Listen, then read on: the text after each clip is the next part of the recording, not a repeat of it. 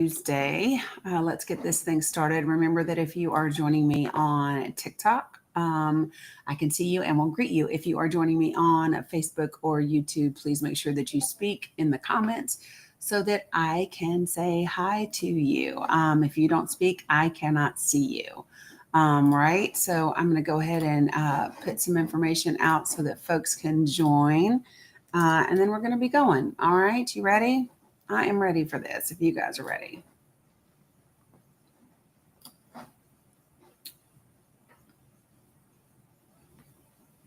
All right. I am done with that over there. All right. Let's get to business. So, hello, folks. What's up, Jen? Good morning. Good morning, Tim. Good morning, Sandy. Good morning, Louie. Good morning. Good morning. What's up? How is everybody? Hey, coolest mom ever. What's up, Conchita? Hey, Grammy. What's up, Aline? Good to see everybody. Yeah, so good. So remember Facebook and YouTube, if you don't speak to me, I can't see you. So I won't be able to address you and say good morning. So your brain hurts? Yeah, well, good morning, Fire Rider. Good to see you. We are in that world, especially if you're riding the roller coaster, right? What's up, Farah? Good morning. Good morning, 2409. Wonderful to see you guys as well.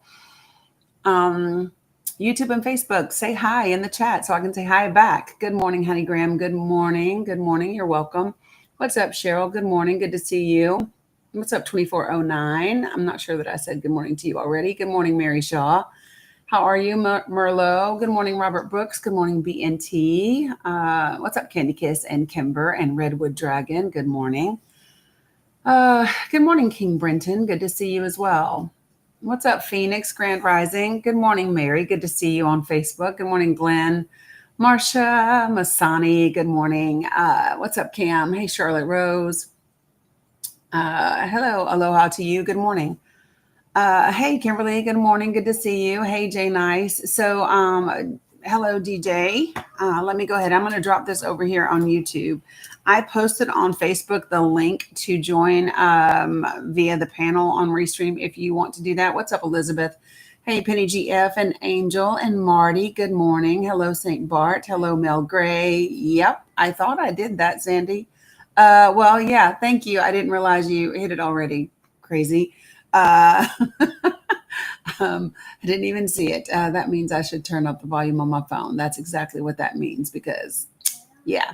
Should have been able to hear that by now, but yeah, did not hear it at all. And now I can't find things. It doesn't matter. I'm just going to grab one, right? That's all I'm going to do.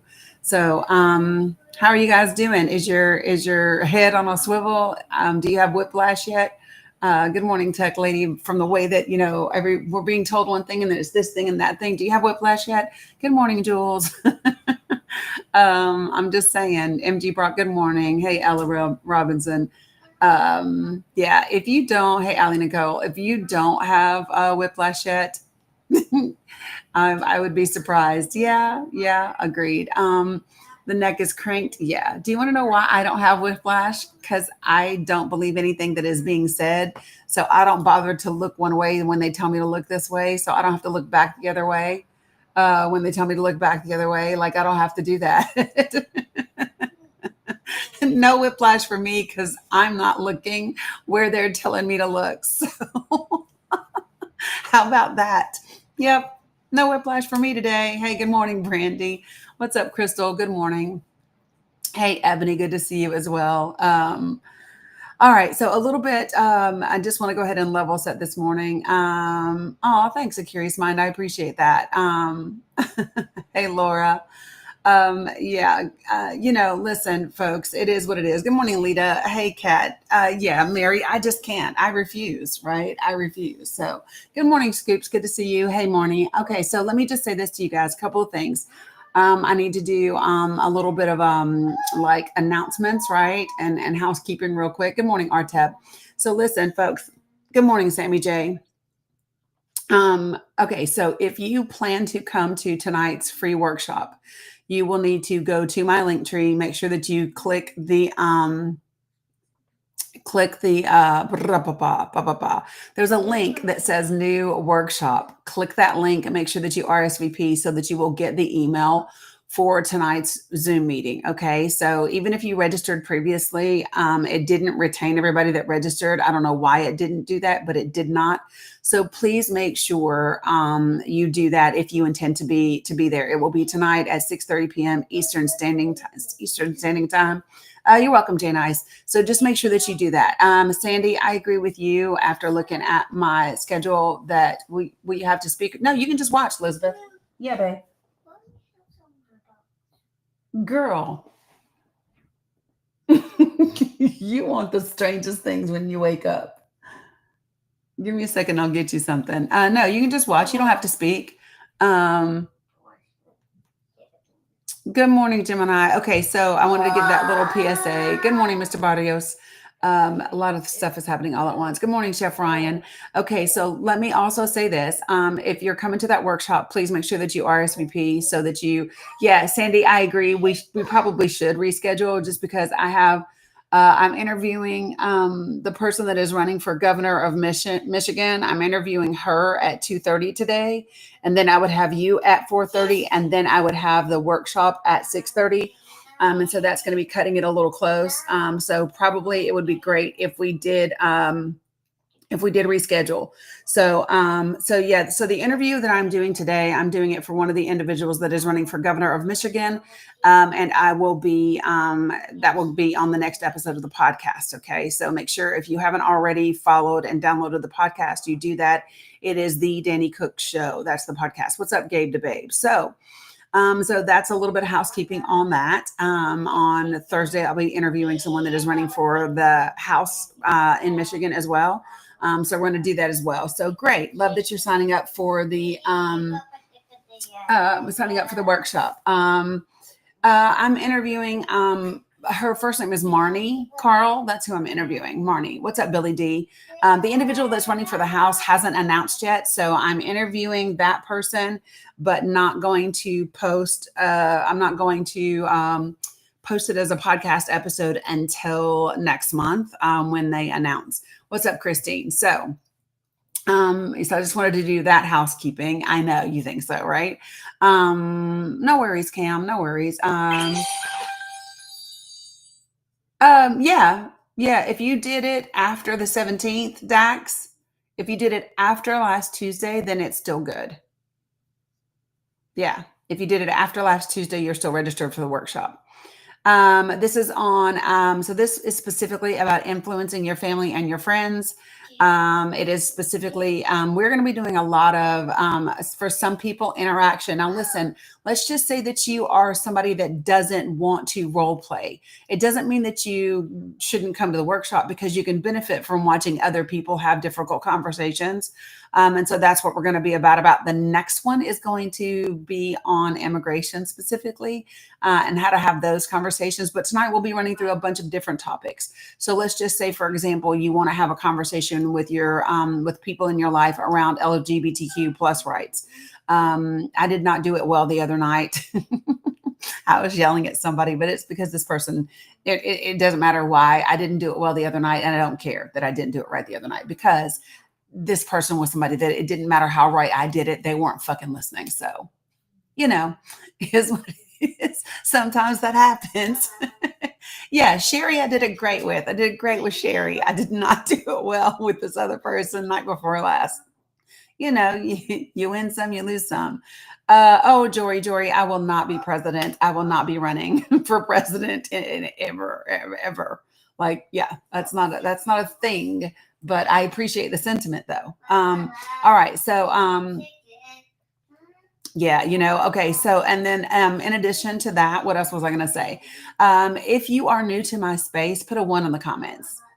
If you put a 1 in the space, if you have never been here before, put a 1 in the space. Put a 1 in the space.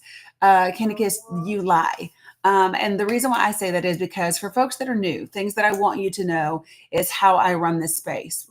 Okay. So yes, Sandy, we know better. So the reason why I run and not one, right, is because I just ask for 4 things in this space. 4 things only, guys. I ask that you be respectful. I ask that you don't use slurs. I ask that you, thanks, Jory. I ask that you not spam my comments. If you want to say something, say it once or twice. Don't say the same thing over and over again. It's just not productive. And then number 4, don't type in all caps because it's reserved for my moderators and for my folks that are vision impaired. So that's it. It's not very hard. It's pretty simple. Those are the only things that I ask so that we can have, hopefully some meaningful conversation that accomplishes something. I don't want to sit on here just to hear myself talk. And I damn sure don't want to argue with strangers that don't pay my bills and have anything, like, you know what I mean? Like, I don't want to do that. So, good morning, Tracy. So, having said that, don't look at my hair today because I literally didn't do anything except wake up and brush it. And so this is it. This is new to you. Great, Mary. No worries. You're on and you're watching and you're great. So here's the way that it works because with TikTok they can join the panel like just like that, and and we have discussions for Facebook and Restream for Facebook and YouTube because I'm using a third party app. There is a thanks, Sammy J. There's a link for you to click to join if you want to join the panel and actually talk and participate in the conversation. So I posted that on Facebook and it's also in the link on YouTube. It's in the chat on YouTube. So if you want to join and be part of the conversation, you can do that. Okay. Always have a notepad ready for my lives, maybe. All right. Love you much. So quit all you say, don't. Quit all you say, don't. Virgo 8, I'm not sure what you're trying to say. If you're saying all I say is don't do things, no, I just said don't use slurs, which I think is appropriate. Don't spam the comments, and don't type in all caps. And then the other one is be respectful. So I said 3 don'ts. So it's not really all I say. So let me just help Virgo 8. If all I say is don't, I would sit here and I would go don't. But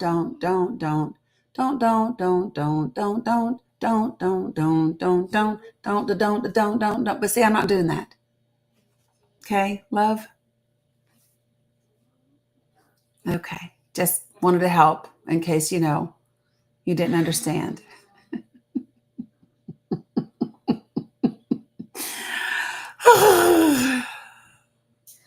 I just can't with people sometimes. I just wonder, like, who are you in this life?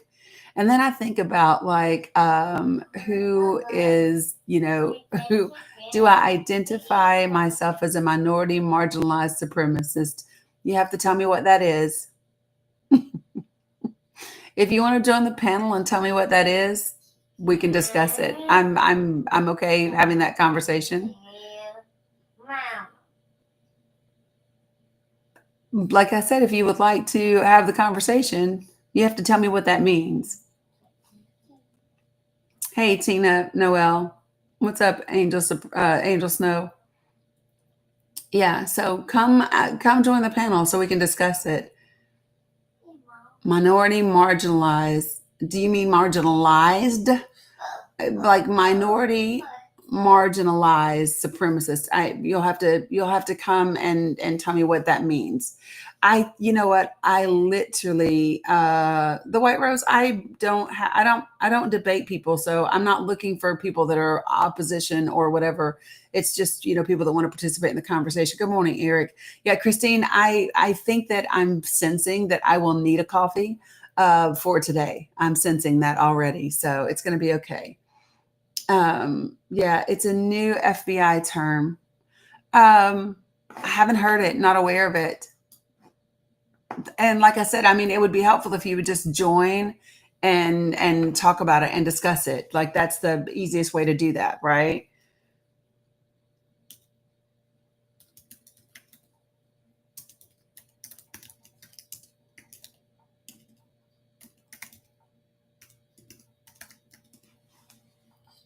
Let's see.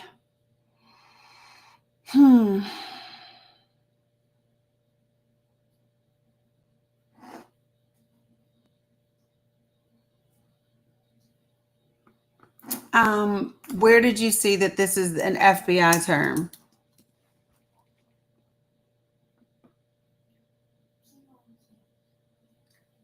I do both, Alex. I prefer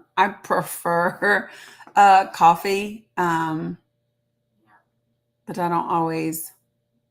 I don't always get it. Good morning, River Ray. Oh, thanks, Sam Jones. I appreciate that. Yeah, I can't do, yeah, I don't like Jolt. And I can't do, what did somebody say? Oh, Java Monster. I can't do cold coffee, y'all. I can't do cold coffee. So it's just not a thing for me. Okay. So anyway, all right, folks, I'm gonna kind of dig right in. Oh, thanks, Mandy, for the coffee. Now I need to get one I can drink, right? Okay, so let's see if we can't take care of, I'm just gonna take out the trash a little bit. Done. All right, perfect. I agree, CJ. I agree. Okay, so listen, folks, there are three different things that I want to talk about today. I want to talk about Democratic wins with the one big, beautiful bill, quote, quote. I call it the one barbaric bill. I talked about them briefly yesterday. I did a short video on them, but I also want to talk about them again today. I think sometimes we don't take the time to celebrate the wins enough. We don't talk about them, as much as we should. And these are pretty significant ones. And so we should take a minute to talk about them.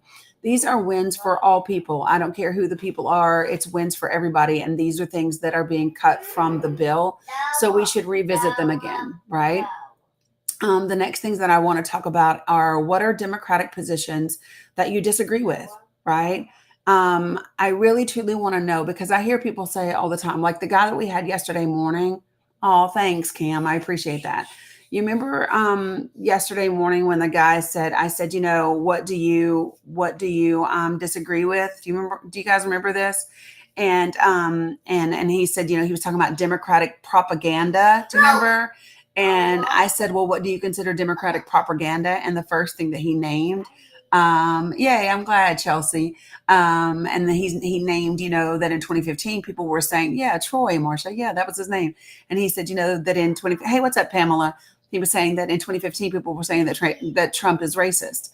And his idea that was a Democratic position or Democratic propaganda led to a really extensive conversation. I don't know how much of it he was able to digest and really take home, but I know that he listened. I know that he participated. And I know that the other people in the room, listened and participated. And so, just that one thing opened up a conversation that went miles and miles. So the other two things, as you can tell by the flag, is that by the flags that are up is Palestine.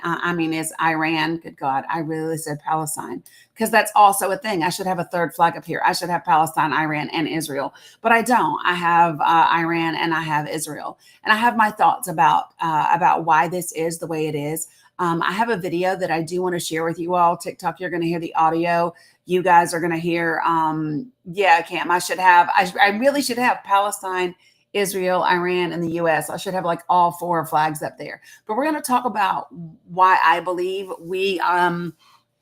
why Israel needed us to get involved. And I've got a video that I want to play. I also went back. Y'all know I love to go to other sources to talk about information, right? So there's a really cool article on the UN's website. And this article is specifically, it's entitled "The Question of Palestine." And so what I love about this is it's got a brief history of Palestine, because you hear so many people talking about what should or shouldn't be in terms of Palestine and the Gaza and Gaza and the West Bank, and who should it belong to and who should whatever. And so I love the fact that the UN took the time there was this big study that was done. And then they took an episode out to give like a little brief introduction and the history, so that people can really understand what took place. When did the Israeli tribes, the Jewish tribes, when did they come to Palestine? Like all of those things. So it's a pretty cool article that I want to add. I am way behind in the link tree.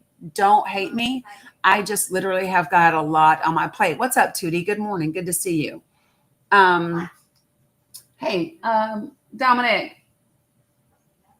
Will you do me a favor, babe, and open the blinds, please?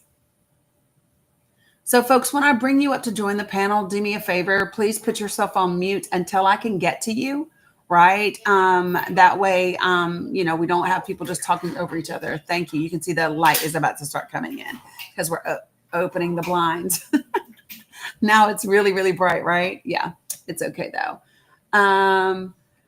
Well, I think it's not always the land that people are fighting over, Mandy Days. I think it is, I think sometimes it's the resources in the land. I think sometimes it's what people want to be able to do with the land and what it means to them and things like that, if that makes sense. So, all right, let's do this. Well, there was a person that had requested and now you're gone. Oh, hey, Jennifer. Sorry you missed yesterday with no internet. The person that requested is no longer there. So just kind of is what it is. What's up, Katrina? Good morning, Cheryl. Good to see you. All right. So first, since nobody has requested right now, what I am going to do is go over some of the things that I talked about yesterday with the big, beautiful bill. Okay. So let's talk about them. So the very first one that I found, well, first, let me do this. I did a video and I want to talk about it right now. I want to go over what budget reconciliation is. Sorry for the throat, y'all. It is what it is. Chickens. Chickens? I don't know, y'all. I don't know. Okay. So first, what I want to do is I want to share with you the budget reconciliation process that is being used by the Senate and Congress to try to push this through. So I know that everybody hears the term budget reconciliation, and I know that we have talked about it on live several times, but just as a recap.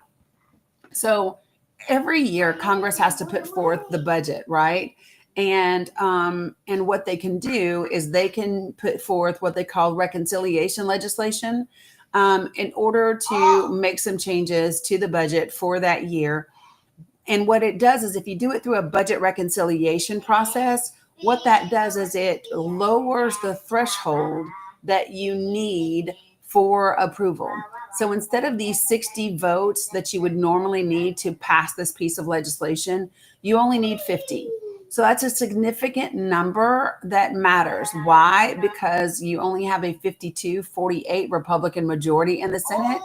So if you need 60, then that means you need 8 Dems to come over to the GOP side for this bill, and that's not going to happen. So if you need it to come through with budget reconciliation so that you only need 50 votes, right? Then and so you think about this, even that may be a stretch for them.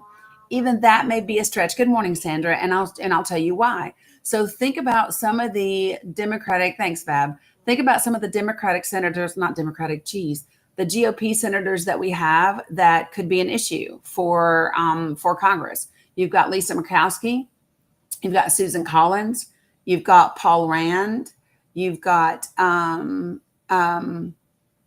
oh my gosh, my brain just went completely blank. But anyway, like Rand Paul, I said Paul Rand. Can y'all tell this girl is tired? I do need. Yep, you've got Massey. Thank you, from Kentucky. That is exactly why I need the coffee, y'all. It's exactly why I need the coffee. But yeah, you do have Massey in Kentucky. And when it comes to the Medicaid cuts, you have Josh Hawley, right? And so I think that all of those things are really, really important. Hey, Huckleberry, I'm not sure if you're following along or not. But right now we are talking about the bill, the one big beautiful bill. And so, it would be great if you just kind of follow along. I know receive grace, but I don't know when that's going to happen. So it just kind of is what it is, right?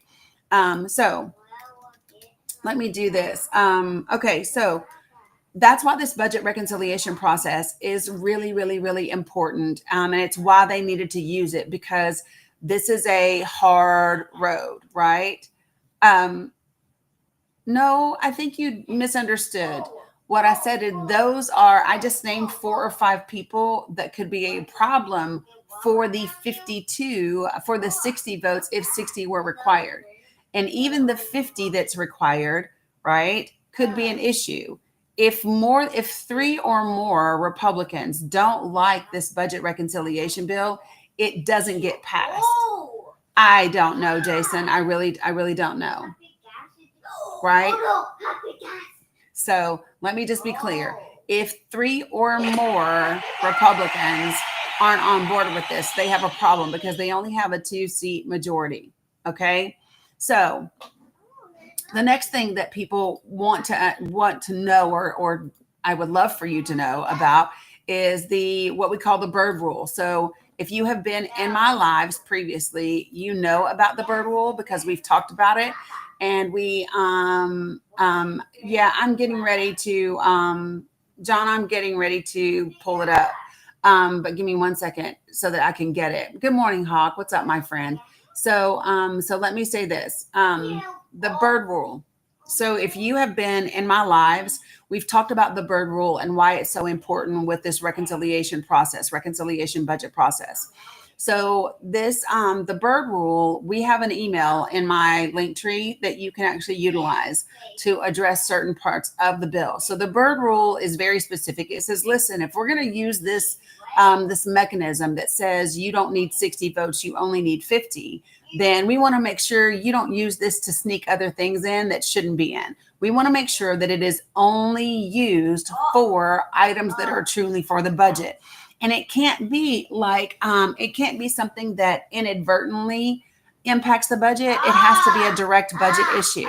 So the bird rule says, listen, if it is anything that is extraneous, then it can't be in the budget. And so that means if it doesn't produce a change in outlays or revenues, if it increases the deficit beyond the budget window, or if it makes any changes to Social Security, I got you, Cindy, thank you, then it cannot be included in the bill.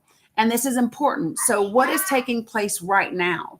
What's taking place right now that a lot of people don't know about, and I blame that on the media, is people do not know that right now what you have is you have Democratic senators that are going before the Senate parliamentarian, and they are arguing against things in this bill that violate the bird rule. So they are bringing up their arguments. They're going before the Senate parliamentarian, and they are arguing as to why these things should not be included in the bill. How many people were actually aware that that's what's happening right now, and that there are Democratic lawmakers that are spending their days arguing to get some of these things removed from this bill? Because a lot of people did not know that. And I think that people need to know that, right? 100% people should know, because people will say a lot of times, well, what are they doing? What are they doing? What are they doing? They're doing a lot, but people don't know what else is happening, because how can you know when you've got, National Guard on land with California, you've got the Marines on U.S. soil, you've got us, firing off things to Iran, right? There's a lot going on that just has your head going, blah, blah, blah, blah, blah, blah, blah, right? So how do you keep up with all of these things, right? Yeah, you got military tanks in the streets, squeaking along, and you got all these things going on. So the question is, how do you stay up with all of these things? And that's a question for sure. So, yeah, while you also work, while you also try to have a social life. I forget about a social life because I don't really have one. But yes, you're right. Just, you have family, you have responsibilities, you have the squeak, all the things. And so, yeah, folks, it makes it very difficult to know exactly what's going on, right? And so, the thing that really, I know social life is hilarious because I'm like, what is that? What is that? I don't know what that is. But, it's cool. All right. So, yeah. Social life, what's that? What's this thing thou speaketh of? What is this thing thou speaketh of, right? All right, so that's what the bird rule is. So if you guys will give me just a second, I'm gonna get coffee for me. This is your social life, kind of mine too, but it's also work for me, right?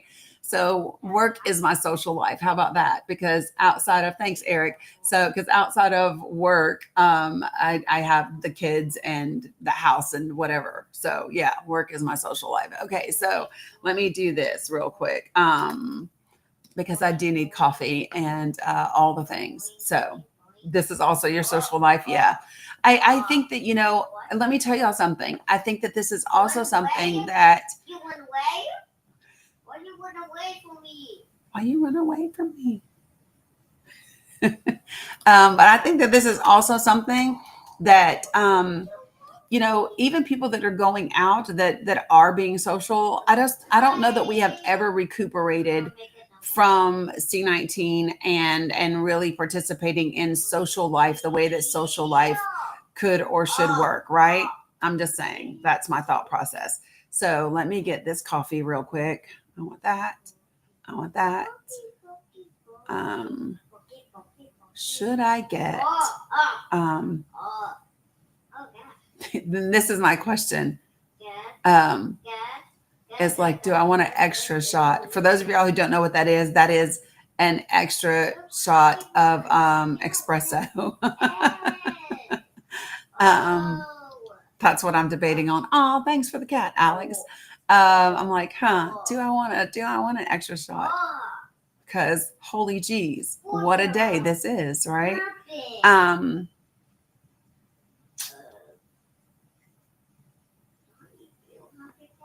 I think that's happening. Okay. So, what did I say? Listen, don't judge me, Alex. Don't judge me. I am doing the best I can, people.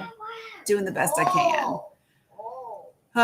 And they are it is what it is. Like real talk. It really is what it is. You've got an extra in your chai latte this morning. Yeah, see, I'm just saying, you get it.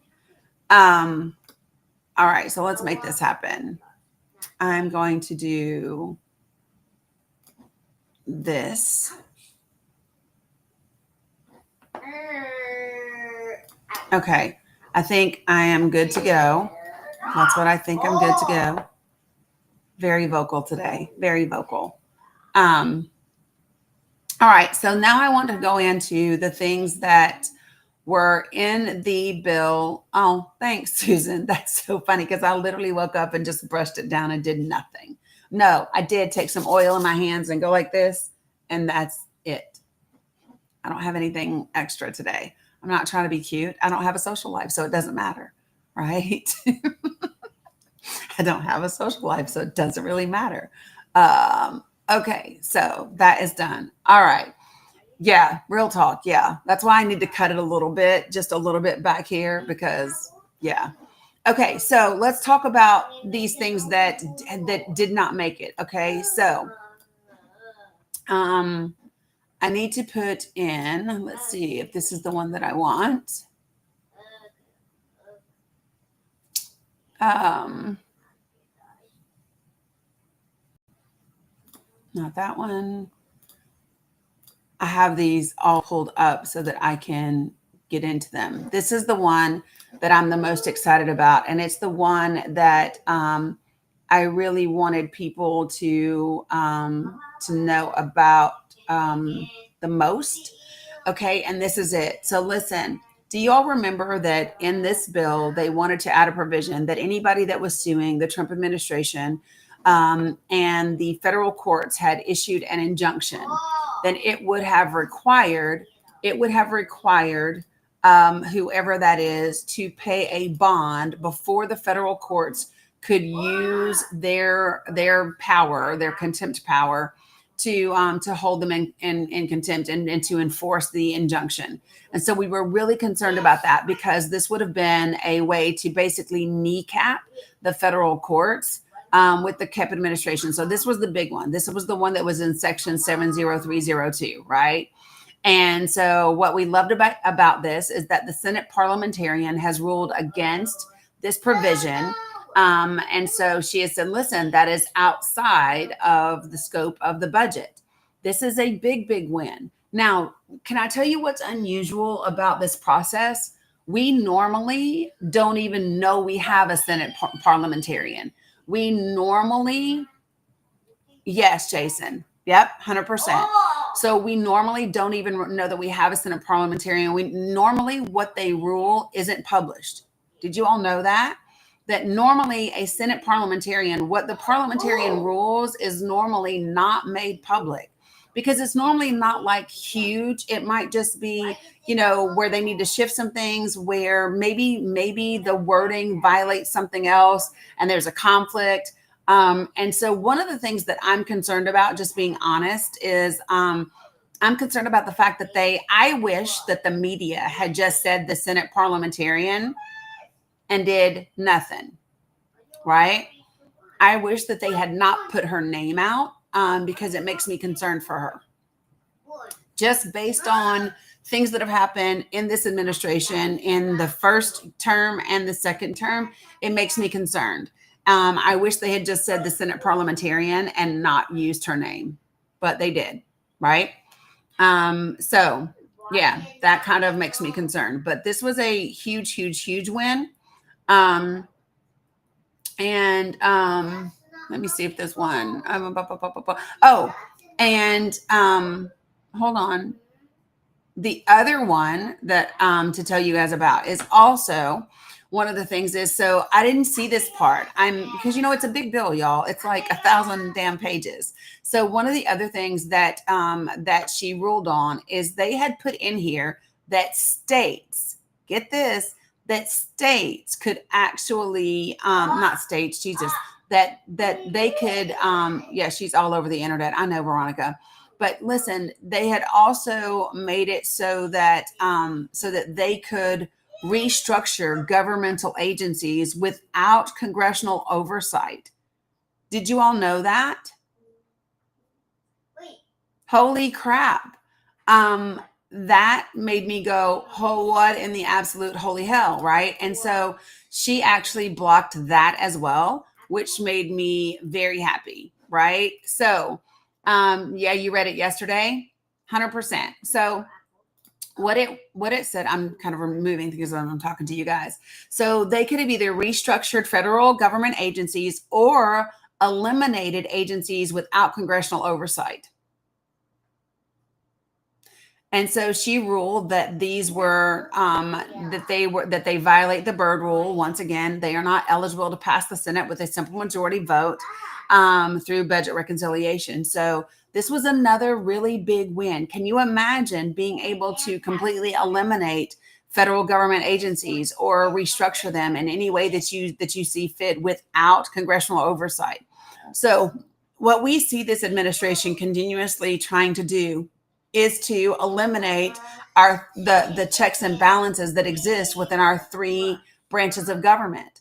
So what you see is you see Congress actually working on the behalf of the executive branch to reduce or eliminate their power or their checks and balances on the executive branch, which is absolutely crazy, right? You have to ask yourself. So for me, when I look at this, these GOP senators that are putting this bill forth and they are advocating and they are talking about how great it is and how wonderful it is, these people need to be voted out of office because they are a danger to the existence of the country. They are a danger in the way that our country is formed so that it works with checks and balances that protect the people, right? But I wanted to let you all know that this was a big one, that when I was going back and I was reading some more and pulling some things out, this is one. Okay. Another one that we absolutely are. What are you doing right now? It just went really nuts in front of me. So good morning, Lisa. So another one that is important. Let me make sure that I got this one. Yep, that one's that one. Here's another one. All right. So one that I also found is that they had made a move in this bill to make states available to do border enforcement. Immigration and border enforcement would have been able to be done by, oh my gosh, stop. It's like giving me a bunch of different things. And where is it?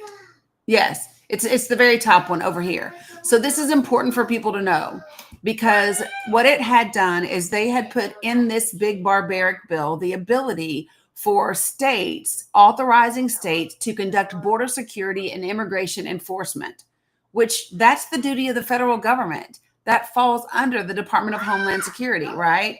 This is not something that we want states doing, right? And so she also said, listen, this is not appropriate. Something else, this was a big one. Do you all realize? So federal civil service workers, federal government workers have union protections, right? They have union protections. So you can't just hire and fire them willy-nilly at your, there's a process that merit systems review board, right? All of these different processes. So what they had included in this bill was language that would have increased the contribution rate for the federal employees' retirement systems if the new civil servants that were hired did not agree to become at-will employees and get rid of their union protections. They were literally saying that if you were a new federal government employee, if you did not agree to not belong to a union, if you did not agree to become an at-will employee, then your contribution rate for federal employee retirement systems would have been raised. That language was in this bill. So this is a question that I really have for anybody, no matter what political party you belong to. Do you believe that people being hired should be blackmailed to give up their employment protections or have to pay more into their retirement systems? Isn't that crazy? But she ruled against that language. She ruled against that language and said no. So for me, throughout this process, we see federal judges and different people that are showing up in times where they are literally the one thing between us and losing a significant part of our democratic process, right? Losing a significant part of our checks and balances system at three branches of government. And for it right now, the hero of our story right now, when it comes to this bill, is the Senate parliamentarian, 100%, right? 100%. The other thing that she is doing is, so you all know they have tried several times to get rid of the Consumer Financial Protection Bureau, right? You all know that, okay? Well, so guess what they wanted to do with it? So what they wanted to do with the Consumer Financial Protection Bureau was they wanted to take the budget for this bureau and they wanted to take it down to zero, which would have basically eliminated its existence, right? And in order to get rid of them, right? So that would have, I'm not sure what you mean by Powell. Yeah, it's absolutely grotesque. So so what they wanted to do was the Senate Banking Committee attempted to essentially zero out the Consumer Financial Protection Bureau by reducing the cap for funds that the Federal Reserve can transfer to the agency down to 0%. So that would be a full defunding, okay? And so it doesn't directly impact the overall budget because it's coming through the Federal Reserve. So the parliamentarian ruled that this did not have a primary budget purpose, but that it was instead a policy move by Republicans to get rid of an agency that they did not want to, that they disfavored, right? Oh, great. Hold on, you guys. There is an issue with my order.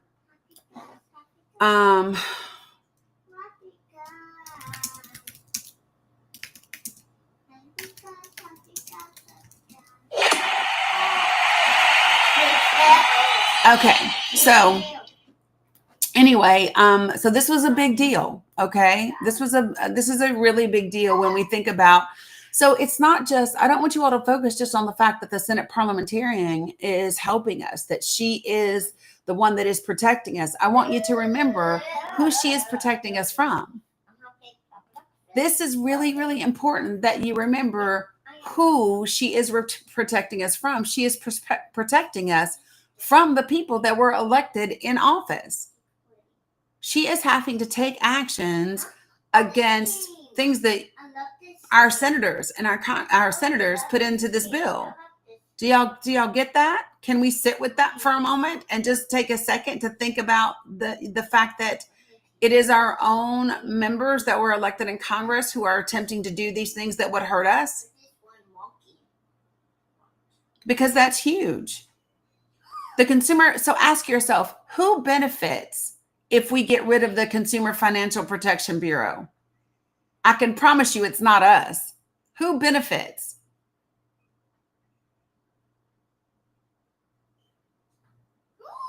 Corporations, absolutely, 100%.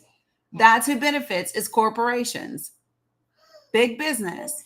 And so what does that show you? It shows you that 100% our GOP senators are perfectly fine putting Americans at risk, right, for big corporations. And this isn't like us like trying to be divisive. This is saying, no, this is a fact, folks. You can't slice this cake and it become pie. It is cake. It is, and it's in your face. So I think it's important that people just remember that. Some other things that were huge wins in this process and I want to make sure that I get them all in here. So No. I did this one already. Ugh. Some of these just make me like sick to my stomach when I read them. Yeah, African. Yeah, 100%. A lot of people don't know how it works. There is so much going on with this bill. 100%, Harold, 100%.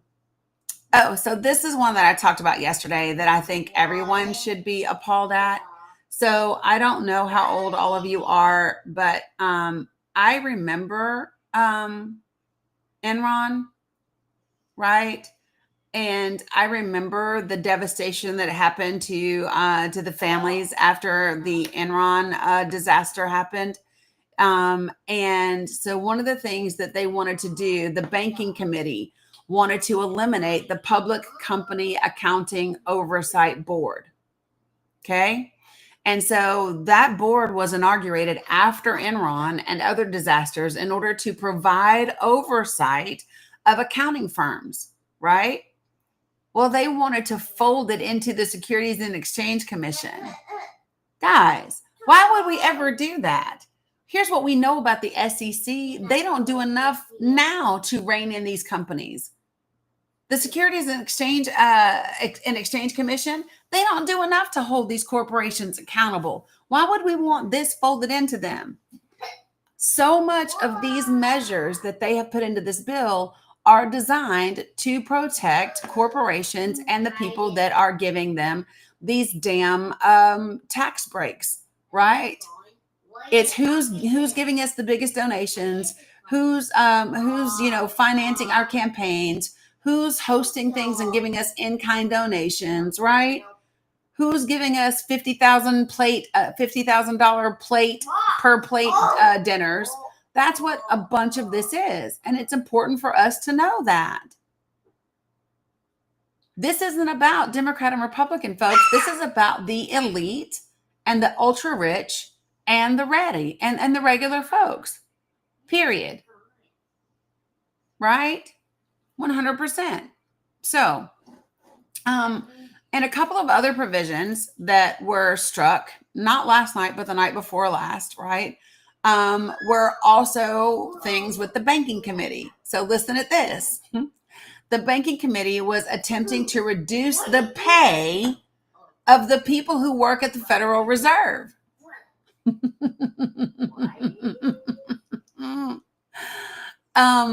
The banking committee attempted to reduce the pay of Federal Reserve staff in order to cut $1.4 billion. They wanted to take it from people's pay. The Environment and Public Works Committee added a provision that appeared to repeal long-standing emission standards for vehicles starting in 2027. That was also eliminated. Y'all, they were using this budget reconciliation bill to get rid of emission standards for vehicles. I don't know, Lisa. Don't make me lie. And then this last one, the Armed Services Committee had a trigger that would reduce appropriations to the Department of Defense if they were late in submitting their spending plans. That was gone as well. That was one as well. Oh yeah, Linda, let's get rid of the emission standards so that we can all get sick and so that we can all go to hospitals without health care because they're getting rid of Medicaid. Holy crap, folks, right? Let me see if there was anything else that I missed that I wanted to make sure that you guys saw. I feel like there is. But let me just see. Oh, yeah. So here is one. So another one, and I don't know that I added it over here on TikTok, but I don't know, take a bow, but we should.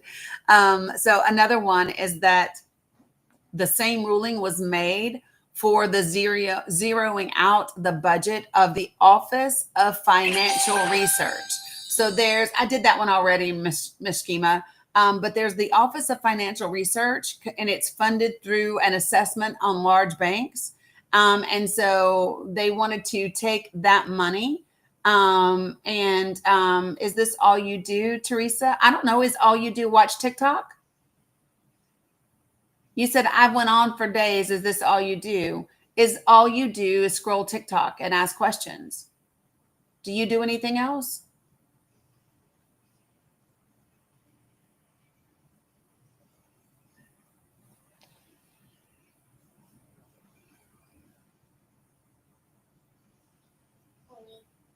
You work? So you don't think that what I do is work?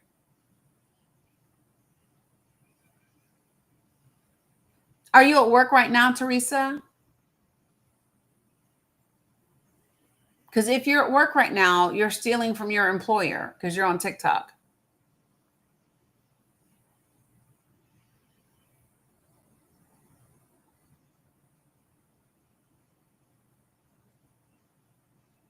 I'm just wondering, Teresa. You donut think? You donut think so? No, I'm off work. You work many hours? Okay. Well, so are you angry because I work for myself? I'm glad that you're off.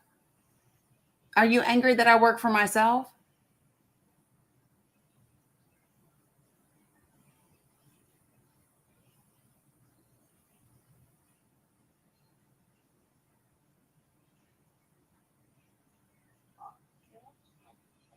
Yeah, well, I guess my question would be, why is that a question?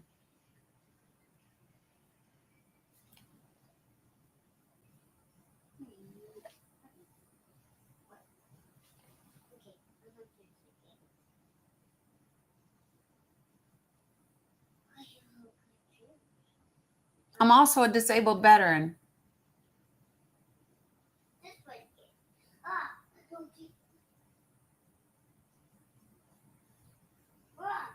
Okay, sorry guys. It's just always funny to me when people ask things like that. You are the same place I'm at, honey. You are in the same place I am at. But anyway, thanks, Kevin.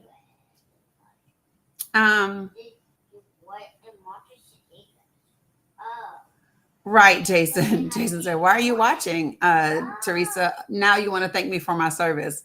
I cannot. Okay, so listen. So we had the budget. There was an Office of Financial Research. Okay. And it was funded through an assessment of large banks. I don't know about you all, but we need to assess large banks, right? They wanted to take that money and have it get swept into a general fund. And the parliamentarian said, no, that's also a policy move, and it can't do that. So we want to, listen, y'all. The Office of Financial Research is critical for market operations, but it's also for seeing the horizon for the stability of financial systems. So I, for one, am pretty grateful that she struck that down as well. Right? Nope. I saw you, Mia. I saw you walking. Wait, I'm inside. Folks, let me just tell you something about this. When you come into someone's space and you ask a question that has a negative connotation, right? And you're trying to be slick with it, understand that I'm going to address it head on. Well, they're not done, Lisa. They're not done. They're still working on several provisions. So other provisions that I expect for us to hear on is the AI provision. I also think that we're going to hear about the selling of public lands. Those are also things that are still being argued, and I expect for us to hear something about. So we'll just see kind of how those things roll out. What can you do? The things that you can do is to email your representatives in Congress and let them know that that the bird rule protects you from them mandating that we have to sell our public lands, from them restricting states from being able to create or yeah, babe, to create or enforce their own AI laws, right? So I'm expecting for us to hear more on those things as they are argued before the Senate parliamentarian, right? Yeah, Dita, I already covered that one. That was the first way. She already eliminated that. That was the very first one. The federal judges, that was the very first one. Hey, Amy. Hi. Yeah, it's BYRD, bird rule. What are you doing?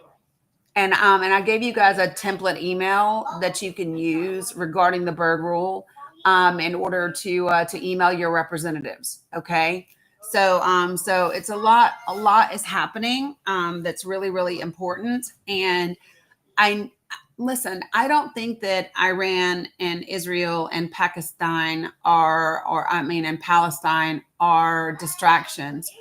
I think that they are significant. I also believe that we have to be smart and look at the other things that are impacting us right here at home.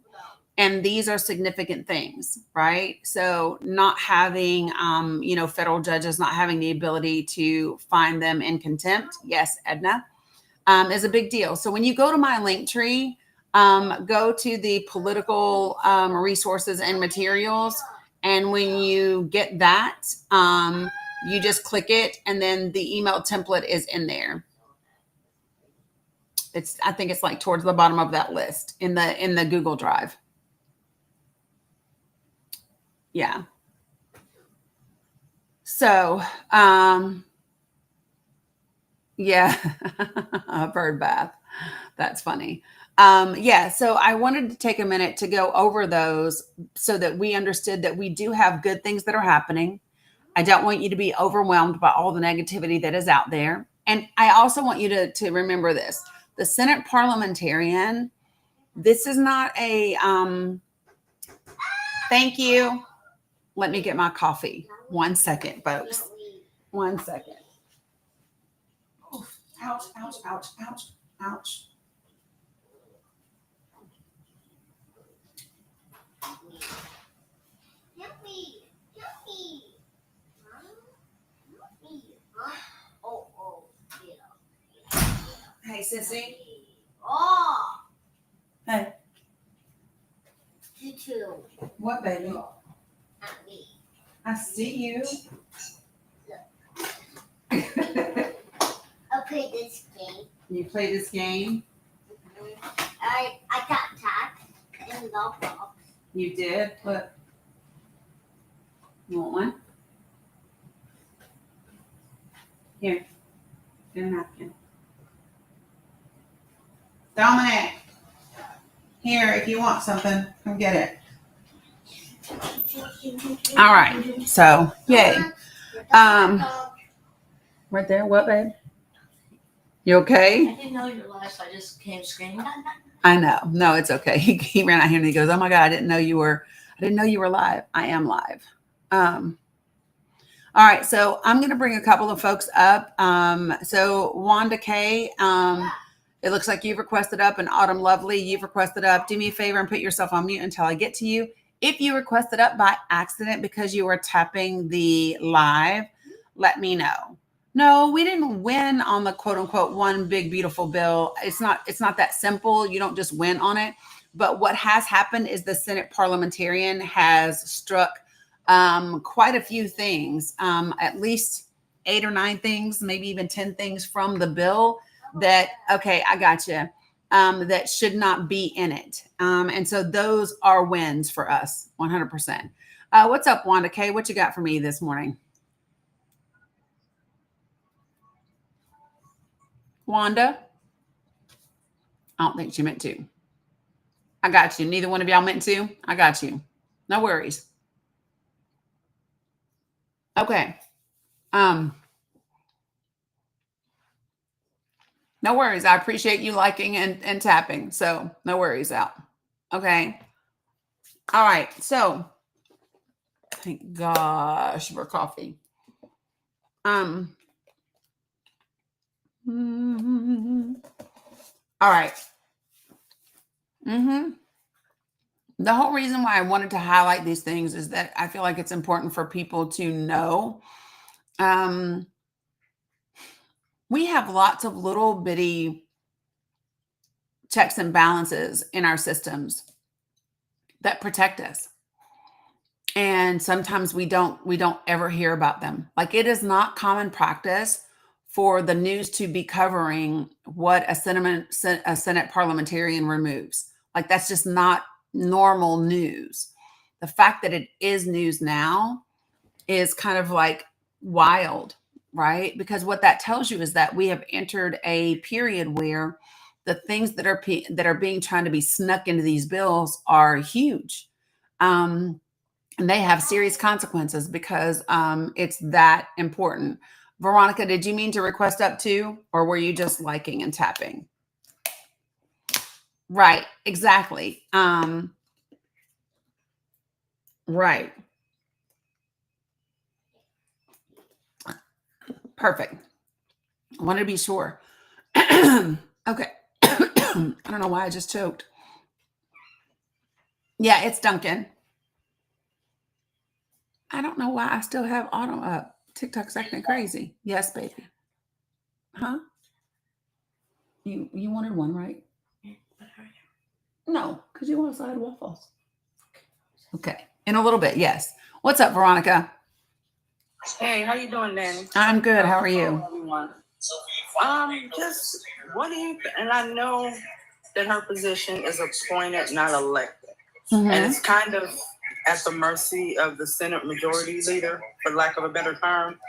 So, how likely do you think that they would say, I don't know, let her go? They won't do that. You don't think so? No. Okay, and I know John Thune said he was not going to push back. Do you think he's going to stand on that, or? I don't know. keep thinking in my head that they're so sneaky. I just keep thinking in my head that they're going to try to figure out a way to skirt around this. Maybe that's just my brain thinking, The only way that they can get around this is if Thune does exactly what you just said, right? He can overrule her. He has said he will not do that. And so we'll see. We'll just see. Like, I don't know what he's going to do. Yeah, because that's wild. But no, I mean, they're not. She's been there for over a decade. She's not going anywhere.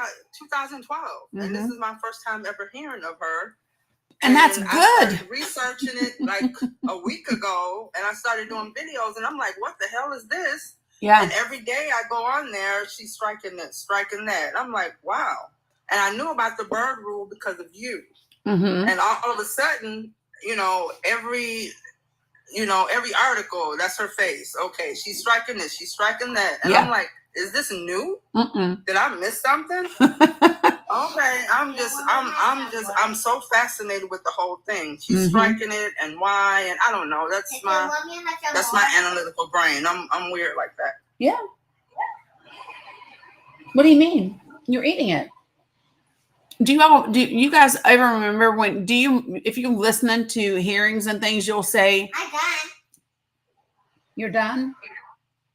Do you want me to put it up for you? Okay, I got you. Sometimes you'll hear them at a point of order. Okay, listen, I Sissy. want some more. Yeah, listen, you can't just lick the icing off the donut. You have to eat the donut too. Okay. Okay. Do you want it? Or do you want a big granola bar? Okay, go get it. You can get one. Yeah, listen, Sissy, you cannot just lick the icing and sprinkles off the donut. Yeah, you have to bite it too. That's a new thing. She normally bites it, but not today, girl. She just was like, She's adorable. Yeah. But I don't know. It's just, it's weird. And it's crazy that nobody's talking about it. Yeah. When I did that first video, it's like, I didn't know anything about it. Like, why? Why is nobody talking about this stuff?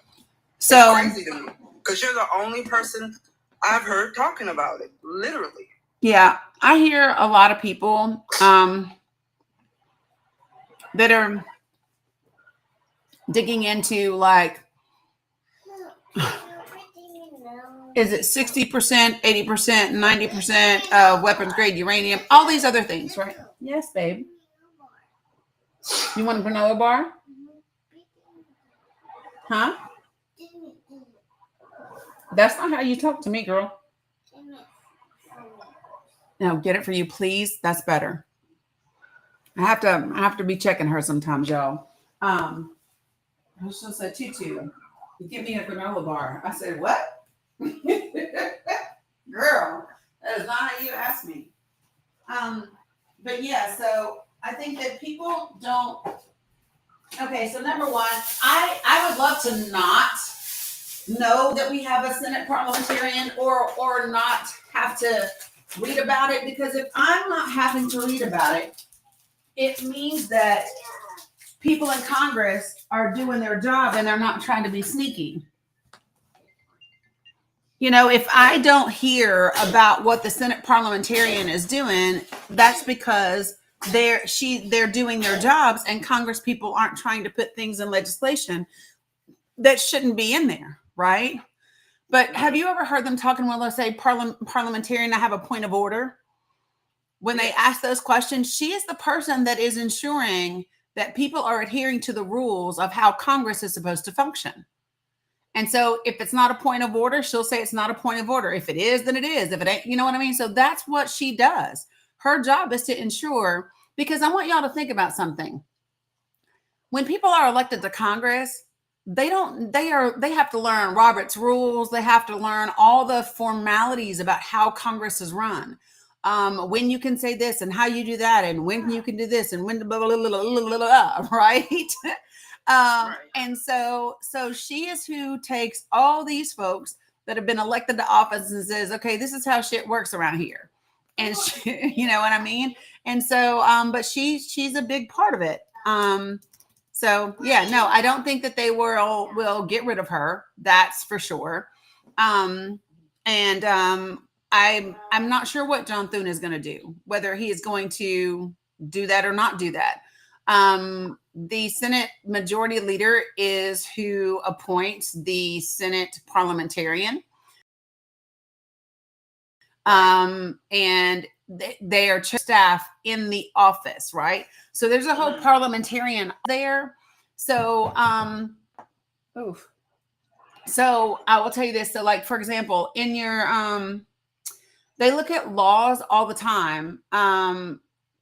Like, let's say that somebody's going to put forth a bill, even on a state level. right? They take those. Yeah, I know what he said, Lisa, but they say lots of stuff. So I know that he said he's not going to. I want to see what happens when the rubber meets the road and they take him into a back room like they always do.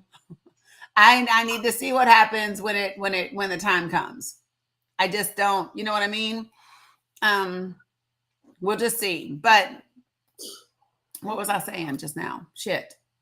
About the panel for the Senate. Yeah. So like even in, okay, so like if you're proposing a piece of legislation, it goes forward and it goes down to a whole bunch of a team of lawyers. And they will come back and say, hey, this violates this other law that already exists.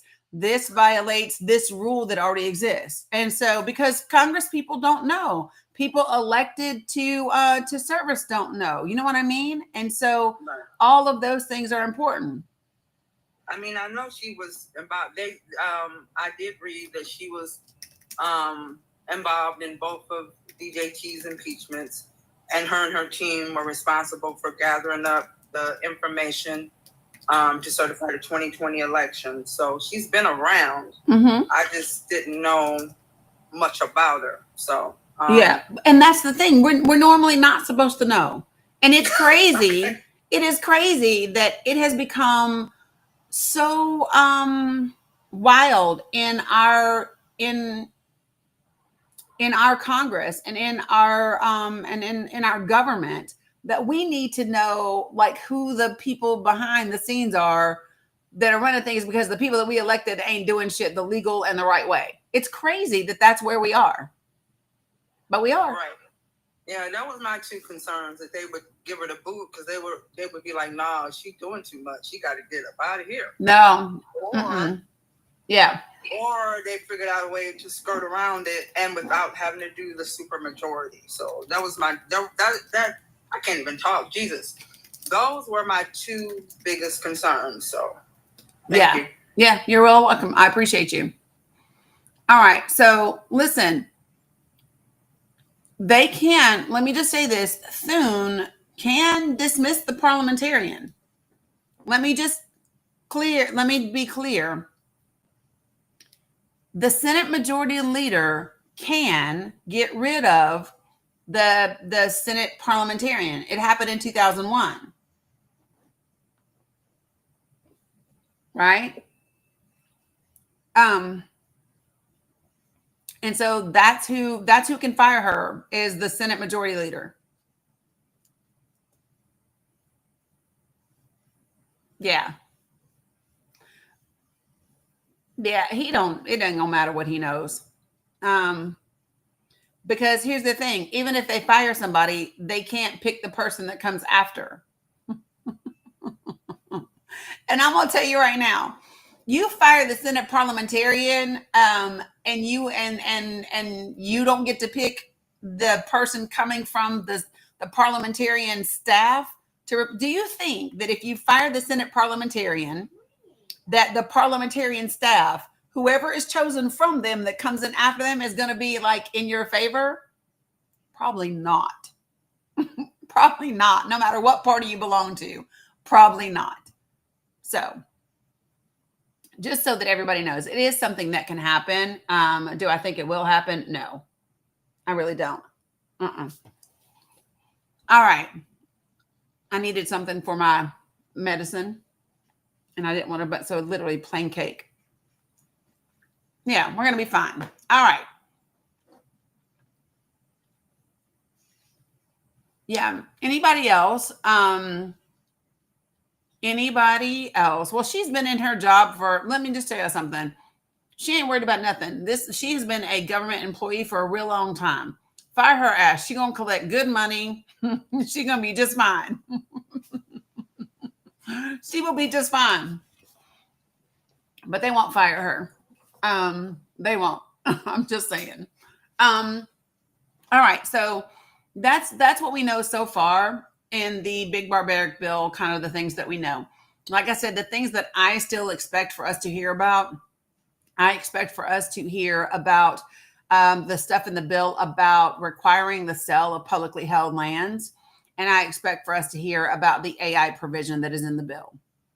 And I would imagine those will probably happen today after those arguments were held yesterday. So that's what I would imagine is up next. So when people say, what are members in Congress doing? What are the Democrats doing? This is what they're doing. They are going before the Senate parliamentarian. They are arguing against these things that are in the bill, and they are presenting arguments as to why these things violate the Byrd rule in order to get them struck from the bill. And that's important. And it does have a huge impact on every single one of us. No, those have been eliminated from the bill. And so the only way that they can be put back in is if it requires a 60 vote instead of the reconciliation process. Nope, that's not part that's in there yet. Nope, that's not in here yet. See, I got to stop reading questions while I'm in the middle of a sentence. What the hell was the other thing that was said before that? Yeah, so they don't have to redo the whole thing. But yeah, it's still in for now because, yeah, that was the first one that I said, Veronica, that is out. Limiting the federal judges is out. That was what I led that with. Yeah. So this is a good thing so far, right? So we'll see what happens after this. Okay. All right. So I want to talk a little bit about Democratic policies. And maybe I need to create another graphic to get some folks in here, but I'm really interested in conversation from everyone, whether you're a Democrat, whether you're a Republican, whether you're an independent, whether you are any of those things, right? I really want to know, what are the Democratic policies and the Democratic positions that you disagree with, so that we can have some robust conversations about those things. Because at the end of the day, you guys, between now and the midterms, we have to have a singular movement that can articulate a singular message that is effective for the American people. And so in order to do that, we have to all get on the same sheet of music, and we have to identify the things that we all can agree on. And we need to write on those things first and foremost, and then we can add in the other parts afterwards. Got it? So if you would like to participate in that conversation, please join the panel, whether you are on the Tube of You or the Book of Faces. Join the panel. I really want to hear from absolutely everybody. And before I do that, yes, Jock, of course there will be elections. Yes, there will be elections, people. There will be elections. Folks, don't let these people scare you like that. Yes, there will be elections. There will be elections in 2028. There are going to be elections this year. There are going to be elections for Virginia and for New Jersey this year. There are going to be elections for next year. That's why people already have campaigns going and all of those things. Well, this can't, the administration can't undo, they can't undo an election. What did I say? 2028, 2026. Thank you, Marcia. Yeah. We have elections that are happening in 2025. We have elections that are happening in 2026. You guys, it's not about trusting those people. Let me just say this to y'all. Can I say this? Number one, stop being so fucking negative. Y'all are spending so much time,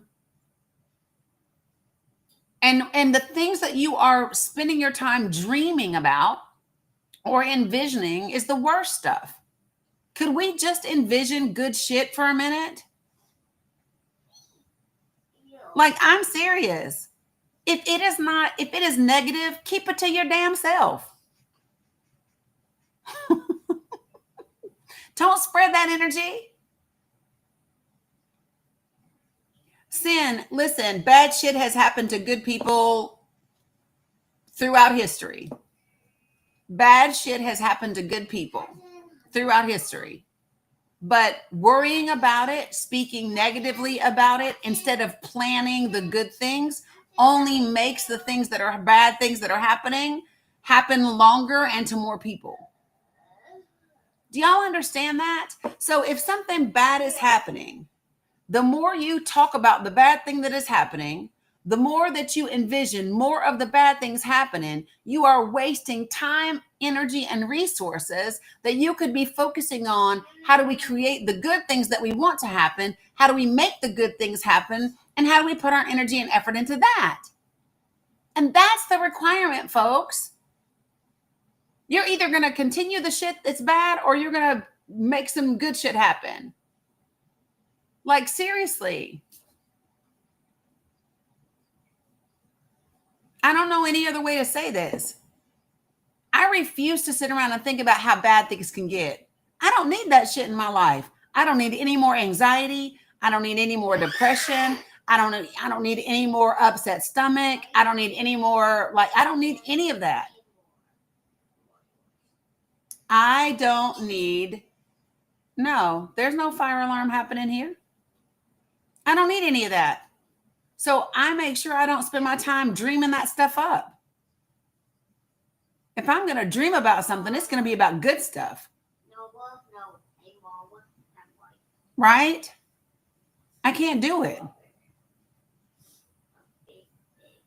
Nobody needs you to come in and say, "Ooh, some really bad shit is happening." Girl, we know.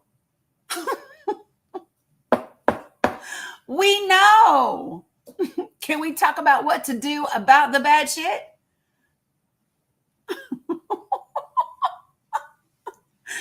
Right? Whew. Sorry, it just makes me go. Sometimes I just want to shake people and go, can we not do that? People dying me. People dying you? Mm-hmm.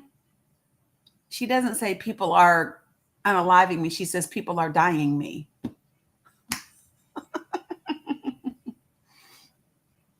Okay, so let me tell y'all something that I do. Okay? And this is real talk. People that know me have seen me do this. Okay? Oh, yeah, I did. Duncan, I got it. All right, so listen. Whenever I say or think something, like sometimes, because we are human beings, right?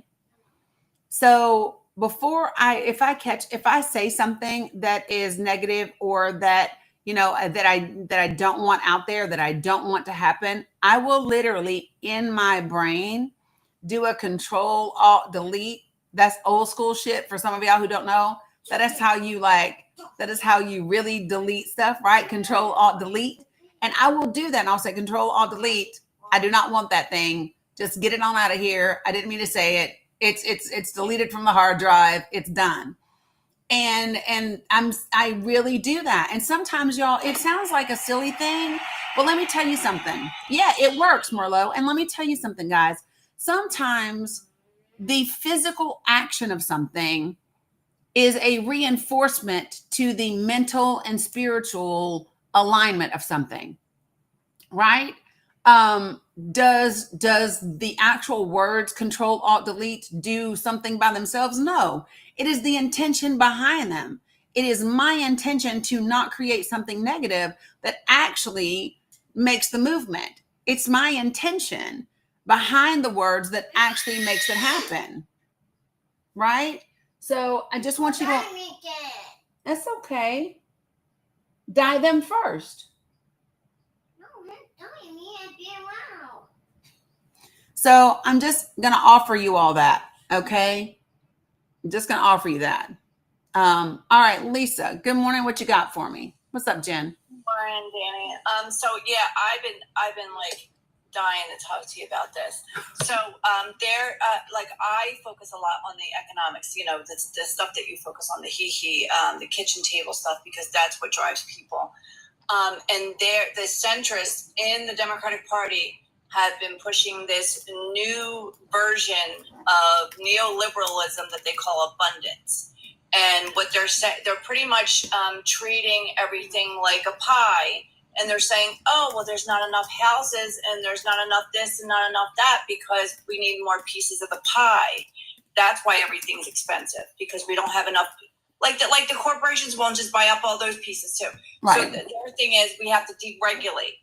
Like, what's that? It sounds like Reagan. It sounds like classic Republican, right? It's like the way they've been going.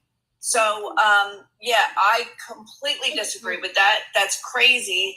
To me, it's their way of getting the attention off the corporations, getting the attention off the fact that Bernie and AOC and all these people are out there saying we have to tax the rich. We have to do something about the corporations. We actually need more regulations on the corporate entities, not less, right? Right. We need less like housing regulations maybe to build houses, but yeah, I was just wondering what you thought of that. So, give me 1 second because something came across my thingamajigger. Hold on, sis.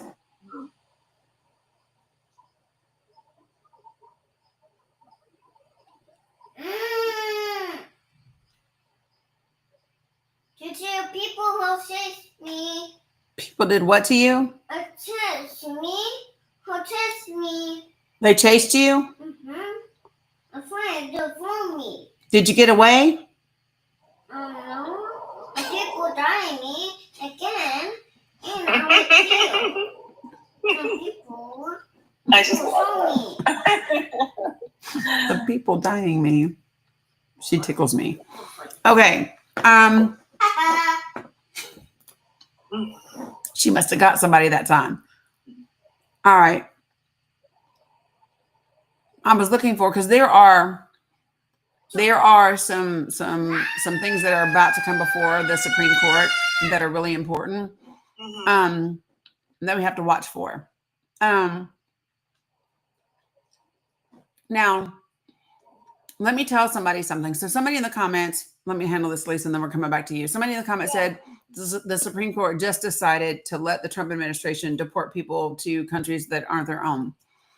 The Supreme Court paused a ruling by the federal judge in Massachusetts, right?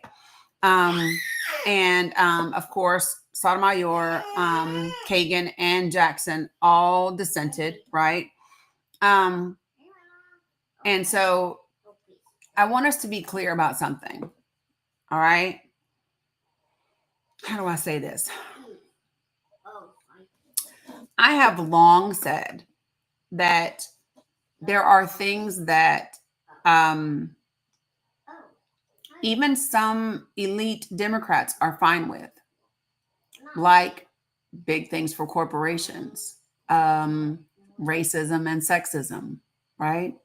Even Christian nationalism. There are plenty of rich elite Democrats who agree with the GOP folks about that. That's why you don't hear from them. I want you to think about the Democratic Party. We don't hear from the majority of the Democrats in Congress, do we? Because on some things they align. Okay. And so many of them are fine with taking away rights from LGBTQ people. Many of them are fine with making women, give birth.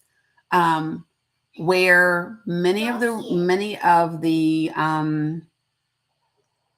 old school Republicans, like those that are in, okay, baby, like those that are in these federal courts, like those that are at the Supreme Court, the hard stop that they have is the Constitution.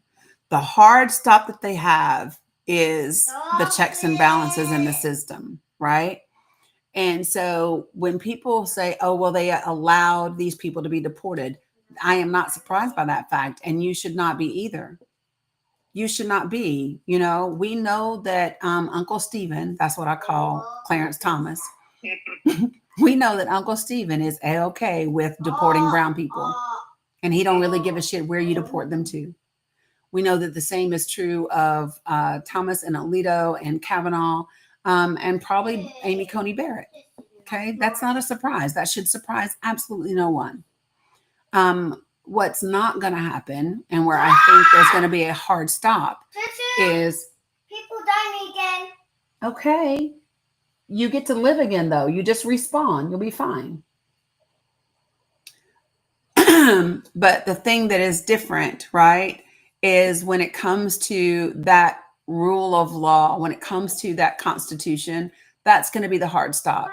So here's why am I sharing that?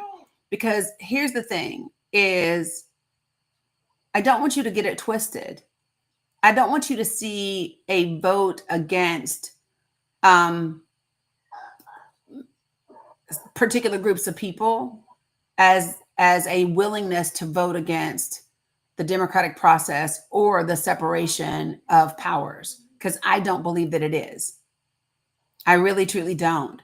I think federal judges, especially Supreme Court judges, have too big of an ego for that shit. Theirs is a lifetime appointment. The president is going to be here for a couple of years, right? And they have a legacy as to what their court is going to be remembered by.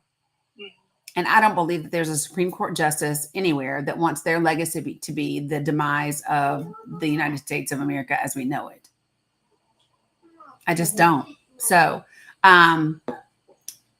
that's just the difference between those two. So sorry. I just wanted to address some of the things that were being said in the comments. That's absolutely right. And they have their own ideology, these judges, you know, and much of it is based in the idea that the Constitution is the foundation of the country. And like you said, they don't want to be the one that, you know, that kind of pulls the rug out from underneath the country, right? And the republic. So they're going to. And they're not going to give up their own power. Sometimes It's just simple as that. And that's it. So literally going back to Alexander Hamilton, what did he say? There are going to be particular groups of men who do not want their own positions of power to be diminished. That applies to these federal judges. That applies to the Supreme Court. That applies to certain members of Congress in certain roles and certain positions. So you just have to remember that all of those things happen. So, and I think the reason why we're not hearing a lot from the Democratic Party is because I think they have stand down orders from their corporate donors to hush on all this stuff until they get their tax cuts, and then they can go to town. You know what I mean? Like then you can start playing politics again.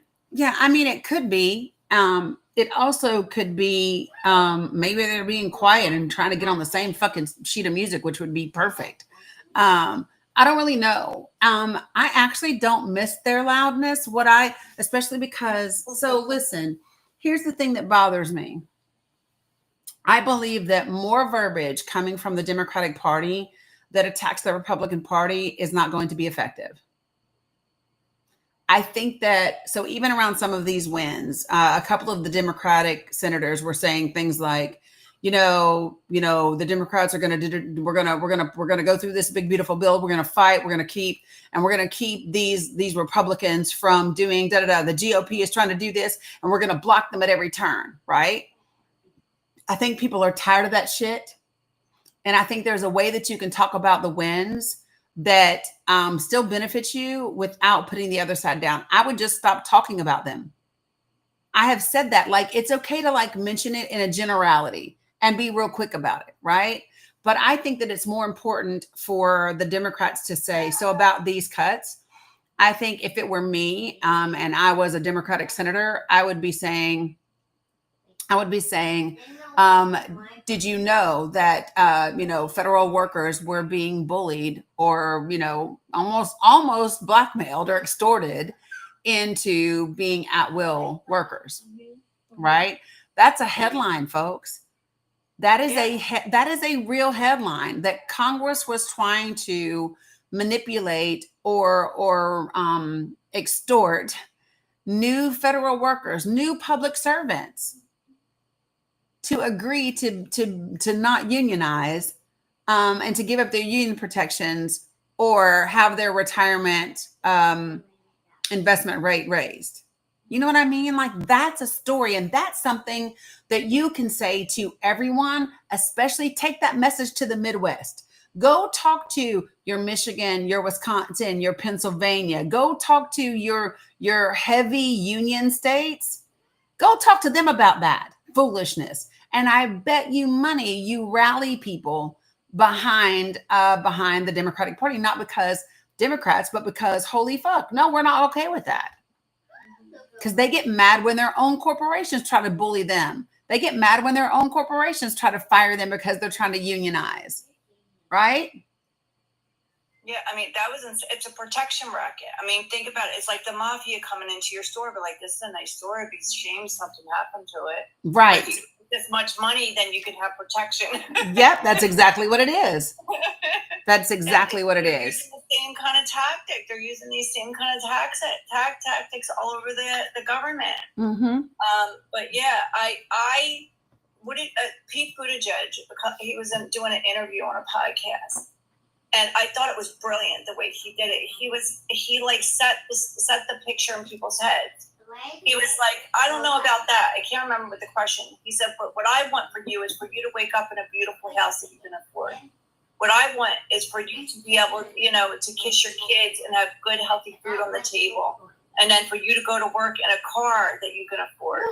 And, and he really set the stage and to where people could picture how nice their life could be if they were paid an affordable wage and they had good. What did we talk about when we talked about communication? And I talked about the different things. So remember when I said, number one, giving people the tasks, using words that indicate we're in this together, like us, we, us, together, share, right? And then imagining, getting people to imagine things. Gosh, what would it look like if A, B, C, D, X, Y, Z? Can you imagine if people did da da da da da? What would it feel like to not have breaking news every 15 minutes of the day? You are stimulating the imagination of people. And guys, whether you want to believe it or not, I don't care what religion you are, the science backs it up. What you envision comes to pass when you have the emotion behind the vision. There are elements that go along with it. But folks, being able to see something come to fruition is part of it coming to fruition, it being a thing. So it's important for people to understand that. Okay. So now that we have said that, take me back to prosperity, democracy, and explain it to me and ask me your question again, because my ADHD brain it's abundance. So it's abundance versus populism. So okay. When I say populism, I know it has a bad connotation now with Trump because he always said he was a populist, which you are. But populism is pretty much popular. I'm explaining it to the chat, not to you, Dani. I know you know populism, but so populism is like popular policy. So it's progressive policy on the Democratic side. It's livable wage. It's healthcare. It's good quality healthcare. It's investments in education, all that kind of stuff. And abundance is they just think we need to deregulate so we can make more houses. They just think we need to deregulate so businesses can expand. In other words, to me it sounds like trickle down. To me it sounds like a rebranding of the neoliberal version of Ronald Reagan trickle-down economics. That's what it sounds like, and it sounds and it's being led by Ezra Klein and the centrist, the Michigan Senator Slotkin, and they just had this big meeting. It was like a weekend meeting where they made fun of progressives and people on the left, and I don't know, just the way they've been talking. They seem more like they're trying to be classic Republicans. Like that's what they want to offer the electorate, because classic Republicans really don't exist anymore, by and large. So they're trying to fill that void, and I think it's dangerous. Like we keep going in that direction, and we just keep giving people either conservatism, or conservatism light. People are going to just check out like they did in 2024. They're just going to be like, there's nothing there for me. Right. 100%. 100%. Where did you read it or watch it? Okay. So the Ezra Klein has a podcast and he wrote a book called Abundance. And it's just something that people have been talking about on Substack, and a lot of progressives have been talking about it. I know AOC was talking about it. I bet you she didn't like that shit at all. No, and like I said, they're like making fun of progressives. They were making fun of Bernie and AOC, you know, the Fight the Oligarchy tour. And Alyssa Slotkin was like, nobody knows what oligarchy means. Well, I bet you a lot more people know now, when Trump had 5 of the richest men in the world standing behind him when he was inaugurated. And Bernie Sanders and AOC has been making the rounds, telling people what an oligarchy is. So Right. So I think there is.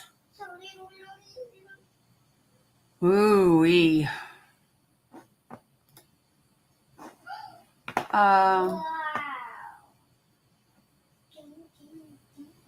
it just, I don't know, it seems like an asinine argument just on the face of it. You know what I mean? Oh, we just need more pieces of the pie, like corporations will just buy up those pieces too.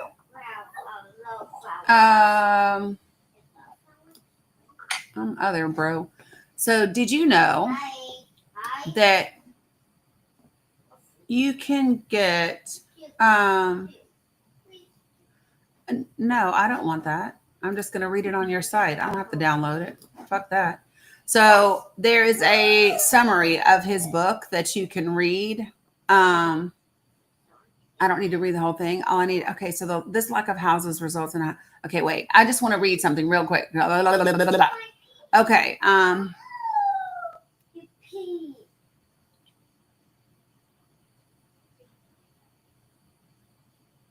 Federation of the new occurs much in the land of America is slightly makes faces the cost of living crisis is housing investments. Okay, thousands of but this accelerated rate of building decline and then again after the Great Recession, the country the U.S. has. Okay, so what resulted in a housing crisis? No, but that's so like what they're saying is not accurate. So like they're leaving things out. The housing crisis isn't just about a lack of building and a lack of houses. It's about the lack of restrictions from having corporations buy up housing. It's from a lack of corporations not being allowed to use an algorithm to set their pricing together. Like it ain't just a shortage of housing, right? It ain't that. It's the fact that, and it's abuse from corporations. Let me just tell you something. You could take these fucking empty hotels that are around here that corporations have left empty and not doing anything with, and you could easily convert those into studio apartments. Easily do things like that. Why aren't we? You could be doing that to solve housing issues. You could use that for young people, for single people. Like there are things that we could be doing that we're not. What corporations do, because they know it is hard. It is proven that it is hard. Like once a business goes out of business, it's hard to do a new business in that same old business and get people to come. There's some sort of thing that's in our brain that we don't want to, it's like a not a successful business, right? And so what they'll do is they'll leave entire supermarket centers, right? Shopping centers, plazas, completely empty and go build some shit across the street. And meanwhile, they'll mow down a bunch of damn trees, kill the habitat and in order to build some more buildings, but they won't use the older buildings that have already been built that are already available. We could absolutely be doing these types of things. Hey, Ethan. Hey, Nance. Hey, Mark. If we wanted to, right? We're not, right? It's a jinx concept. And so, yeah, no, I don't like this. I don't like it either. And the thing is, the housing crisis really got going after Donald Trump rescinded an Obama era regulation that prevented corporations from buying single family homes until 1 year after they were listed. This meant that, you know, regular people didn't have to compete with corporations to buy a house. And Donald Trump rescinded that in 2018. And then, you know, we had the C-19 thing where people moved. They moved out of the city. They were buying houses everywhere. And, you know, corporations had a bunch of money because they were given all this disaster fund money and PPP loan money and all this stuff. And they just started buying up single family homes. And that's really why we have the crisis, not because there's not enough. There's not enough because they bought them all. Yes, 100%. It drives me nuts. And then raise the prices Yes. to an astronomical amount, right? You got 1,200 square foot houses going for $500,000. Yes. Yep. They doubled. They Yeah. doubled in value. Yeah, it's hella. And here's my idea. So this is my opinion about this stuff, because now I'm looking at the beginning of chapter 2. And now, of course, they're talking about climate change and what we should get rid of and what we should don't. So here's the thing.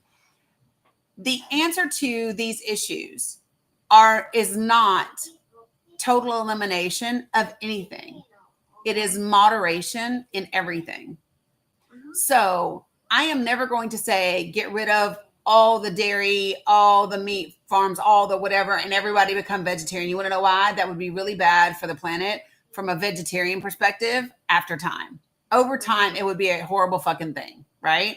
Matter of fact, in some farms, soybean production is actually very bad because they're not coming in and taking the least disturbance approach. Got it?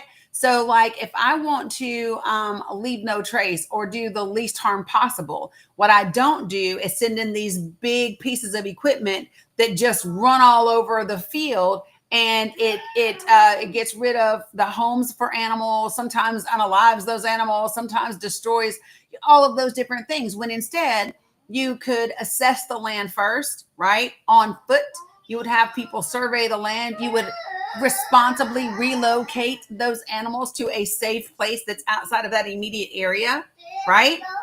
And then you send in your equipment to get the land ready for the soybeans or whatever. But corporations want the fastest way to do something, right? And that means that just destroying anything that gets in his way to making it happen the fastest.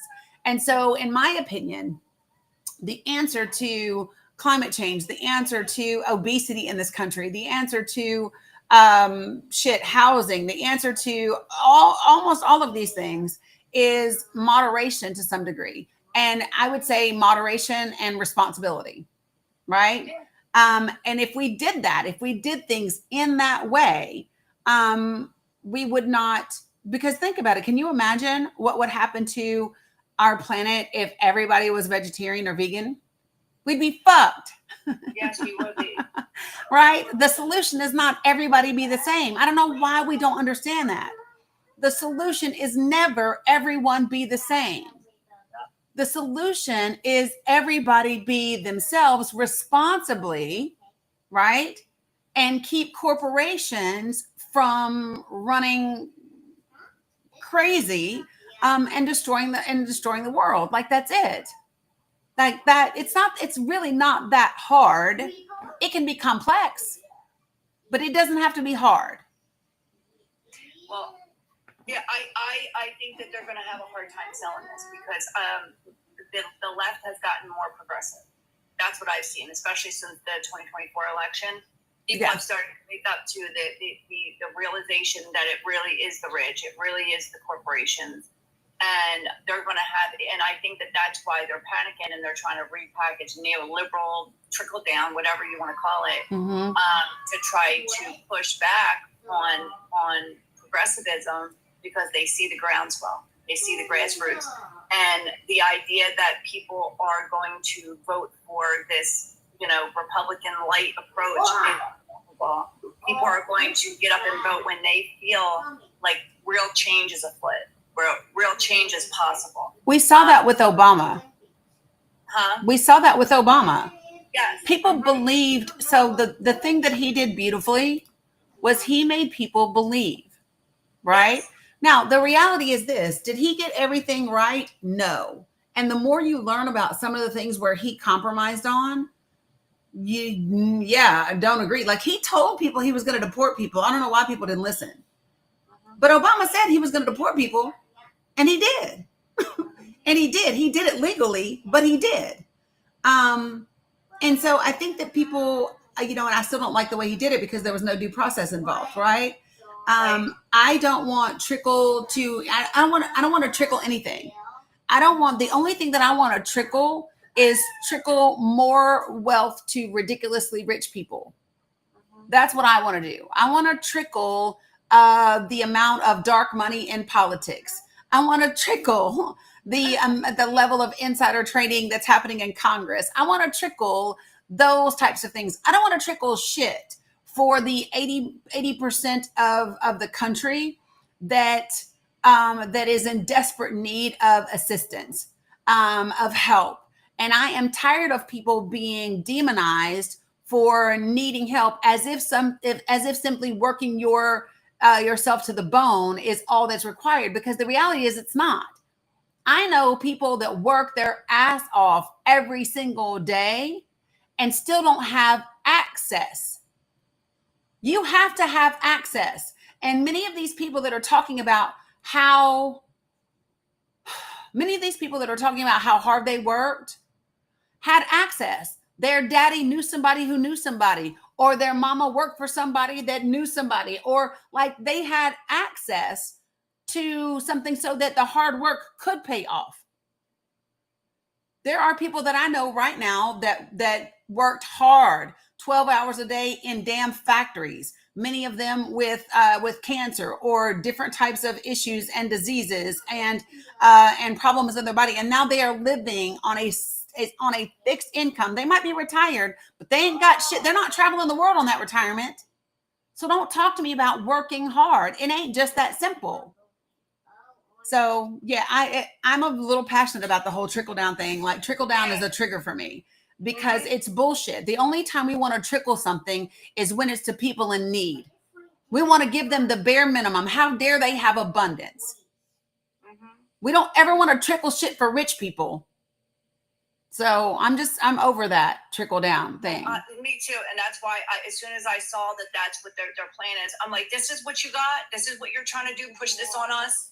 This same bullshit, this same pro-corporate neoliberal bullshit? No, we're not having it. We're not having this shit no more. 100%. All right. Yeah. Great conversation, as always, Dani. I texted you about helping with your link tree and stuff. So I saw it, girl. And listen, when I see a long ass text like that and I know I don't have the brain capacity to respond, I just be like, okay, I got to get to her tomorrow. I'm sorry. No, you're fine. It's something I'm working on. T calls on my dissertation.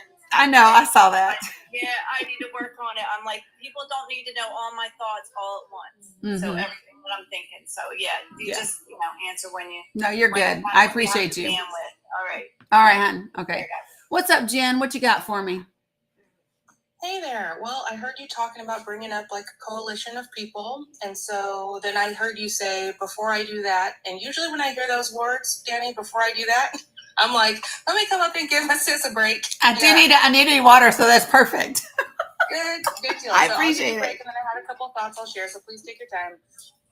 All right, you guys. So while Dani's taking a quick break, I am going to ask that you keep your fingers tapping the screen. Keep the clapping by tapping. That's a free way to help the TikTok algorithm and get Dani's content pushed out to the FYP. Another free way that you can help her out is by tapping that share arrow. It's the bottom right-hand corner of the screen. It looks like a little curved arrow.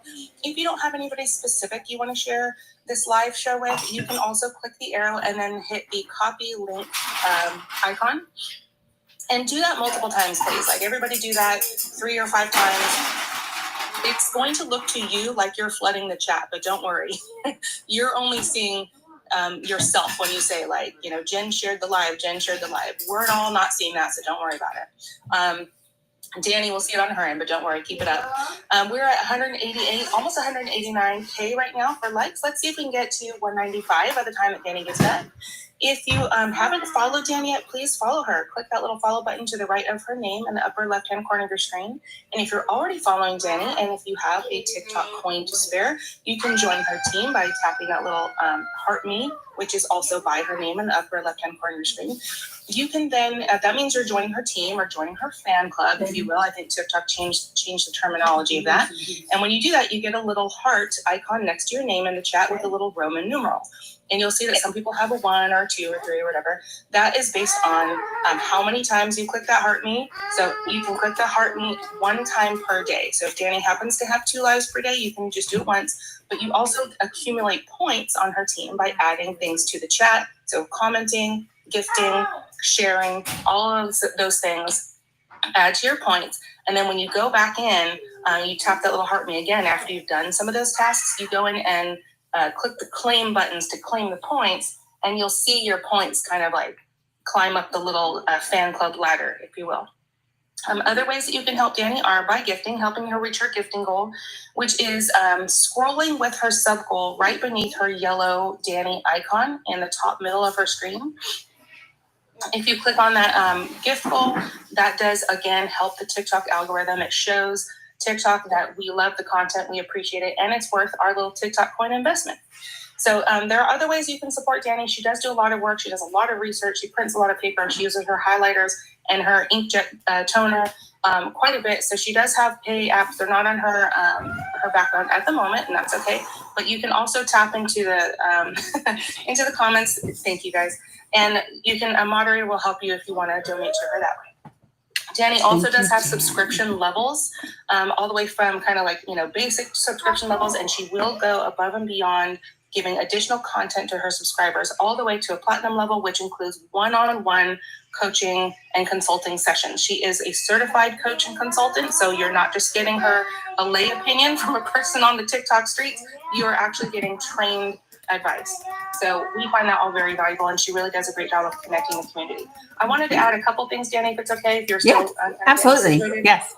Dani had mentioned about like our negativity and positivity, and I just wanted to bring a little analogy that I've used with my kids sometimes, is that you have like this daily battery, right? And the battery will deplete one way or the other before you have to recharge, which is sleeping, right? Eating, sleeping, all those things. And you can either choose to spend that battery on, positive or productive things that will actually move the needle, if you will, or, move you toward the goal that you want to do. Or you can choose to spend that battery on negativity, which is looks a little more like I'm complaining without doing something, taking action behind it.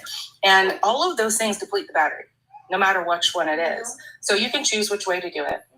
And another thing I wanted to offer is that I also like to use the phrase, that was an unfortunate moment, or that was an unfortunate thing. It doesn't mean that my whole day is bad, or my whole hour is bad, or my whole week is bad, or it's a terrible year. We sometimes feel like that, right? And we tend to generalize these feelings into one monumental negative event. But that really precludes you from appreciating the other moments. So when I say, like, I spill my wine or whatever all over my carpet, I can say, well, that sucked, right? But it doesn't mean it ruined my whole night. It reminds me, when I put it into the context of a moment or a thing, one thing, it reminds me that there's still plenty of moments or things that I can appreciate outside of that. Once I get that mess cleaned up, I can still enjoy my movie, I could, whatever it is, and I can deal with it, right? But I can still enjoy the things that come behind it. One thing I want to offer is, please appreciate your milestones. Set yourself up to achieve milestones along the way. We have right now what we feel are monumental tasks in front of us, right? Addressing a whole regime change, which is what we're up against right now, is monumental. And we can sometimes feel forlorn. We can sometimes feel overwhelmed, right? And that is the point. We always say that, right? The overwhelm is the point. It is.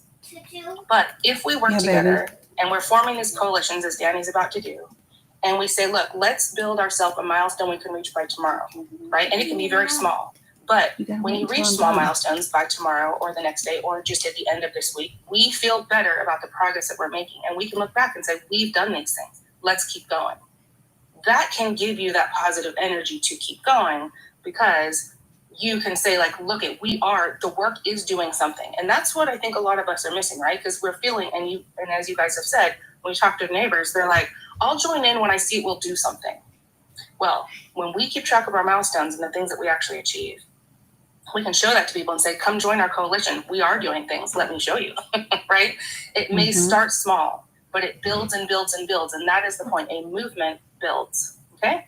So keep that in mind. Another thing too that I'm thinking of as we're talking to people across the aisles, for example, is nothing is as easy or as black and white as the media will portray it, right? And as 47 says, I can do that easily. I can do that in a phone call or whatever. And I've heard a lot of people on our side of the aisle say, well, I can guarantee you that Kamala wouldn't have done it this way, or she wouldn't have made that decision. Can you? Can you guarantee that? I cannot.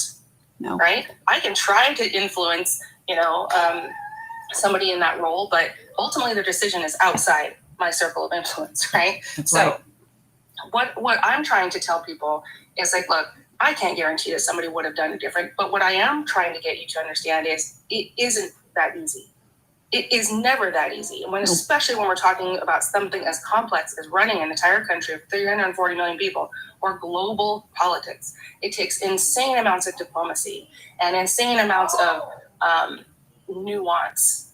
It is never that easy. So what I want people to understand is not that I could guarantee that it would have been done differently, but I do want you to understand that if somebody's trying to tell you it's that easy, they are duping you. That's not that easy. So let's all look a little further. Let's all do a little more research, right? And let's figure out what actually is potentially feasible. And then let's back it up and figure out now, where's our circle of influence, and start there. Record the milestones. Remember your daily battery, and remember to recognize that some bad things are a bad moment. And now let's put it in that moment box, and let's move on and see what we're going to do from there. 100%. So, that's all I wanted to add. And again, you guys keep those fingers tapping. We are doing a great job. You guys definitely understood the assignment. We've got over 300 people in here. I think we can get up to like 230 pretty quickly if we keep it going. So appreciate you, Jen. You're amazing me as too. always. Love you much. Love you too. Bye. For those of you all who do not know, Jen also has an incredible, she doesn't even know that I'm going to say this, but Jen has an incredible small business. It's a crystal business where they are very, very responsible. Even when they do their packaging and they ship things to you, they do it with recycled things. And so the packaging might not be pretty, but the things inside it definitely are. So I have received things from Jen as a gift, most recently for my birthday, and then once prior to that. And I will tell you, so, oops, I almost knocked over my paper shredder. So things that I got was this gorgeous. Can you all see that? TikTok looks funky. So this is one of the beautiful items that I was sent. I also got this pretty baby right here. She always sends you a note so that you know what it is, what the stone is, and things like that. So she has sent little moon pieces for me. This is carnelian heart pieces. Oops, where did it turn? So listen. So just so that you know, Jen does a lot. And has a great small business that you can support. And like I said, she's incredible and amazing, and she just does her best. She's a busy woman, like most of us. What's up, Doug? And so I just wanted you all to know that in case you did not know that about her, she doesn't. Here's the thing: there are a lot of people that would come into my she just put it in there. It's J&J Crystals. What? I don't know. Give me a second. So J&J Crystals 111.etsy.com. I'm coming, Mila.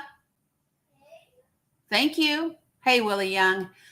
So here's the thing. A lot of people would come on and offer to give me a commercial break and then promote themselves or promote them business and all of those types of things. Jen never does that.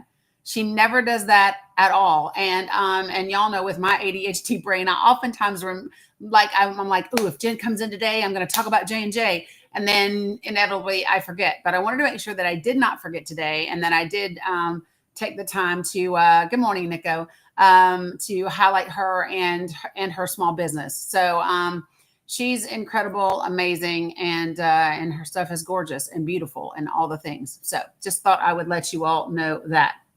So give me 1 second. 1 second. I need to just check and see what Mila was screaming about, and I'll be literally right back. One moment, folks. Uno momento. Yeah, Phantom, I'm using you or Cheryl or somebody just to fill the space so that TikTok doesn't ding me for nobody being up here at some point in time. Great. There we go. Cheryl's up. Yay. You don't have to do a commercial break. You can give them your thoughts, whatever you want to do, Cheryl. I'm good. All right. Good morning, almost afternoon for me, everybody. All right, Jen, I see you. I will talk to you later about that. Don't want to fill up the chat with it. Anyway, how's everybody doing today? I know my day is much better today. I got some rest and I will be painting today. So that's always a good thing. I hope everybody has time to find some joy today and do something for themselves. It is definitely hot. Marlo, I'm here in Florida, so I definitely understand the hot. The humidity is just gross. But anyway. It's disrespectful is what it is. Yeah, Christine, share what I paint. This one's going to take me a while. It's a new project that I haven't done before. I'm trying something completely new. So if it works out, I will definitely share it at some point in the Discord for anybody that wants to see it. We'll see. Thank you, Cheryl. You're welcome. I hope everybody's doing well. And like I said, find something for yourself today. Yeah, 100%. I am trying to get comfortable. I have tweaked my discs in my back and it's not being my friend, but it's okay. But it's okay. All right. So here we go. So we're going to get kind of into this last little bit. And don't get me wrong. This is not the only stuff that we can talk about today. I just want to make sure that I touched on these things. And I wanted to remind you all, if you have not seen this movie, it is on Prime. And I highly recommend that you watch it and that you remember the people that are involved in it and the roles that they played in comparison to how we are and where we are right now. So the movie is called The Report. Are you familiar with this? Are you guys familiar with The Report? All right. So listen. So for those of you all who don't know, no? Okay. I love it when we learn new stuff, right? All right. So this movie, The Report, tells you the story about the Bush administration and our actions against Iraq and Saddam Hussein and the WMDs, right? So here's the thing. So there was this couple, and the husband was a professor, educator, brilliant guy. He'd also been in a lot of the countries in the Middle East. Yeah, that's Sean Penn plays the husband. But he'd been in the Middle East for a long time. Like, he specialized in these specific countries. Okay.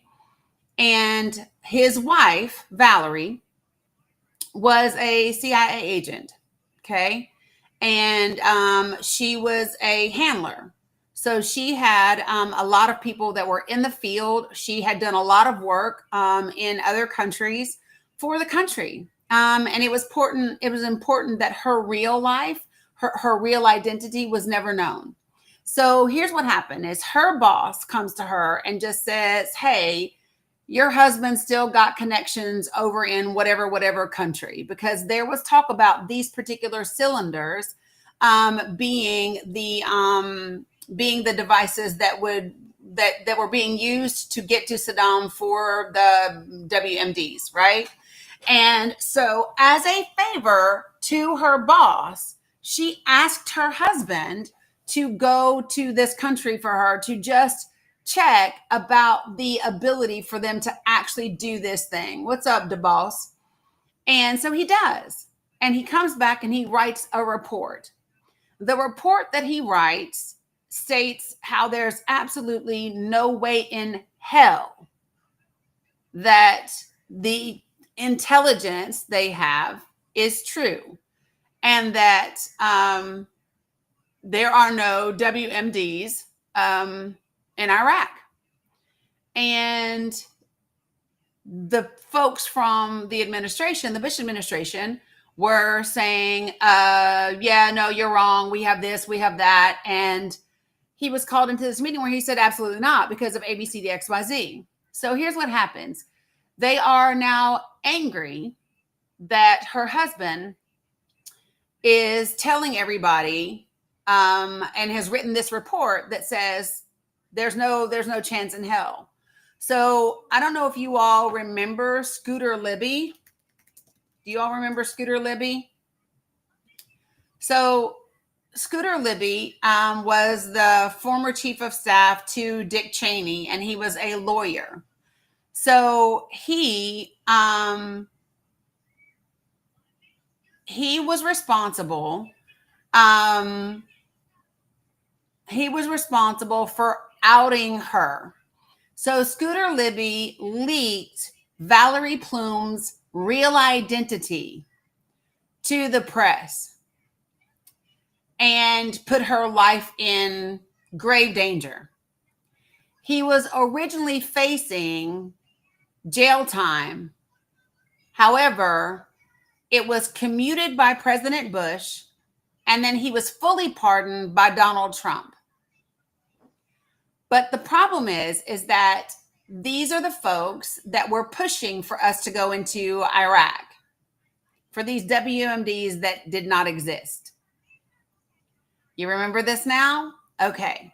So what I would highly recommend is that people go back and watch this movie. Go back and read the events that happened around this information. Go back and look at how much information was covered up and pushed to the side in order to justify going into Iraq. It is a really big deal. It's called The Report. Hold on, and I'll pull it up for you just so you can see what it looks like. What, baby? I gave it to you. It's right there. See? It's right there, babe. Okay. Well, you can get it. That is where I saw it last, Tech Lady. Give me 1 second. I'm going to tell you where it is and where you can watch it, okay? So I watched it on Prime last time. It came out in 2019. What, babe? Yep, the yellow cup. You got it. So I'm going to share with you what it looks like so that you know what the image of the movie looks like. Oh, shit. If I clicked the right button, I would. Sorry. This is what it looks like. Oof. You guys are up close and personal with me right now, aren't you? But here we go. This is what the movie looks like. It came out in 2019. I highly, highly, highly recommend it because it's true. Annette Bening is in it. Adam Driver, Corey Stoll, John Hamm. It is. It's based on real events. This really happened. This really happened in our government.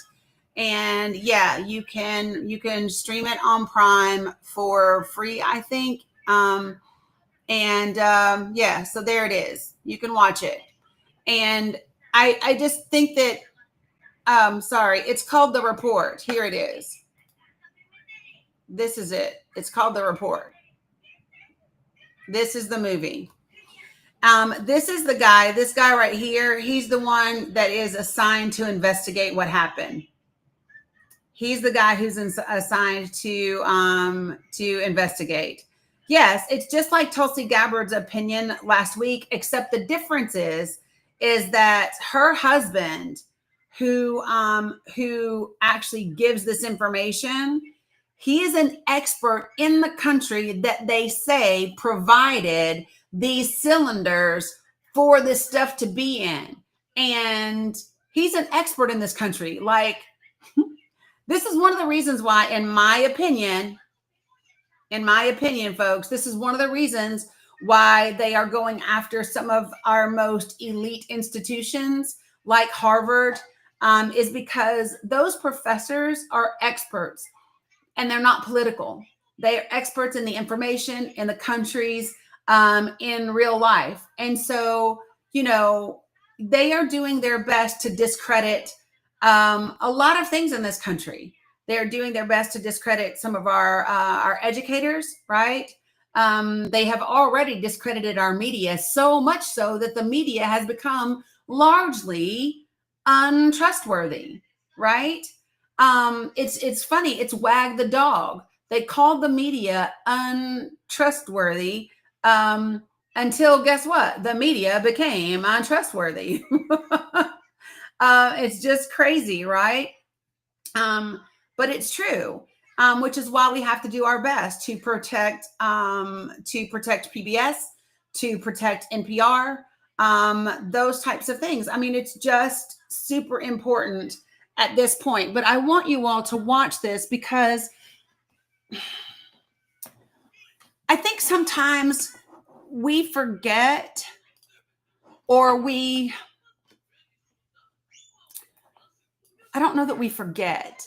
Done, the boss. I don't know that we forget. I think sometimes we prefer to not think about the things that we have done as a country.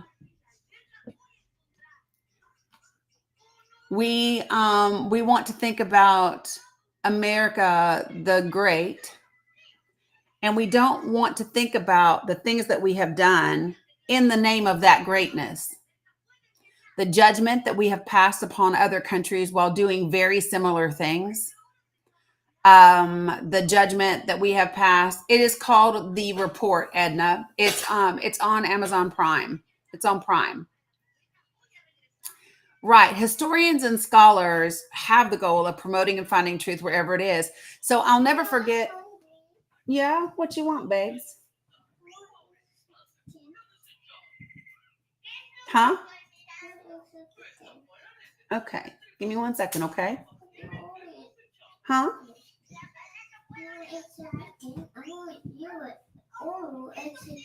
You want me to order you some eggs and bacon?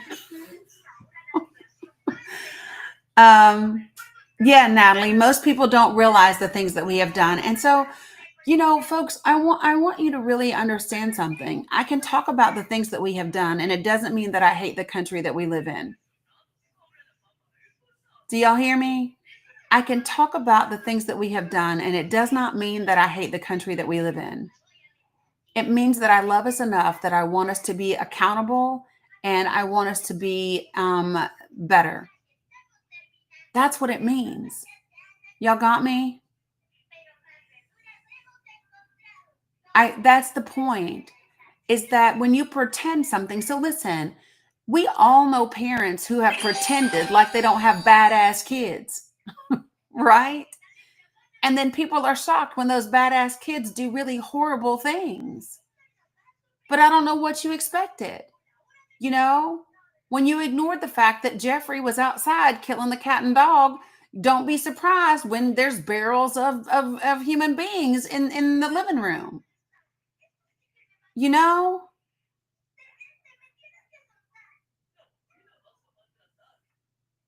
I just think that it's important for us to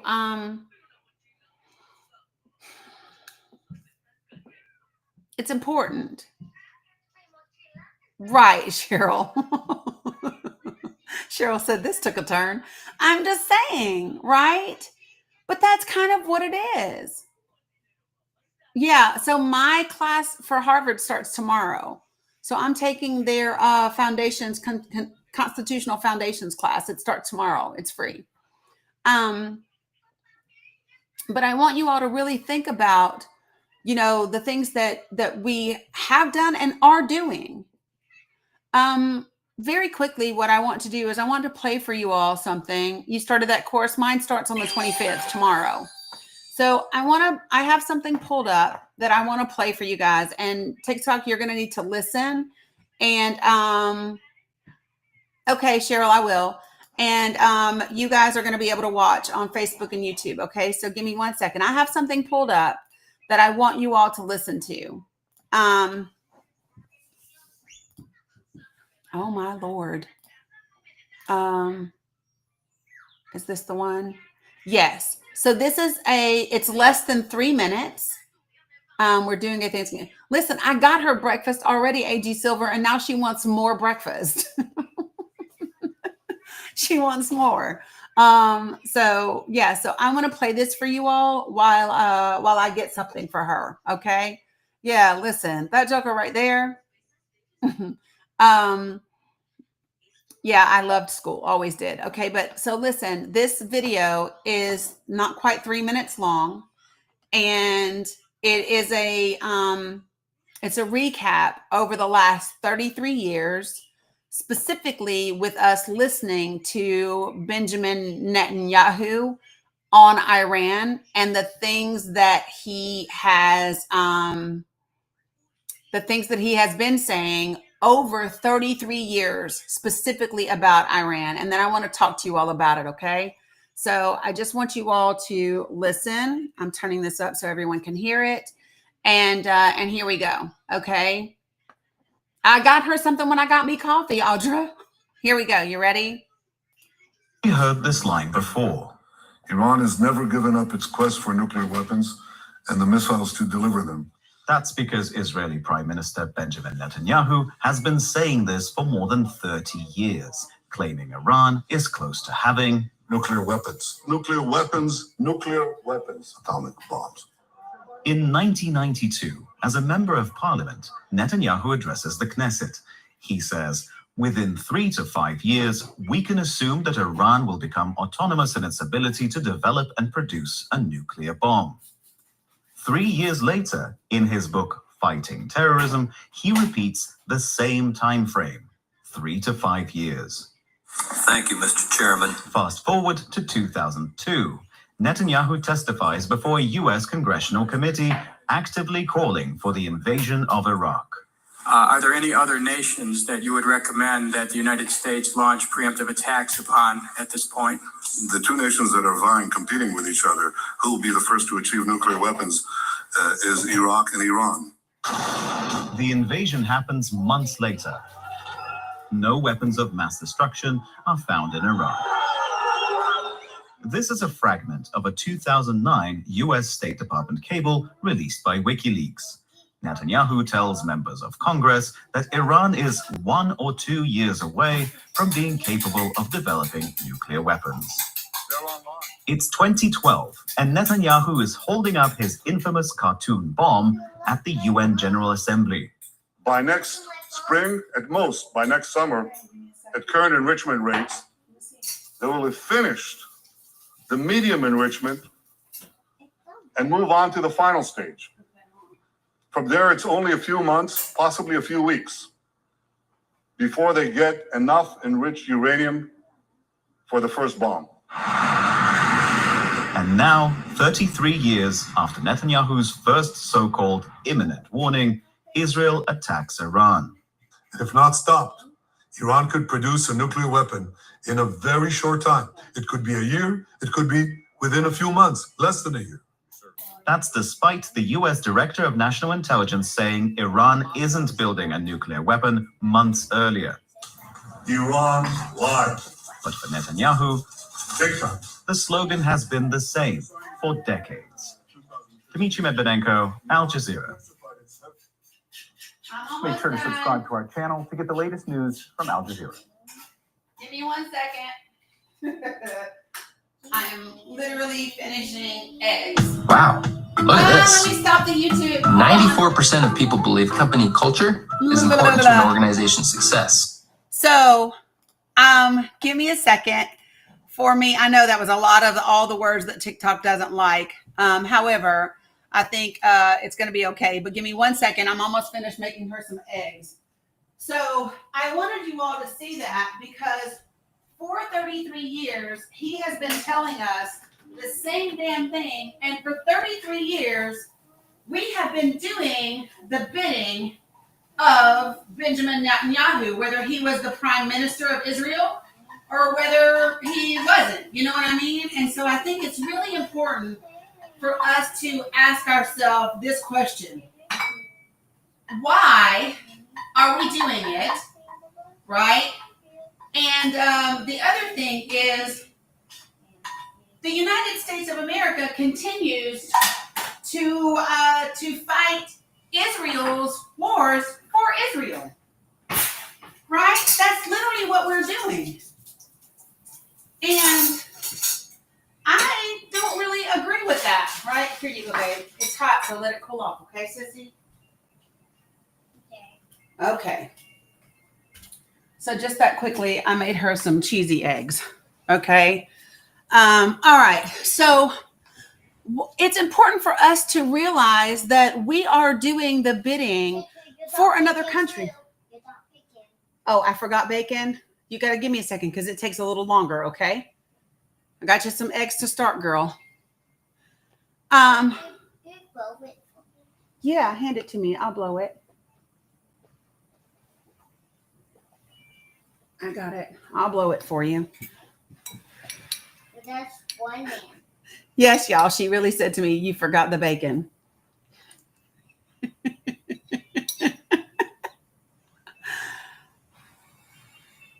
So if you really want my opinion, y'all, I will tell y'all this. I believe that it is because the United States of America and the majority of its government has always believed this to be a Christian nation. And I believe that Senator Ted Cruz said out loud what they've been doing behind the scenes for a long time. I believe that the United States of America has been using religion to base its decisions on whether or not we do the bidding of Israel. That's what I think. And I think that Ted Cruz just said it out loud in an interview, right?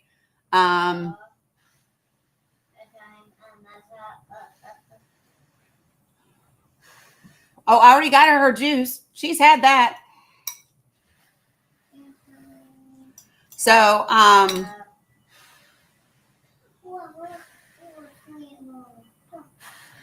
right, Rachel, and he's from here. Here. There you go, love. What? Yeah. I handed it to her. She said, "And is it just warm?" Yeah, girl, it's just warm. And so I think it's really important for us to understand, y'all, my grandbabies are a mess, but I think it's important for us to understand, you know, what's been happening and what is oftentimes happening behind the scenes that we don't pay attention to, that we don't notice, that we aren't participating in, that we are just trusting, and that the media is not talking about. You know, it's this. I just really want us to understand Israel has always been the aggressor, right? This we know.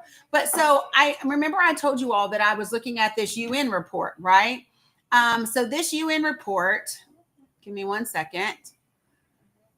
That's not the UN. Where's the UN's document? There it is. So check this out. So they give you this whole history, right? And then it says this. It gives you like this summary, and it says, thus, it can be seen that except for the Crusader interregnum, Palestine was ruled by Arabs and then by Turks for over 1,300 years following the Byzantine era. The population of Palestine was mostly Semitic Arab, both Muslim and Christian. There were also small numbers of Semitic Jews. Both the Arabs and the Ottoman Turks accorded the Jews the right to continue to worship and keep alive the Jewish spiritual link with Palestine. During the 19th century, the Ottomans authorized small settlements of Jewish immigrants from European countries where anti-Jewish discrimination was increasing. At the time of the British occupation in 1917, Jews formed less than a tenth of the population of Palestine. 9/10 were Arab, both Muslim, which was 80%, and Christian, which was 10%. The traditions, customs, and language of the Arab Palestinians continued the predominant culture of Palestine. So I think what people don't understand, so when you go all the way back to the very beginning of this, where it talks about it, it says, you know, the Palestine, quote unquote, problem of today had its origins and policies introduced while Palestine was a responsibility of the League of Nations. So the League of Nations existed before the UN. So the League of Nations became the United Nations later, but that's what it was originally called. And so in 1930, there was a commission that had been appointed with the approval of the League of Nations to give like an objective survey of the early history of Palestine. And so the UN took a summary of that report and put it out here on the page that I'm reading from. Okay. So listen at this. In the early times, Palestine was inhabited by Semitic people, the earliest being the Canaanites. According to tradition, Abraham, the common ancestor of the Jews and the Arabs, came to Ur from Canaan. When the tribes of Israel came to Palestine after their captivity in Egypt, they were united into one kingdom by King David in 1000 BC.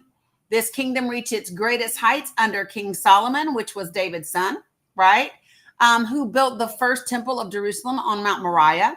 However, after Solomon was unalived, the history of the people of Israel, right, or rather the two kingdoms of Israel and Judah, right, because there was the king of Israel, there was the kingdom of Israel and the kingdom of Judah. After that, all you've got is a bunch of record of civil conflicts and struggles with alien tribes, right? So that's what people don't really understand about the background. And so I'm going to put this in there as well for people to kind of look at. Appreciate you for resubscribing, Linda, just so that people understand, like, this is the deal. And so I want you to ask yourself, do we have any business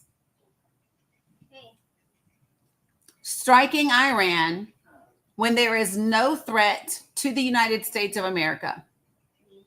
Because we have a memorandum of understanding with Iran that outlines, with Israel, that outlines in what capacity we are to support them. Right? And what we know is that there was no immediate threat to us from Iran. Now, do you know what's interesting? Yesterday morning, Lisa Murkowski, not yesterday was Monday. Sunday, Lisa Murkowski was being interviewed on CBS. How many of you all saw that interview? Do you know what she said? She was specifically asked how she found out about the strike against Iran. And what did she say?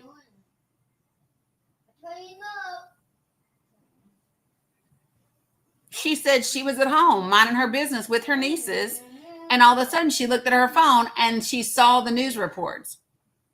That's how Congress found out. That is how Congress found out about the strikes. Now, what we know is that Congress is supposed to have 48 hours notice, right? Right? The war powers say, hold on.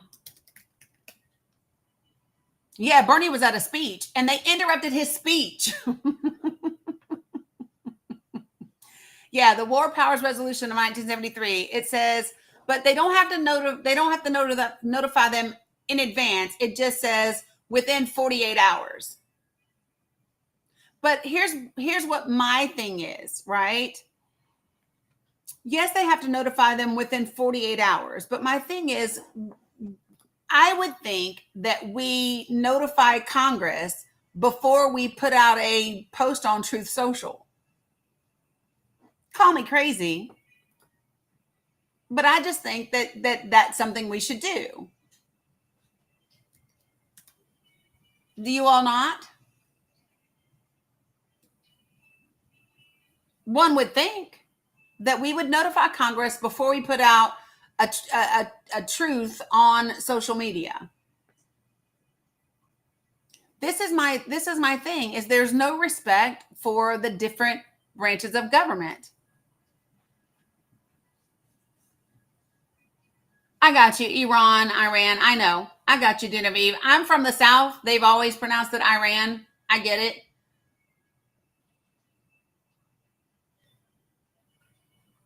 So I think it's important that people pay attention to these things, because this is a big deal and it does matter.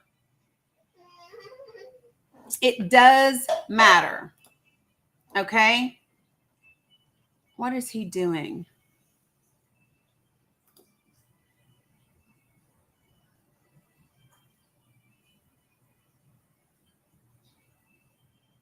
Hold on, something just happened.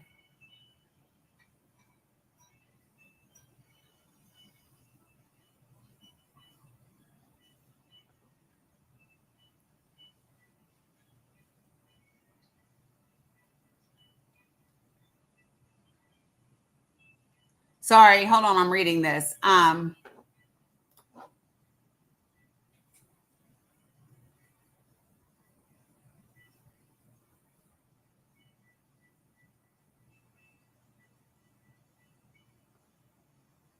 I hate this.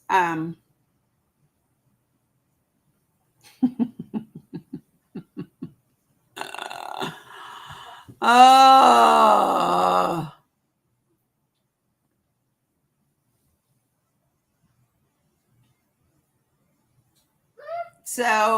Jeb Bush has put out his little thing. Do we need more coffee? Yeah, no, it's going to have to be more than that.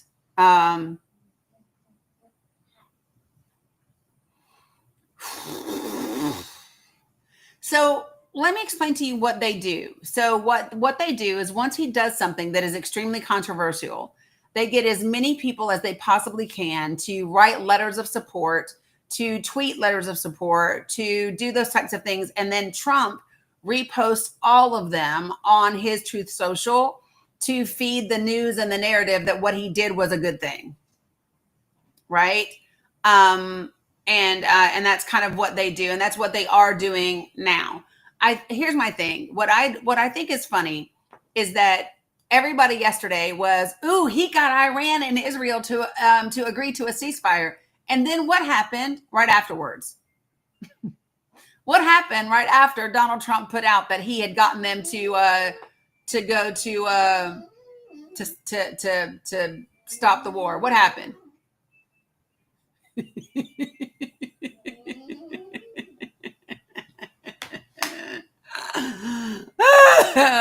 Yeah, they was like, dude, you don't live here.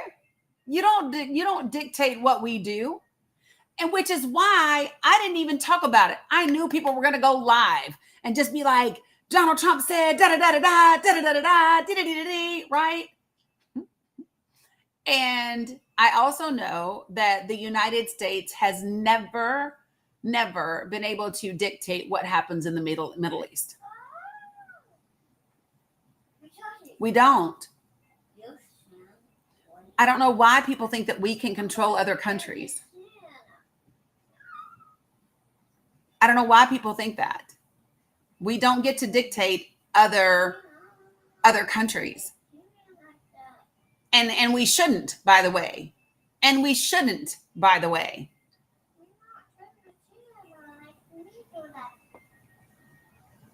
Right? We shouldn't. He's been trying to get that damn Nobel Peace Prize for I don't know how long. And let me just tell y'all something. I don't care about those things. I really don't. I really don't. I know people that have won the Nobel Peace Prize who are racist. Hi, Gandhi.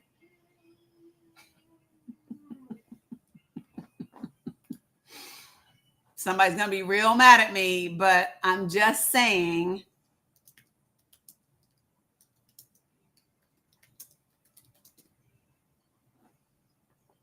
He didn't get it, but he was nominated for it. He was nominated for it, but he never got it. But I'm just saying, Gandhi was racist. For people who do not know. Yeah, he was.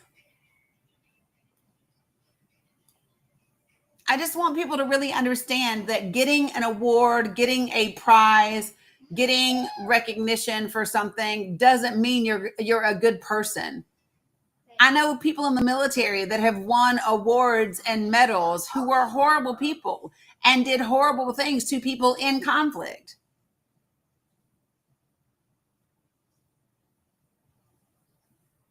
Right? Do we not understand that?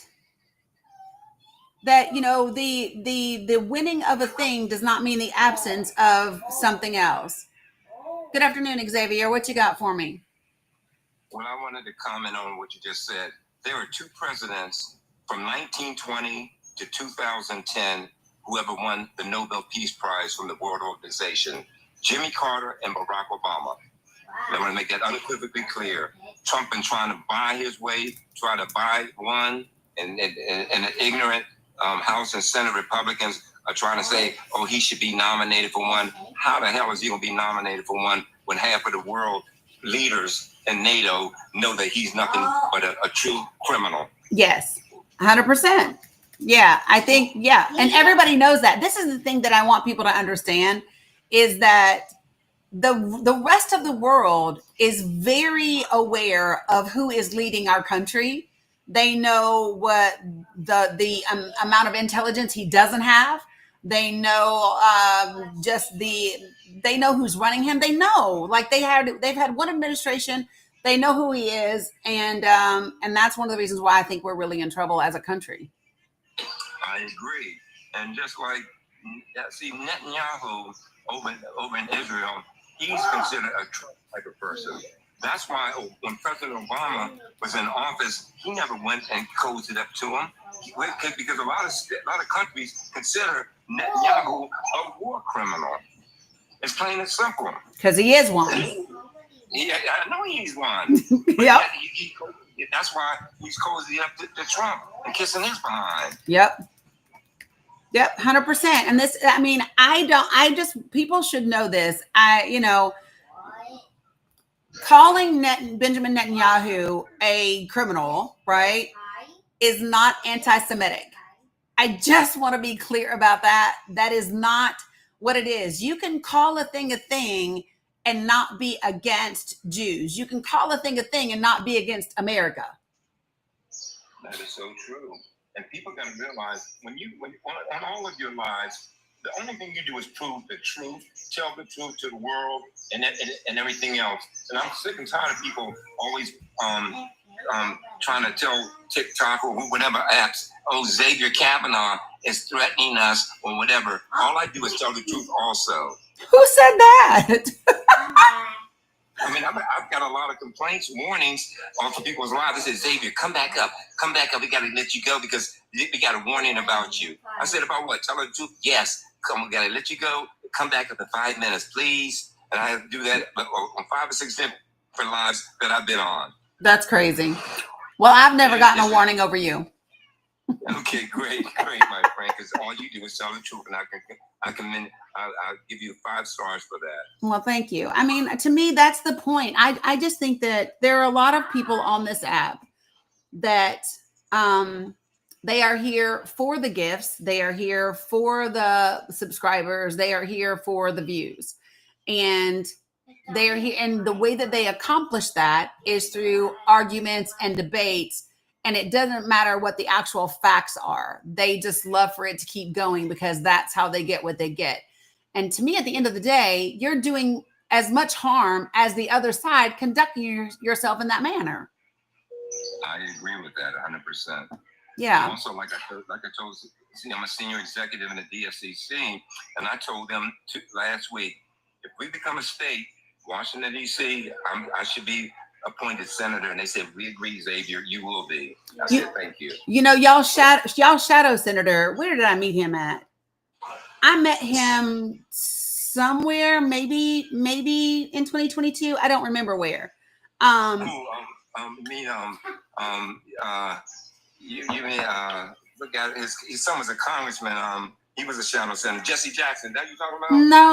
No. It's gosh, what is that dude's name? Hold on a second. Take your time.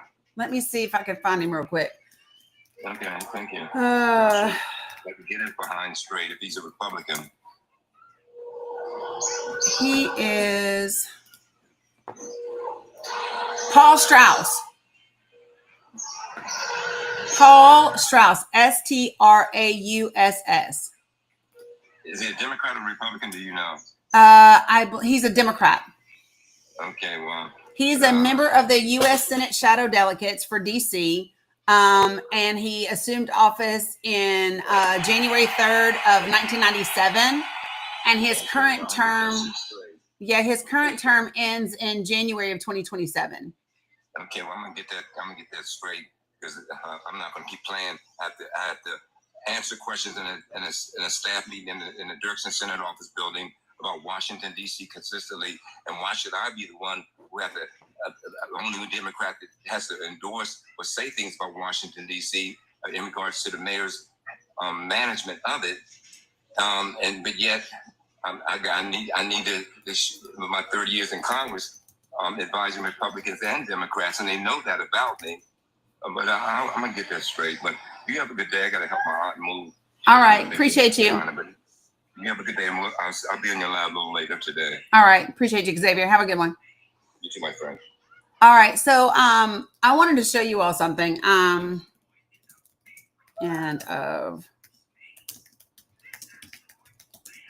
pulled this up the other day and I forgot to show it to you all. And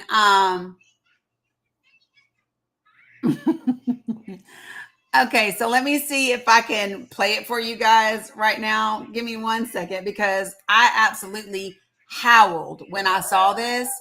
But when we talk about other world leaders knowing, noticing things, right? And knowing who Donald Trump is and all of that, I think it's really important that people understand they show it to you. So let me just see. Oh, come on.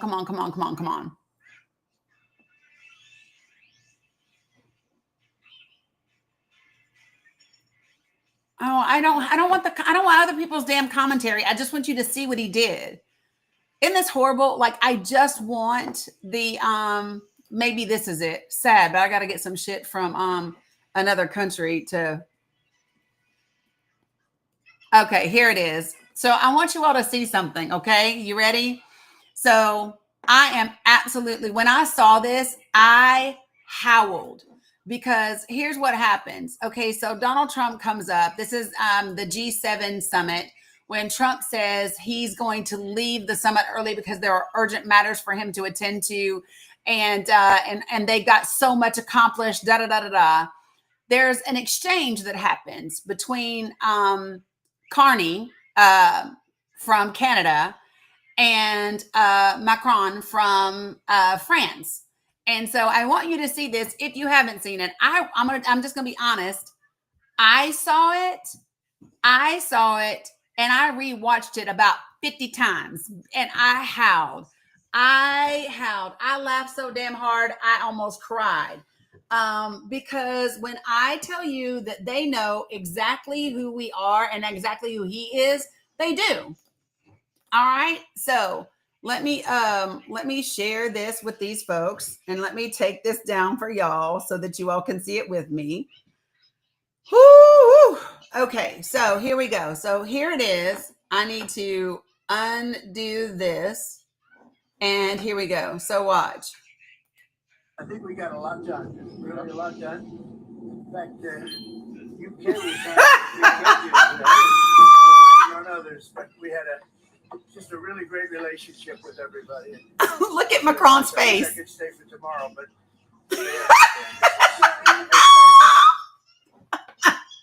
just watch again. Just watch. It's the ding on the wing. A lot done. In fact, UK resigned today, and we're working on others. And then his face. Look. A really great relationship with everybody.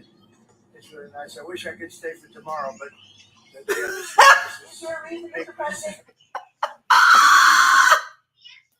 I think we got a lot done. Really a lot done. In fact, UK resigned a trade deal today, and we're working on others. But we had just a really great relationship with everybody. It's really Macron nice. said, "Really?" Stay for tomorrow, but they understand. This is big.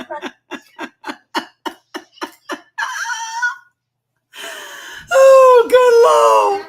Listen, I am here to tell y'all, when I saw that the day it happened, I was cracking up. So for those of y'all who don't know when this happened, so this was at the G7 summit when Donald Trump said he had to leave because there was urgent business to attend to, but they got a lot done and they have great relationships and da da da da da. When he said we got a lot done, Carney said, just ding.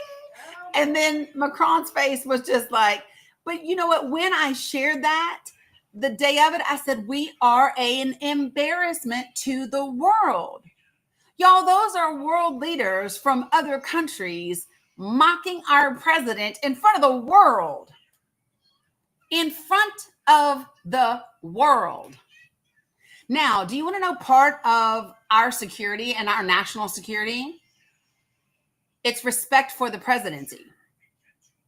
You all do understand that, right?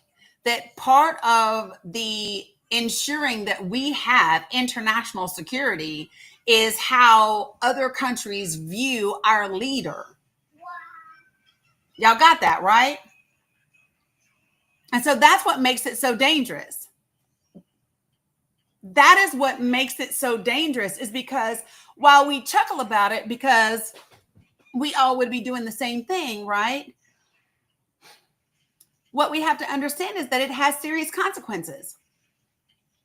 It has serious consequences. I want to see if you all saw this. Hold on. I just want to see. Let me see if I can pull it up for you.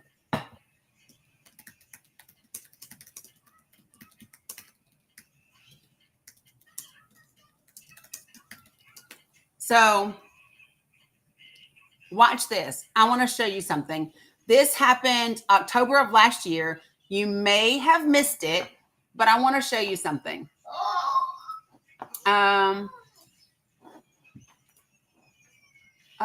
Let me show you.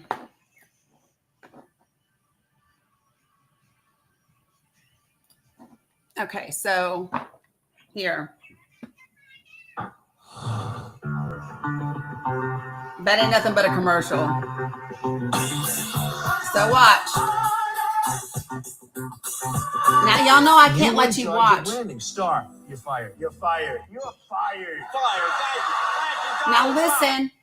Listen. I remember that so well. Even the money.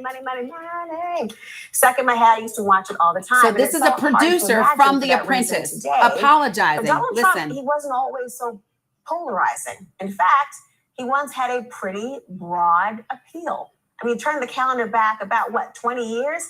And Trump was a pop culture phenomenon, largely fueled by his hit NBC reality series, The Apprentice.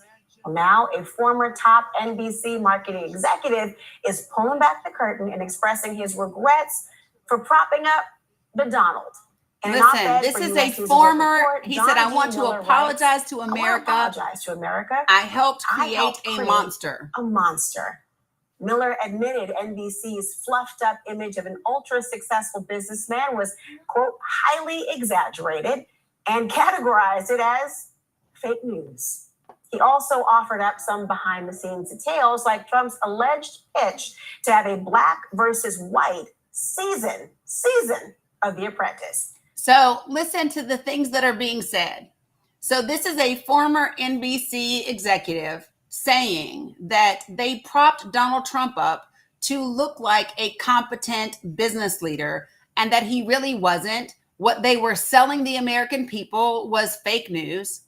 Trump had pitched a season of The Apprentice where there was a team of black people versus a team of white people for an entire season of The Apprentice. That was an idea that Trump pitched to them.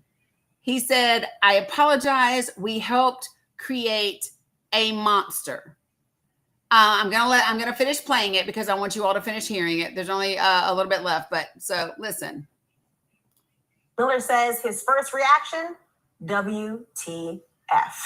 Joining me now, the man who wrote that op-ed, former NBC Chief Marketing Officer, John Miller. John, good to see you.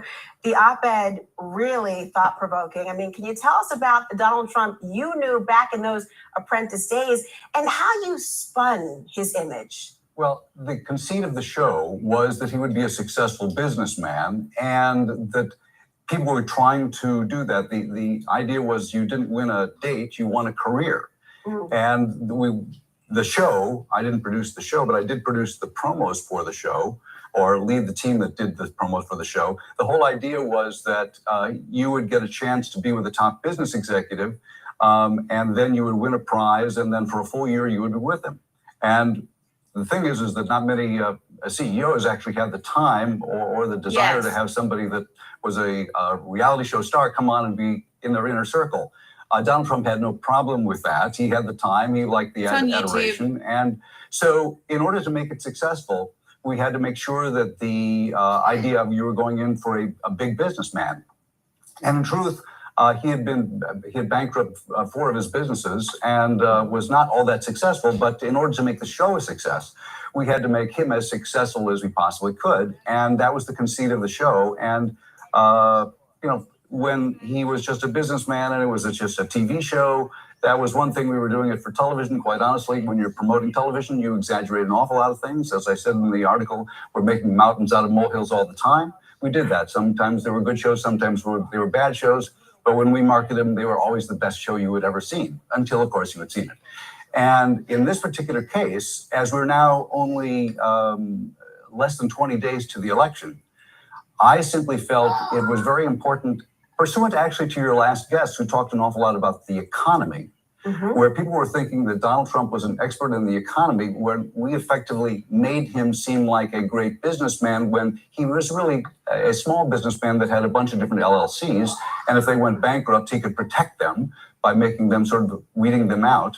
Wow. And to a large degree, it was a creation for a TV show, and we were very good at it. And some people say, well, I didn't see the TV show. And I said, well, I bet you saw the promos. Sure. And the promos were like little messages that I called little fake news messages that covered America little like a snowstorm. And well, if you didn't see those promos as well, you would have certainly heard how to kill all mosquitoes. So I think like this is something that people, let me just tell you something. No, so that was Laura Coates. She was actually interviewing the former NBC executive after he wrote an op-ed. And he wrote that op-ed several weeks before the election. And she was interviewing him because in that op-ed, he apologized to the American people for the fake news that they spread all across the country that portrayed Donald Trump as this very successful, very smart businessman, when in fact, he was no such thing, right? And so he said, listen, when it was just for TV, that was fine. But we are talking about the presidency of the United States, and that is not okay anymore. That people still believe the lies that we told for reality TV.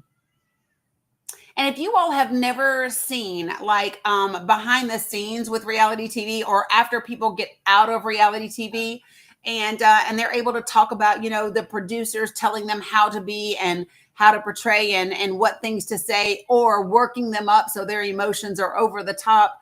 Like reality TV, they say it's unscripted, but it's not unscripted, right? It is not unscripted.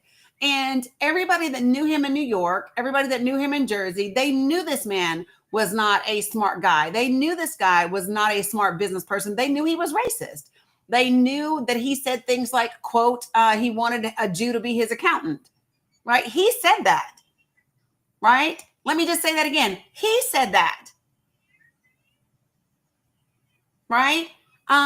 These are things that he says out of his own mouth. And so I think that it's important for people to understand that. Good afternoon, Tommy G. What you got for me? Oh, shit. Go ahead. Sorry. Go ahead, Tommy G.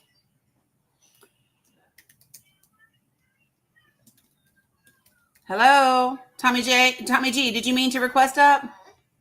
Oh, no. Sorry. That's okay. I got you. I'm reading something. So hold on a second. Something else came up and I was like, oh shit. Wow. Okay. So I don't know if you all know this. So I actually watched, I love Democracy Docket. They are really great at talking about the court cases and things like that. If you aren't following the Democracy Docket, I recommend that you do. But a senior DOJ official suggested the department tell courts, quote, fuck you, and ignore orders. And this is coming from a whistleblower at the DOJ. So Emil Bove, a senior Department of Justice official, suggested the department should tell courts, quote unquote, fuck you, and ignore their orders to carry out Donald Trump's aggressive deportations, according to a whistleblower complaint filed by a former DOJ attorney. So when you read the DOJ, I'm going to just go over this with you. How about that? You guys ready? So let me just show you. I'm going to share with you guys. And I'm actually at the complaint itself. Okay. So give me 1 second.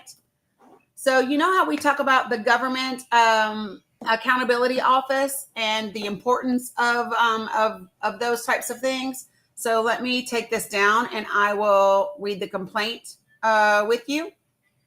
Y'all know how we do things around here. I don't just want to read the news article. I want to go to the actual complaint. And so you can see that this is protected whistleblower disclosure of Erez Ravini regarding violations of laws, rules, and regulations, abuse of authority, and substantial and specific danger to health and safety at the Department of Justice. Dear all, we, the Government Accountability Project and Gilbert Employment Law PC, represent Mr. Erez Ravini, formerly the acting deputy director for the Office of Immigration Litigation of the Department of Justice and a whistleblower. Mr. Ravini presents the following disclosures to your attention for your respective offices to take appropriate oversight action. Between March 14th, 2025 and April 5th, 2025, Mr. Ravini, almost immediately after receiving notice of his promotion to serve as acting deputy director of oil, became aware of the plans of DOJ leadership to resist court orders that would impede potentially illegal efforts to deport non-citizens, and further became aware of the details to execute those plans. On April 4th of 2025, after raising concerns internally to his chain of command for nearly 3 weeks regarding the government's compliance with the court orders and candor to the courts, Mr. Ravini appeared before Judge Paula Zinnes, United States District Court Judge in the District of Maryland, on behalf of the government in the case of Mr. Kilmar Abrego Garcia. During that appearance, Mr. Ravini candidly and truthfully informed the court, based on the evidentiary record, that Mr. Abrego Garcia's removal from the United States was a mistake. Later that evening, Mr. Ravini refused directions from his superiors to file a brief misrepresenting those facts to the court. As a result, Mr. Ravini was put on administrative leave on April 5th, 2025, and his appointment was ultimately terminated on April 11th of 2025.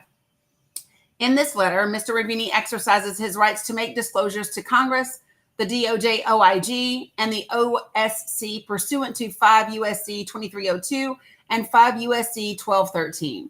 Mr. Ravini's disclosures detail violations of law, rules, or regulations, and the abuse of authority by DOJ and White House personnel, as well as the creation of substantial and specific health and safety threats to non-citizens.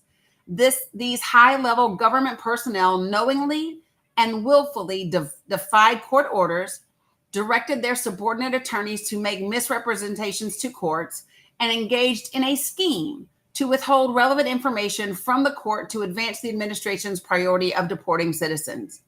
Since April 5th, 2025, it has been widely reported that, according to DOJ sources, Mr. Ravini was put on administrative leave by DOJ for allegations of failure to, quote unquote, follow a directive from his superiors, failure to, quote unquote, zealously advocate on behalf of the United States, and for arguing, quote unquote, against Homeland Security and the State Department, when he truthfully represented to the court that Mr. Abrego Garcia's removal was in error. These statements by Attorney General Pamela Bondi, and her deputy Todd Blanche are false and misleading. Indeed, it has since been reported that prior to the April 4th hearing, senior counselor to the Secretary of Homeland Security and Trump appointee James Percival conceded that Mr. Abrego Garcia's removal was, quote unquote, an administrative error. Not that we should say publicly. Nevertheless, White House officials have publicly disparaged Mr. Ravini to justify their refusal to comply with the Constitution and with court orders. White House Deputy Chief of Staff Stephen Miller falsely stated, quote, "The only mistake that was made is a lawyer put an incorrect line in a legal filing," end quote, and labeled Mr. Ravini, quote, "a saboteur, a Democrat," end quote. Referring to Mr. Ravini, President Trump stated, quote, "Well, the lawyer that said it was a mistake was here a long time, was not appointed by us, should not have said that, end quote. What has not been reported to date are Mr. Ravini's attempts over the course of 3 weeks and affecting 3 separate cases to secure the government's compliance with court orders, and his resistance to the internal efforts of DOJ and White House leadership to defy them through lack of candor, deliberate delay, and disinformation. Discouraging clients from engaging in illegal conduct is an important part of the role of a lawyer. Mr. Ravini tried to do so and was thwarted, threatened, fired, and publicly disparaged for both doing his job and telling the truth to the court. Because his clients engaged in unlawful activity, abused their authority, created substantial and specific threat to the health and safety, and because the pattern of this conduct continues to this day, Mr. Ravini is exercising his rights under 5 U.S.C. 2302 and 5 U.S.C. 1213 to report wrongdoing. Since his unlawful termination, 6 members of Congress have written to Attorney General Bondi and Deputy Attorney General Blanche decrying the quote-unquote Hobson choice DOJ leadership has created for attorneys, quote, who may be forced to choose between their jobs and their oath of candor to the courts, end quote, and calling for Mr. Ravini's reinstatement. We thank these members for their support of Mr. Ravini and urge all members of Congress committed to the rule of law, along with the DOJ Inspector General and the U.S. Office of Special Counsel, to investigate the disclosures presented in this letter. 1. Erez Ravini, nonpartisan zealous advocate with distinguished service at DOJ. Before his unlawful removal from federal service on April 11th, 2025, Mr. Ravini had an exemplary, nearly 15-year legal career at DOJ. Mr. Ravini began his career at the Office of Immigration Litigation, otherwise known as OIL, District Court Section, DCS, in 2010 as a trial attorney and was promoted multiple times under both Republican and Democratic administrations. Most recently, Mr. Ravini served as the active deputy director for the Office of Immigration Litigation, responsible for all of OIL's immigration litigation arising in the U.S. District Courts nationwide, overseeing over 100 attorneys handling hundreds of cases. His supervisory responsibilities included oversight of the government's defense against many significant legal challenges to multiple executive orders signed by President Trump and defending multiple immigration policy initiatives on behalf of the Department of Homeland Security, the Department of State, Department of Defense, Department of Labor, and the Department of Health and Human Services. Mr. Ravini received a notice of his promotion to that role on March 14th, 2025, effective Friday, March 21st, and in the following week alone, oversaw and defended the government's position in at least 7 cases involving motions for temporary restraining orders or preliminary injunctions seeking court orders enjoining Trump administration policies nationwide, including multiple emergency appeals to various courts of appeal.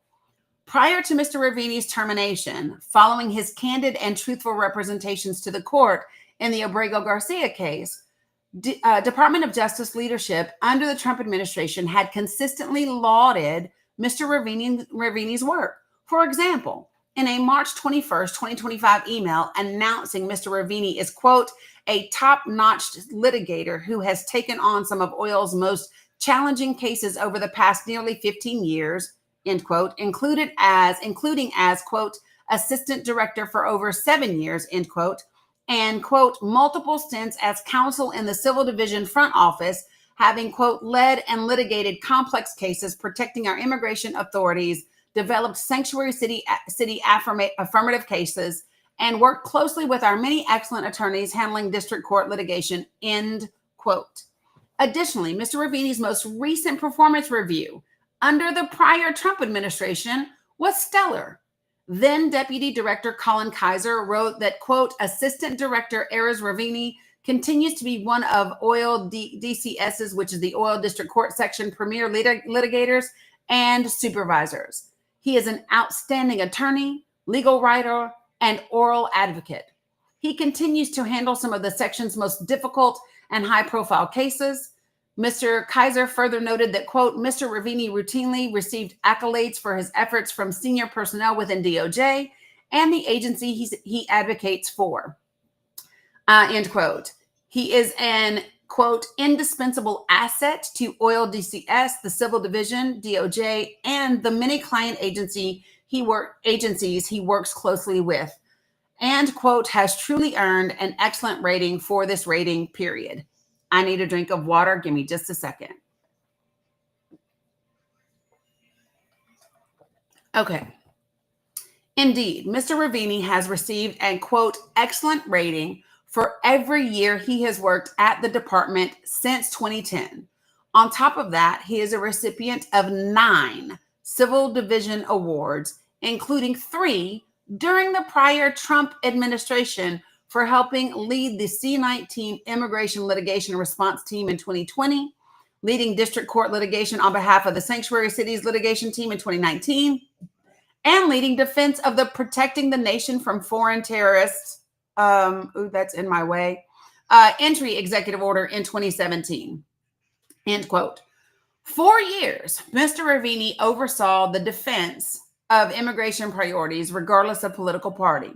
During the first Trump administration, Mr. Ravini led the defense of the administration's initiatives, including the executive orders and proclamation barring entry of certain nationalities to the United States, multiple rules barring access to asylum to migrants at the southern border, including the entry, transit, and criminal asylum bars, the migrant protection protocols, and the defense of expedited removal statute against constitutional challenges.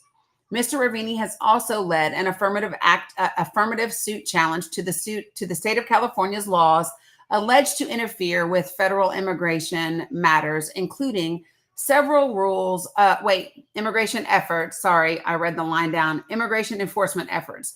During the Biden administration, Mr. Ravini defended multiple immigration matters, including several rules barring access to asylum to those arriving on the southern border. Earlier in his career, he defended multiple Obama-era labor and employment regulations, as well as detention and removal policies and procedures. Before his abrupt termination, Mr. Ravini oversaw multiple high-profile Trump administration immigration initiatives. In short, Mr. Ravini has been a tireless advocate on behalf of the interests of the United States for years, with a stellar record of advocating successfully on behalf of multiple presidential administrations, both Republican and Democratic. To suggest Mr. Ravini is anything but a zealous advocate for the United States who takes his oath to uphold the Constitution seriously is both false and outrageous. This is point 2. So all of that is point 1. They are laying the groundwork for the next part. So if you're just joining, what we are reading is a whistleblower claim from a DOJ attorney that was within the immigration department and who was fired by the Trump administration for telling the court that deporting Abrego Garcia was a mistake, and for telling the court, the truth about the status of the cases. So this is his whistleblower report saying, listen, here are the things that were happening. They were intentionally trying to subvert court orders. There were discussions with DOJ leadership saying, tell the courts, fuck you, and deport people anyway. And this is his whistleblower account of those things. So point 2, March 14th, 2025, DOJ leadership expressed intent to ignore court orders to effectuate removal flights under the Alien Enemies Act. On Friday, March 14th of 2025, Mr. Ravini received notice of his promotion to acting deputy director of the Office of Immigration Litigation. That same day, following news reports that the president intended to sign a presidential proclamation invoking the Alien Enemies Act, Mr. Ravini was summoned to a meeting by Deputy Assistant Attorney General of Oil, Drew Ensign. At the meeting were Principal Assistant Deputy Attorney General Emil Bove, Counselor to the Deputy Attorney General James McHenry, Associate Deputy Attorney General Paul Perkins, DAAG Ensign, Acting Director for Oil, and Mr. Ravini's direct supervisor, August Flinte, and some other oil attorneys. For you guys, oil is the Office of Immigration Litigation. At the meeting, Bove indicated to those in attendance that the Alien Enemies Act proclamation would soon be signed and that one or more planes containing individuals subject to the AEA would be taking off over the weekend, meaning Saturday, March 14th and Sunday, March 16th. Bove did not provide further details. Bove indicated some stuff that's blocked out, redacted, and stressed to all in attendance that the planes, quote, needed to take off no matter what. Bove then made a remark concerning the possibility that a court order would enjoin those removals before they could be effectuated. Bove stated that DOJ would need to consider telling the courts, quote unquote, fuck you, and ignore any such court order. Mr. Ravini perceived that others in the room looked stunned, and he observed awkward, nervous glances among people in the room. Silence overtook the room. Mr. Ravini and others were quickly ushered out of the room. Notwithstanding Bove's directive, Mr. Ravini left the meeting understanding that DOJ would tell DHS to follow all court orders. Mr. Ravini was stunned by Bove's statement because, to Mr. Ravini's knowledge, no one in DOJ leadership in any administration had ever suggested the Department of Justice could blatantly ignore court orders, especially with a quote-unquote, fuck you. Mr. Ravini was in disbelief because, on the contrary, the Department of Justice consistently advises its clients of their obligation to follow court orders, not to ignore them. Mr. Ravini knew that it was absurd and unlawful to do otherwise, a proposition that Mr. Ravini felt even more certain of after a brief conversation with his supervisor, August Flente, shortly after the meeting. Next, point 3. Between March 14th and April 5th, between March 14th and his unlawful suspension on April 5th, Mr. Ravini refused to obey an illegal order, and he made protected whistleblower disclosures. This part's important. Mr. Ravini's disbelief following the meeting with Bove is now a relic of a different time. Over the next 3 weeks, Mr. Ravini was involved in 3 separate cases involving the legality of the administration's immigration removal operations under its newly implemented priorities, during which time he directly witnessed and reported 1. DOJ officials undermining the rule of law by ignoring court orders. 2. DOJ officials presenting quote-unquote legal arguments with no basis in law. 3. High-ranking DOJ and DHS officials misrepresenting facts before the courts. And 4. DOJ officials directing Mr. Ravini to misrepresent facts in one of these cases in violation of Mr. Ravini's legal and ethical duties as an officer of the court. Mr. Ravini's internal reporting and ultimately his refusal to obey this illegal order directly resulted in his suspension and termination. A. JGG v. Trump. Flights departed the U.S. through invocation of the Alien Enemies Act during issuance of injunction, with government claiming oral injunctions are not binding. At 1:12 a.m. on Saturday, March 15th of 2025, prior to the publication of the Alien Enemies Act proclamation, the American Civil Liberties Union filed suit on behalf of 5 Venezuelan men facing imminent deportation under the AEA and moved for a temporary restraining order to prevent their removal. When Mr. Ravini woke up that morning, he reviewed the plaintiff's motion and learned that the removals were allegedly to prisons in El Salvador, known for their, y'all can read the word, torture, and human rights abuses. After learning from plaintiff's counsel that at least one plaintiff was reportedly already aboard a removal flight, Judge James Boasberg of the U.S. District Court for the District of Columbia entered an ex parte TRO prohibiting the government from removing the 5 named plaintiffs and set a hearing for 4 p.m., which the court later changed to 5 p.m. to hear an argument on a broader TRO. 1.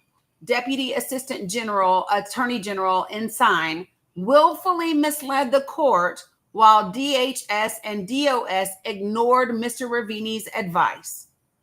Shortly after Judge Boasberg entered the initial temporary restraining order, Mr. Ravini informed the district court via email at 10:18 a.m. that its order had been received and, quote, disseminated to the relevant executive branch agencies, end quote. At the 5 p.m. hearing later that day, DAAG Ensign represented the government in court while Mr. Ravini listened on the public line, emailing DHS and DOS agency counsel periodically. Yeah, baby. Okay, you got to wait just a minute, okay? At this hearing, Judge Boasberg said the plaintiffs, quote, the plaintiffs expected planes to be departing within the last couple of hours, end quote, and asked Ensign, quote, if any of the named plaintiffs are, in fact, on any plane that has departed, end quote. Ensign assured the court that none of the named plaintiffs would be removed during the pendency of the TRO. When Judge Boasberg asked if that meant the plaintiffs, quote, are either not on the planes or that they will not be removed from the planes and will be brought back once the planes land in El Salvador, end quote. Ensign asserted, quote, I don't know the status of the planes. If there are removal flights, the 5 would not be on them, end quote. When Judge Boasberg asked whether any deportations or removals were imminent as, quote, in the next 24 or 48 hours, end quote, Ensign answered, quote, I don't know the answer to that question, end quote. Mr. Ravini reasonably believes Ensign's statement to the court that he did not know whether AEA removals would take place, quote unquote, in the next 24 or 48 hours was false. Ensign had been present in the previous day's meeting when Emil Bove stated clearly that 1 or more planes containing individuals subject to AEA would be taking off over the weekend no matter what. Ensign then added, quote, we can certainly investigate that and report that back to you, end quote. When Judge Boasberg asked how soon he could get that information inside that the government could, quote, certainly include, end quote, the information in a document they were planning to file, quote unquote, tomorrow night. The plaintiff's lawyer stressed the urgency of the situation, noting his, quote, understanding from the people on the ground from different sources that planes are going right now, taking Venezuelans to El Salvador, end quote, that 2 flights, quote, may have already taken off during this hearing, end quote, and urged the, quote, court to issue a class TRO, temporary restraining order, now to avoid any more harm, end quote. At that point, Judge Boasberg adjourned the hearing until 6 p.m. to, quote, let Mr. Ensign do some digging, end quote. The court specified, quote, Mr. Ensign, I will want to know, have planes, in fact, is deportation of people under the proclamation pursuant to AEA in motion now? And will it be for the next 48 hours, end quote. Ensign replied, quote unquote, we can do that, Your Honor. The adjournment began at 5:22 p.m. Mr. Ravini was not included in Ensign's conversation with DHS, DOS, or DOJ leadership during this period. However, prior to 5:24 p.m., DOJ attorneys, including Ensign and Mr. Ravani, received an email from plaintiff's attorney citing public reporting of flight information and stating that they had reason to believe that people were on planes for imminent deportation. According to public reports and various websites that track the whereabouts of airplanes in real time, at least 2 planes took off from Texas after the start of the hearing. The first at 5:26 p.m. and the second at 5:45 p.m. en route to what online sources speculated was a final destination of El Salvador, end quote. Yet, at 6 p.m., following the 38-minute adjournment, DAA Ensign provided Judge Bosberg with no information regarding the flight departures. Specifically, Ensign told the court, quote, "I don't have many details to share," end quote, explaining that his quote-unquote clients said that the quote-unquote operational details raised potential national security issues, particularly ones if discussed with a public line, end quote. When Ensign said that his clients, quote, "raised that we may be able to provide your honor additional details in an in-camera hearing," end quote, Judge Bosberg quickly arranged, quote, "to disconnect the public phone line and start an in-camera proceeding." But after the court accommodated the request for an in-camera proceeding, Ensign failed to report information about the flights. He explained that, quote, we would have to sort out what we can still be provided in camera. They suggested that as a way to potentially provide some details, but I do not personally have those right now, end quote. Once it became clear that Ensign would not provide information even in camera, the court ended the in-camera proceeding and reconnected the public line. I need more water. One sec, I'm drinking.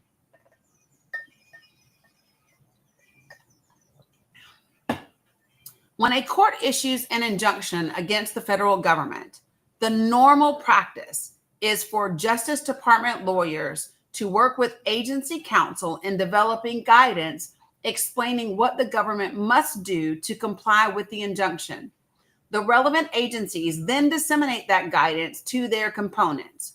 For example, when a court order impacts the Department of Homeland Security immigration removal operations, in normal practice, DOJ and DHS lawyers create guidance that DHS would then, once approved, disseminate to Immigration and Customs Enforcement, which is ICE, and Enforcement and Removal Operations, which is ERO, and other relevant components. Because Mr. Ravini's name was on the court papers the government filed in the 3 cases at issue, and because of his role as acting deputy director for oil, he had a responsibility to confirm that the government was abiding by the court orders in those cases. With this in mind, at 6:14 p.m., as the hearing continued, Mr. Ravini, again listening on the public line, emailed attorneys with DHS Office of General Counsel, ICE Office of the Principal Legal Advisor, and the Department of State Office of Legal Advisor, informing them, along with other DOJ attorneys, that, quote, "the judge is certifying a nationwide class as we speak. It is likely a class-wide TRO is imminent," end quote. At 6:44 p.m., Mr. Ravini sent a follow-up email, quote, "the judge is presently issuing a class-wide temporary restraining order. Can folks confirm for us if at the moment any individuals subject to the AEA are being staged for removal or are presently in the air as part of removal, but not yet having landed and disembarked," end quote. At 6:44 p.m., Mr. Ravini texted his supervisor, Mr. Flinthay, referencing Bove's March 14th, 2025 comment that it might be necessary to tell a court, quote unquote, "fuck you." Mr. Flinthay acknowledged Bove's comment with a joke, referencing the possibility that either he or Mr. Ravini could be fired,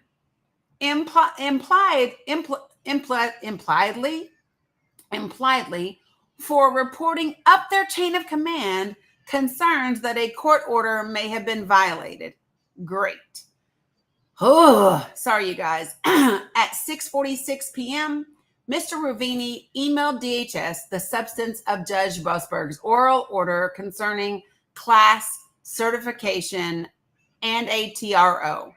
Quote, the class is, quote, all non-citizens in U.S. custody subject to the AEA, which is the Alien Enemies Act, a minute order with more specifics will issue. Please confirm receipt of this email and let us know ASAP on the questions below concerning removals not yet effectuated, including those involving folks in the air, end quote. At 6:48 p.m., Mr. Ravini sent another email. Quote, sorry for all the emails. Last email, the judge specifically ordered us to not remove anyone in the class and to return anyone in the air, end quote. After additional legal argument, Judge Busberg stated that, quote, a TRO is appropriate for the class members, end quote, prohibiting removal of class members with the class consisting of, quote, all non-citizens in U.S. custody who are subject to the proclamation of March 15th, 2025, and its implementation.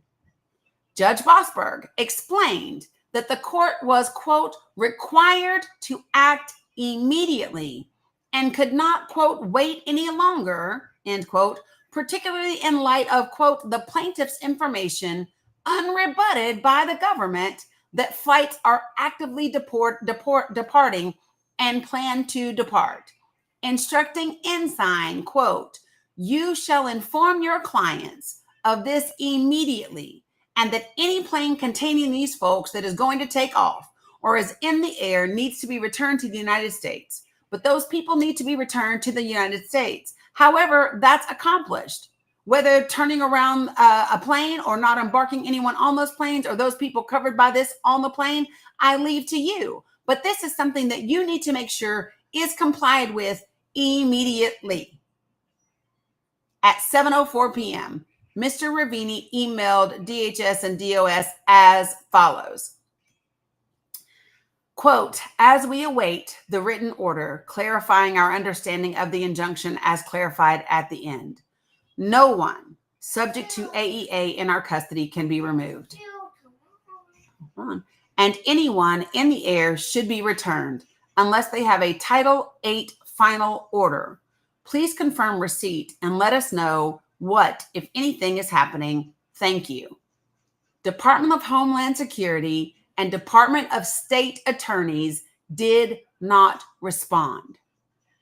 Mr. Ravini followed up with DHS at 7:18 p.m. requesting confirmation that no one without a final order of removal under Title VIII would be removed from the planes as they landed, including one scheduled to land at 7:20 p.m., noting that, quote, we need to address this ASAP to avoid contempt, end quote. Mr. Ravini again received no response. At 7:26 p.m., the court issued a minute order memorializing its TRO. At 7:27 p.m., Mr. Ravini sent another email to DHS and DOS with a copy of the order. At 7:31 p.m., Ensign emailed James Percival, senior counselor to the Secretary of Homeland Security, and Joseph Mazzara, acting Attorney General for the Department of Homeland Security, informing them of the injunction. And 2 minutes later, emailed Department of State counsel.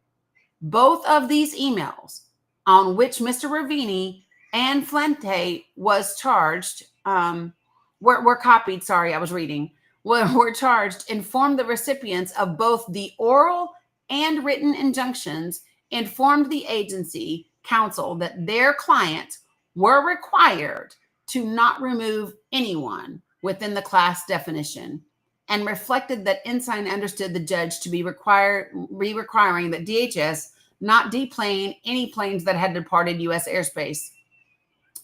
Mr. Ravini was not copied on any response. At 10:13 p.m., no, I don't want to co-host with you.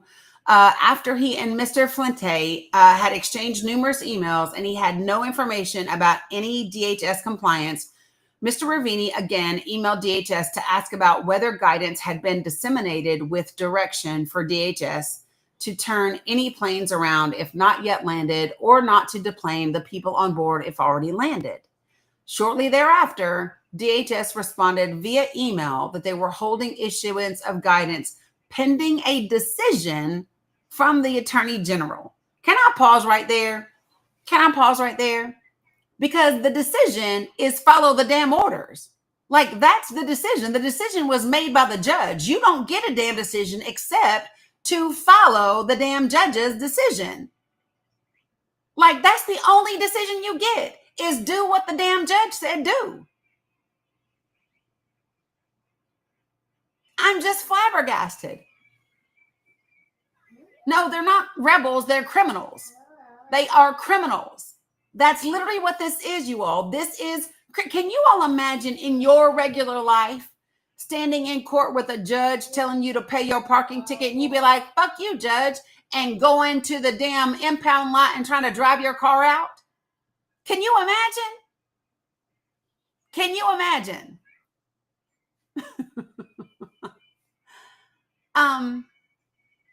And here's the thing. We know that the planes went anyway. We know they didn't turn them around. What I think is so important in this document is, just like the J6 depositions and just like the court orders and the court filings previously, seeing the conversations that take place in between the people within the administration is really the telling part of this whole thing, right? To be able to see the exchanges between these lawyers, to see what's happening behind the scenes, and not just, oh, they didn't comply with a court order, but to know that prior to this hearing, both told them, you might have to tell the judge, fuck you. You got that? Like, this is the part that's really important. And so I wish more people were talking about this rather than, I don't know, whether 60%, 80%, or 90% is like weapons grade, But anyway, all right. Give me just a second. Hey, Mimi, will you get Tutu some water? Please? Can you help me? Thank you, girl. I appreciate you, sis. Good job. All right. So, let me just say this. I know that sometimes reading these things can get whatever, but it's important to read these because this is actual, like, this is important. Real talk. And this is the stuff that is going to cause them issues, especially now that, you okay, sis? Hold on. You okay, Mimi? Okay, you got it. Bless her heart, she's getting her Tutu some water. Okay. This that I'm reading is the filing from the whistleblower from DOJ. So remember that we knew that an attorney from DOJ was fired for telling the court, thank you, sweetheart, that it was a mistake that Kilmar Abrego was deported, and he refused to lie to the court. So they suspended him and then they terminated him. So this is his court order filed by his attorneys under whistleblower protections governing, and he is outlining exactly what happened minute by minute by minute from this time, right? So it's really important. So point number 2, Emil Bove advised the Department of Homeland Security. No, it'll all be, I'll put it in there in just a second. Folks. So Emil Bove asked the Department of Homeland Security that it may take, advise the Department of Homeland Security that it may take actions that violate the court's injunction because the injunction was not yet issued in writing. Really? Really? So you're going to tell the court because you said it instead of writing it, even though the judge said, I am saying it right now and I will put a written order out immediately after this? Whoo-wee. Listen. Whew. So for the next few hours on the night of March 15th, Mr. Ravini exchanged emails with Flinte, which is his direct supervisor, and engaged in multiple phone calls with Ensign. He was concerned about two things. Number one, that deplaning any passengers would violate the court orders. And number two, the need to notify the court of the government's compliance with those orders or its interpretation of the orders. Sometime around midnight, Ensign informed Mr. Ravini that DOJ would be filing a notice with the court signed by Bove explaining its interpretation of the court, including that no violation of the court order had occurred because the two planes left U.S. airspace before the court's written order. Ensign directed Mr. Ravini to prepare Bove's notice of appearance. While Mr. Ravini disagreed with the interpretation that there was no violation of the court order, the fact that Bove, a senior DOJ official, was willing to enter an appearance in the case and make this representation to the court somewhat lessened his concern because he believed he and his staff would not be put in the untenable position of defending this argument. That quickly changed. On Sunday, March 16th, at 12:23 a.m., Ensign informed Mr. Ravini by phone that Bove would no longer be filing either a notice of appearance or a notice to the court explaining the government's interpretation of the court's order. Therefore, Mr. Ravini and Flinte exchanged several more emails. Mr. Ravini anticipated that the government would be held in contempt of court, which did happen, for deplaning those on the flight, and communicated his belief that a notice to the court was necessary. At 12:33 a.m., Ensign telephoned Mr. Ravini, informing him that DOJ leadership did not appear to be in a hurry to file any such notice. Mr. Ravini responded that the government would likely face a show cause motion seeking an explanation as to why the government should not be held in contempt of court. That morning, at 8:07 a.m., Mr. Ravini emailed DHS and DOS asking for confirmation of their compliance with Judge Boasberg's oral and written orders, specifically asking for the status of the individuals on each of the previous day's 3 flights. Mr. Ravini's email included a reminder that to comply with the injunction, no one subject to AEA removal should have been deplaned, and anyone who had been deplaned needed to be returned to the United States. Mr. Ravini also asked whether conversations on those issues were happening at a higher level of leadership between and among the Department of Justice, the Department of Homeland Security, and the Department of State. Mr. Ravini received no response. No response. Given the absence of any email or notice from the agencies or DOJ leadership at that point, Mr. Ravini's concerns from the prior night that DHS had been directed to violate the court's orders began to escalate. Early in the morning of Sunday, March 16th, oh my Lord, President Bukele of El Salvador posted a comment on social media stating, quote unquote, oopsie, too late. Did y'all, I missed this. I missed this. Did y'all know this? I missed this. I missed that the president of El Salvador posted on social media a comment saying, oopsie, too late. Yes, baby. You what? You what? Okay. Ain't this some shit? I missed that. I don't know what I had going on in my life, but I missed that. So he commented on social media, oopsie, too late, in reference to Judge Boasberg's order. And Secretary of State Rubio reposted the comment soon after. And then the president of El Salvador posted a video of the men being escorted from planes into CCOT. Now, I knew that part, but I missed the oopsie shit. As the day continued, Mr. Ravani's emails asking, I just have to stop for a second.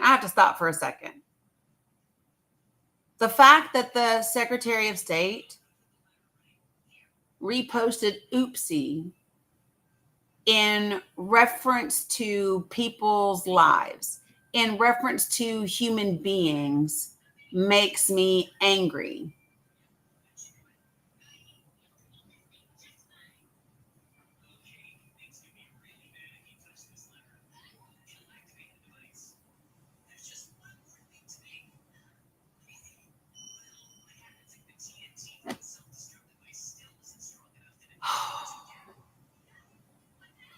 As the day continued, Mr. Ravini's emails asking for confirmation of the status of the removal flights remained unanswered. Mr. Ravini reported his concerns to August Fuente that based on public reporting, social media posts of the Secretary of State and the President of El Salvador, and the failure of DHS to answer any of Mr. Ravini's questions concerning the 3 flights that had taken off the previous day, it appeared the government had violated the court's order and removed individuals to El Salvador. What?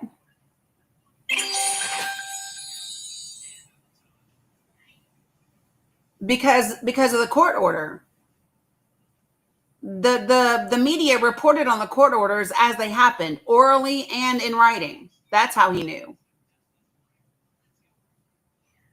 Eventually, agency counsel for DHS informed Mr. Ravini by telephone that DOJ leadership had advised DHS to deplane the flights in El Salvador and directed Mr. Ravini to consult DOJ leadership if he had any concerns.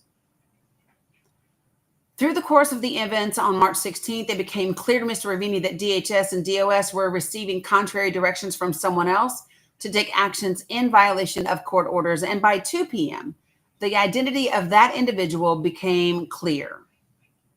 In an email from Acting Assistant Attorney General Yakov Roth to Ensign Flente and Mr. Ravini, Roth explained that Bove had advised DHS that under the court order, it was permissible to deplane individuals on the flights that departed U.S. airspace before the order had issued on the docket. So in other words, before the written order was issued.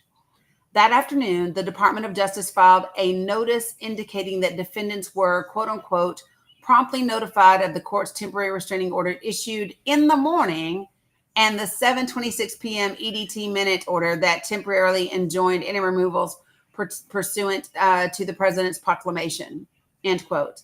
The notice also asserted that, quote, some gang members subject to removal under the proclamation had already been removed from United States territory under the proclamation before the issuance of the court's second written order. By the day's end, multiple media reports and posting from senior government officials in both the United States and El Salvador on social media confirmed that all individuals on the 2 or 3 planes had taken off March 15th had been detained in CCOT in El Salvador. The next hearing in the case occurred on March 17th. At some point prior to the March 17th hearing, Ensign informed Mr. Ravini that Ensign would not be handling the hearing, given concerns that the court would likely interrogate Ensign concerning the March 15th events. So check this out. So prior to the next hearing, Ensign says, I'm not going to handle this case because if I go into court, the judge is going to interrogate me about what actually happened, and I don't want to lie in court, pretty much. So I'm just not going to represent it, and you're going to have to do that. What in the absolute holy hell? Like zero integrity. Zero integrity. Woof, woof, woof, woof. Point 3. The government refused to comply with the court's reporting order. On March 17th, the court held a hearing to determine whether the government complied with its orders. The court issued a minute order demanding the government state, quote unquote, whether and in what form it would provide answers to the court's questions regarding the particulars of the flights, end quote. The order further stated that if, quote, the government takes the position that it will not provide that information to the court under any circumstances, it must support such position, including with classified authorities if necessary, end quote. Following this order, Flinte and Ensign told Mr. Ravini that leadership at DOJ were reporting, quote, down the chain, end quote, that the government was not going to answer the court's questions about anything that happened before 7:26 p.m. on March 15th, and so not to provide information about when the flights took off. Can you imagine? Okay, so let's just be clear. Do y'all want to know why Mr. Ravini was taking such thorough notes and notating times and listening in on a public line for a hearing he was not present in? Because his name was on the court papers that were filed with the court. He has already seen other lawyers doing arguments for the Trump administration and the Trump campaign that got their damn law licenses taken away from them. So Mr. Ravini said, I am not going down for y'all's shit. I'm going to keep my law license. No matter what happens, I'm going to keep my law license and I'm going to do what the court expects me to do and what I took an oath to do as a lawyer. So point 3. This is when the government refused to comply with the court's reporting order. On March 17th, the court held a hearing to determine whether the government complied with its orders. The court issued, and this is the written order, demanding the governments to state, quote, whether and in what form it would provide answers to the court's questions regarding the particulars of the flights, end quote. The order further stated that if, quote, the government takes the position, did I read this part already? Fuck yeah, I did. Sorry. Here we go. Point B.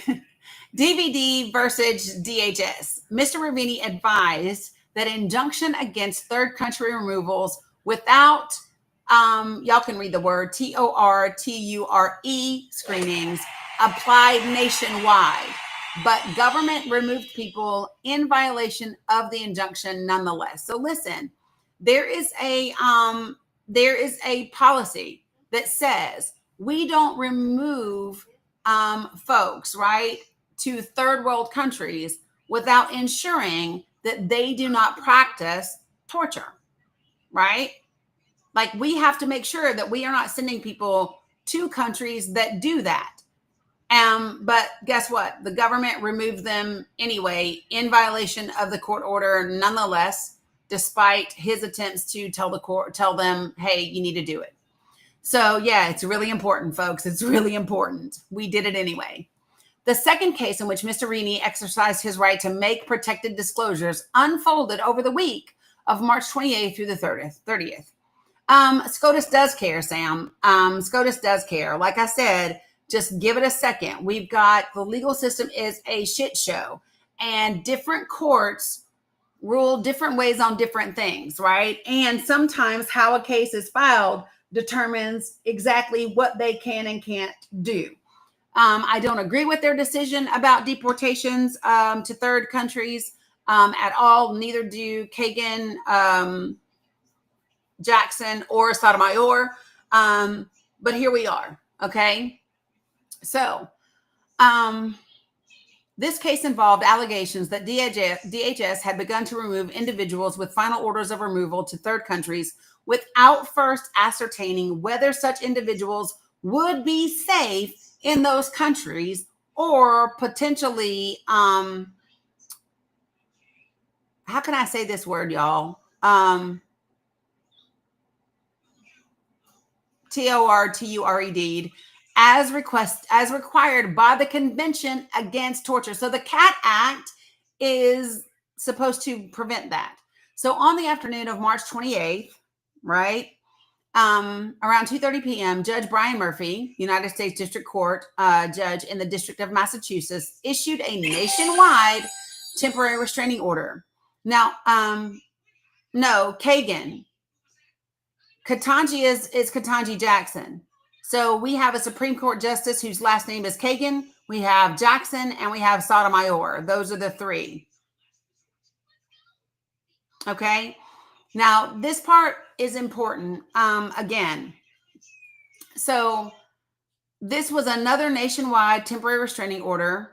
The order enjoined the government from removing the three named plaintiffs and, quote, any individual subject to a final order of removal from the United States to a third country, i.e., a country other than the country designated for removal in immigration proceedings, end quote, without providing the individual and their counsel, quote, with written notice of the third country to where they may be removed, and, quote, a meaningful opportunity for the individual to submit an application for cat protection to the immigration court, and if any such application is filed, until that individual receives a final agency decision on any such application, end quote. So what is that saying? It says, listen, this is nationwide.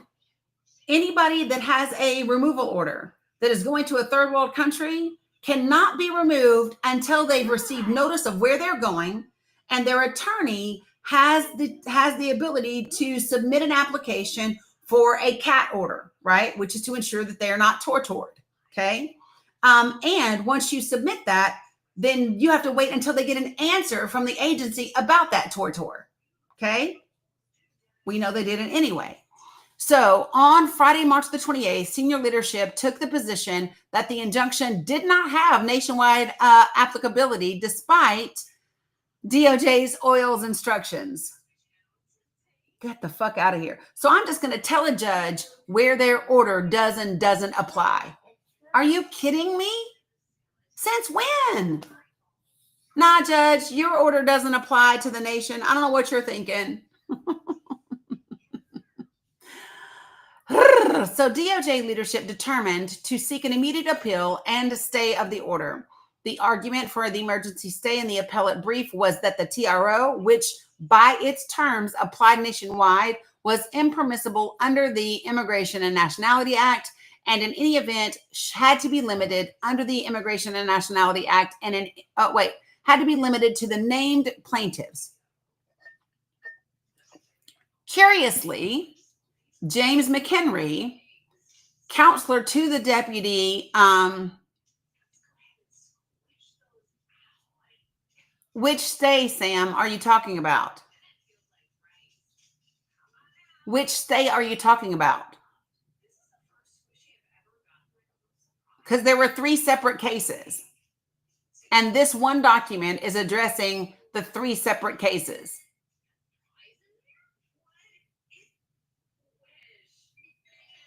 So this is the second case that was filed in Massachusetts. Yeah, this is not SCOTUS. This is not SCOTUS's stay. This is not SCOTUS.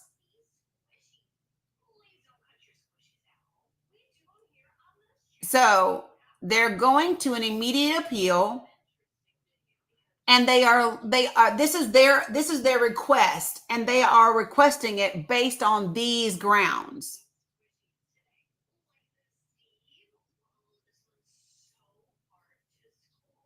So yeah, no worries. So this is the court case that is in Judge Brian Murphy's court, United States District Court in Massachusetts, right? He's given them a nationwide TRO around cat protections, okay? So the department has said, listen, the injunction doesn't apply because it should only be for the three people that were named on it, and it can't apply to anybody, is what they're saying. Curiously, James McHenry, counselor to the Deputy Attorney General, directed through Einstein that afternoon that it was necessary to include a peculiar footnote with no context stating, quote, the operational effects of the order is ambiguous, end quote.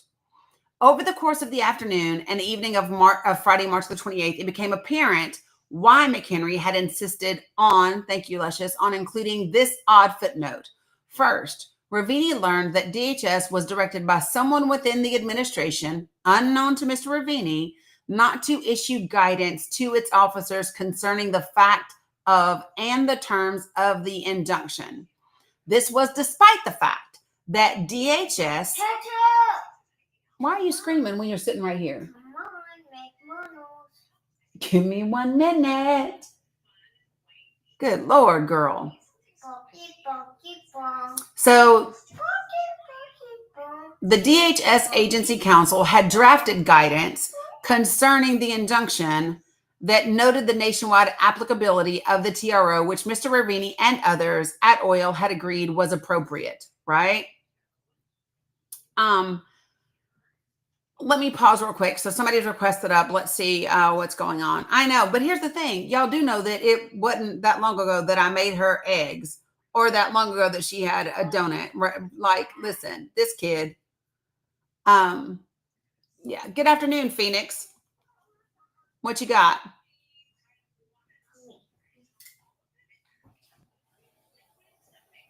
Right, Cam.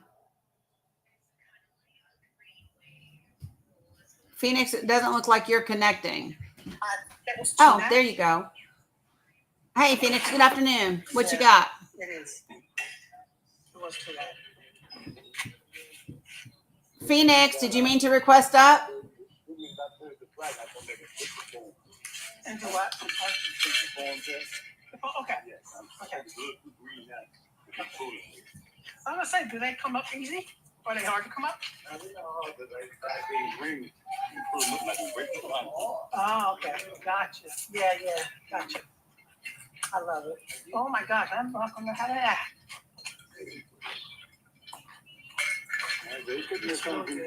Oh, I know it is, Cam. I'm just being nosy.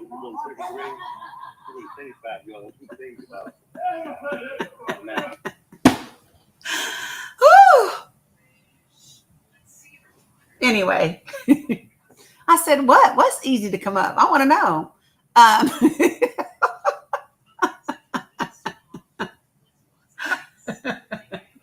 All right. Got to get your laughs in wherever you can, right? Okay.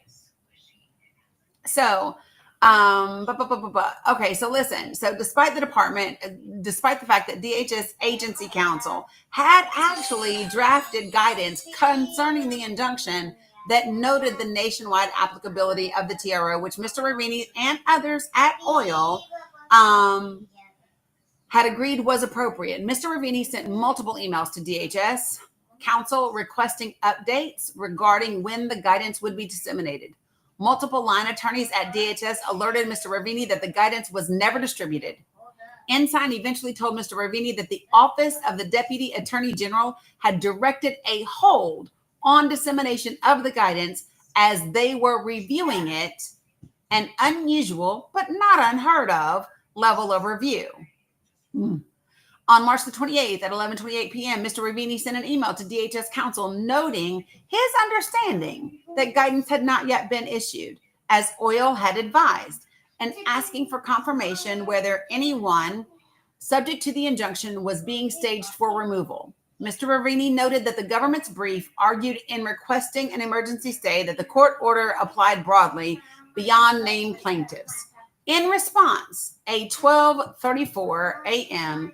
senior counselor to the Secretary of Homeland Security, James Percival, responded for DHS that, quote, my take on these emails is that DOJ leadership and DOJ litigators don't agree on the strategy. Please keep DHS out of it.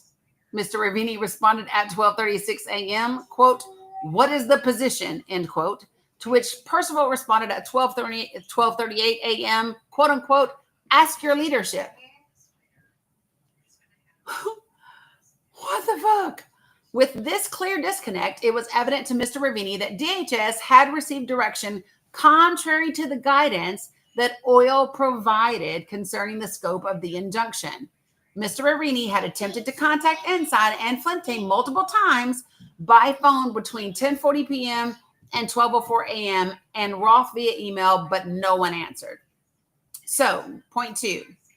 On the night of March 28th, morning of March 29th, White House directed Mr. Ravini to file a brief asking for an emergency stay with assurances of understanding a nationwide application. So I'm going to pause right here for just a second.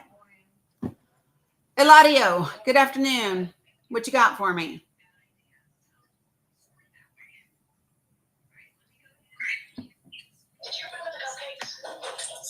Eladio?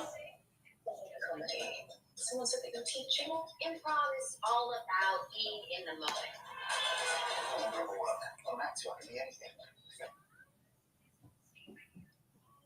I don't know what that was.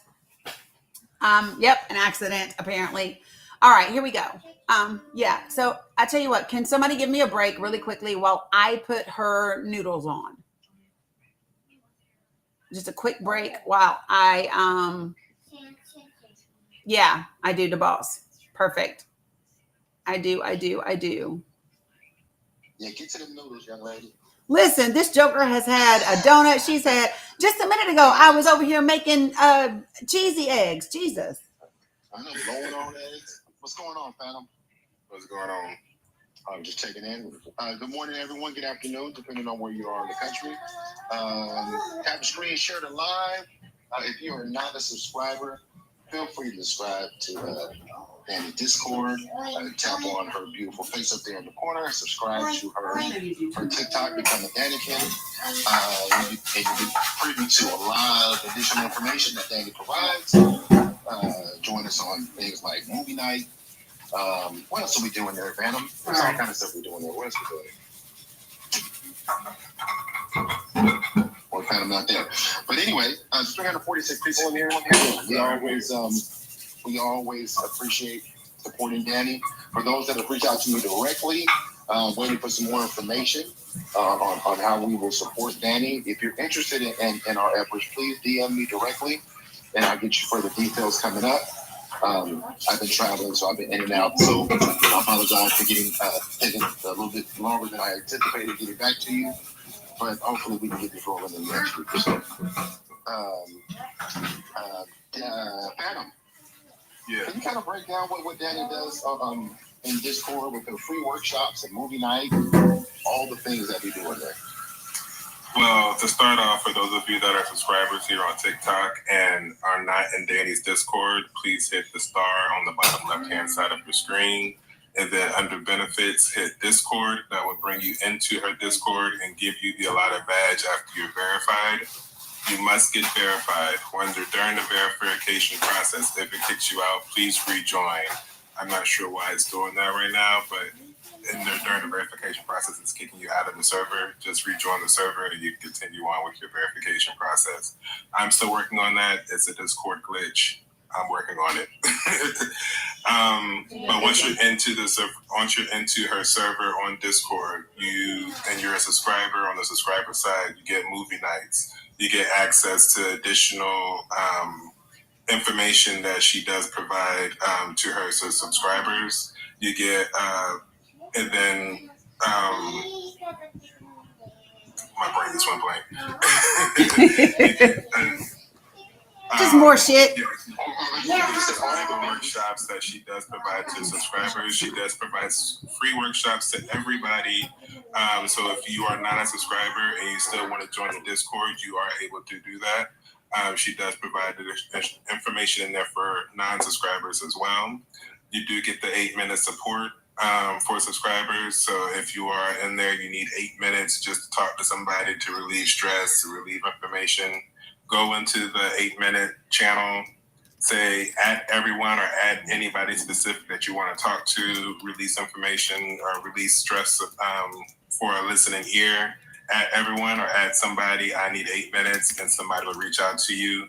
And you can go to a specific channel and talk to that person. Some people put their phone numbers in there. You can contact them directly if you wanted to. That's on them. I wouldn't put my phone number in there.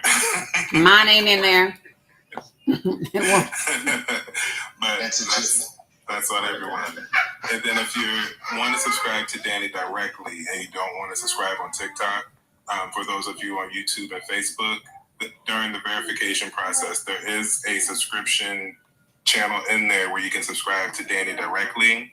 She does have the base level subscription that the TikTok users have, and then she also has additional tiers for more information for other programs that she has going on that you are able to utilize, get more information, different information that's not just political, you know, mental health awareness and all that stuff. So she does have other programs in there for direct subscription to Dani through Discord. So make sure you utilize all those information. And plus her podcast is available to everybody through Discord if you don't have that. Awesome. Thank you, lovely individuals. I appreciate you greatly. Let me know if you want me to take you down or if you want to stay up on the panel. Let me know. You know, you can take me down to this exact meeting to go to an 11, but if you can reset your Just did. goal. Just did. Perfect. And just so those know, for everyone's listening, what you will not find in Discord, you will not find how she makes her cheesy eggs, so don't go there looking.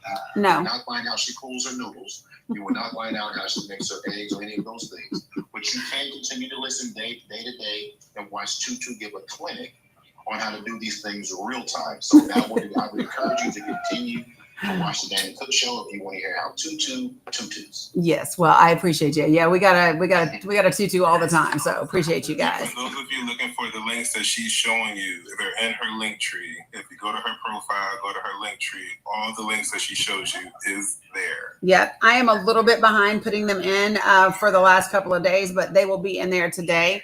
Also, I have a hard stop at 12:15 because I will be interviewing a candidate for governor for the state of Michigan and on Zoom. So I'm going to stop 15 minutes early so I can, I don't know, take a bite of a sandwich or something and then do that Zoom. Don't forget tonight, 6:30 p.m. Eastern Standard Time, we will be doing our workshop. Yeah, I need to do 2:10. I got like 13 minutes and we'll keep doing this. I'll try to get as much of this done as I can. And then tonight we have the workshop at 6:30 p.m. Eastern Standard Time. So cool. All right. Thank you, Phantom. All right. So let me go ahead and give it to you. You guys ready? All right. I'm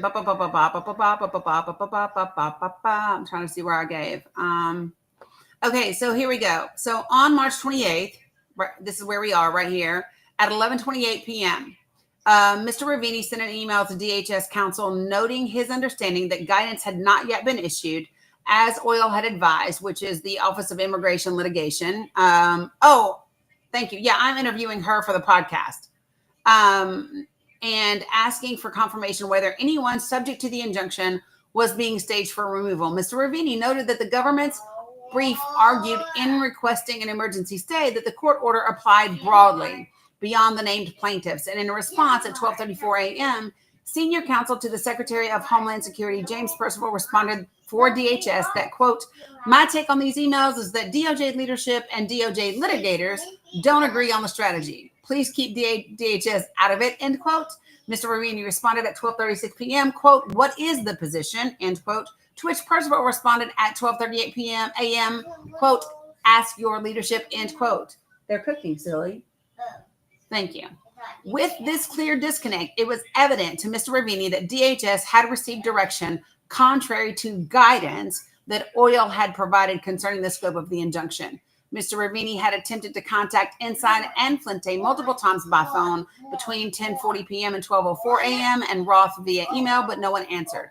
So on the night of March 28th and between the morning of March 29th, the White House themselves directed Mr. Ravini to file a brief asking, perfect. Thanks, Sandy. What am I saying right now? White House directed Mr. Ravini to file a brief asking for an emergency stay with assurances of understanding of nationwide applicability. Mr. Ravini, unable to contact his chain of command, made the decision that the brief requesting an emergency stay could not be filed given the lack of consensus that the injunction applied nationwide. And he notified DHS of the same at 12:42 a.m. on Saturday, March the 29th. 1 minute later, at 12:50 a.m., I'm 8 minutes later, Mr. Ravini received frantic emails from multiple senior DOJ and DHS officials, ultimately including McHenry, Perkins, counselor to the Attorney General Henry Whitaker, and Percival, asking him to call them. Mr. Ravini first called ADAG Perkins, and he and McHenry were on the line. They asked Mr. Ravini why the brief had not been filed. Mr. Ravini explained that per his email, there seems to be a fundamental disconnect between the brief, which acknowledged nationwide applicability of the injunction as the basis for seeking an emergency stay, and DHS's understanding that the injunction only applied to the 3 named plaintiffs. They're cooking, babe. You got to give them a minute to cook. On the call, Mr. Ravini perceived Mr. McHenry to be acting strangely, answering questions evasively, and suggesting additional odd language to add to the brief. Neither Perkins nor McHenry confirmed whether ICE had even received the text of the injunction. The call ended with McHenry when McHenry said that he and Perkins needed to go make a call and would be back in touch. At around, thanks, Sandy. Yeah, right. As my previous email, that always tells you they irritated to their soul with what you're doing. But here we go. I appreciate you for gifting, Sandy. All right, so here's the other part. So at around 1:18 a.m., Whitaker and Percival emailed Mr. Ravini asking him to call them. Mr. Ravini called Whitaker, who immediately patched in Percival. Similar to McHenry and Perkins, Whitaker and Percival asked Mr. Ravini why the brief had not been filed. They stated that the White House wanted the brief filed by midnight. Mr. Ravini stated that DHS seemed to be saying that DOJ leadership was giving them guidance contrary to that provided by OIL. He explained that the brief acknowledged the injunction applied nationwide, but DHS's position was that it only applied to the 3 named plaintiffs. Mr. Ravini explained to Whitaker and Percival that if the brief were filed acknowledging nationwide applicability of the injunction, that would be the official position of the United States. If there were also removal flights planned for that weekend, they would have to be consistent with this injunction or risk contempt of court. They are cooking, Mila. They have to cook longer than 2 minutes. Give them time to cook. Thank you. If removals inconsistent with the injunction were effectuated nonetheless, the government would have to withdraw or modify its brief and notify the court. Mr. Ravini also shared his understanding that no guidance had been disseminated to DHS regarding the position in the brief. Mr. Ravini asked Whitaker and Percival if they agreed that the injunction required nationwide applicability. Percival hurriedly responded, "Yeah, sure." And Whitaker said, "Yeah, buddy," end quote. Still concerned about relying on the assurances from Whitaker and Percival that they agreed the injunction applied to more than the 3 named plaintiffs, Mr. Ravini directed his staff to file the brief. Later that day, Mr. Ravini learned with certainty that DHS had never disseminated the injunction or guidance about its applicability within the agency. Saturday, March the 29th, gag order instructed Mr. Ravini to stop asking about injunction compliance guidance. Get the fuck out of here. So on the morning of March 29th, Mr. Ravini learned that individuals were again being staged in Texas by DHS, possibly for removal. Against that backdrop, Mr. Ravini heard from DHS that DHS was again working on disseminating guidance to ICE. Relieved, Mr. Ravini briefly turned to other matters. However, by early afternoon, it became clear no guidance would be forthcoming. Mr. Ravini heard from agency counsel that no guidance had been disseminated and instead was stuck somewhere within DHS. This meant no field officer at ICE involved in the deportations had yet been told how to conduct their operations consistent with the injunction and how to ensure that persons removed to third-party countries were given notice of their right to alert the government to claims of torture in those countries. Mr. Ravini called DHS agency counsel around 3:20 p.m. and confirmed directly that no guidance had been issued.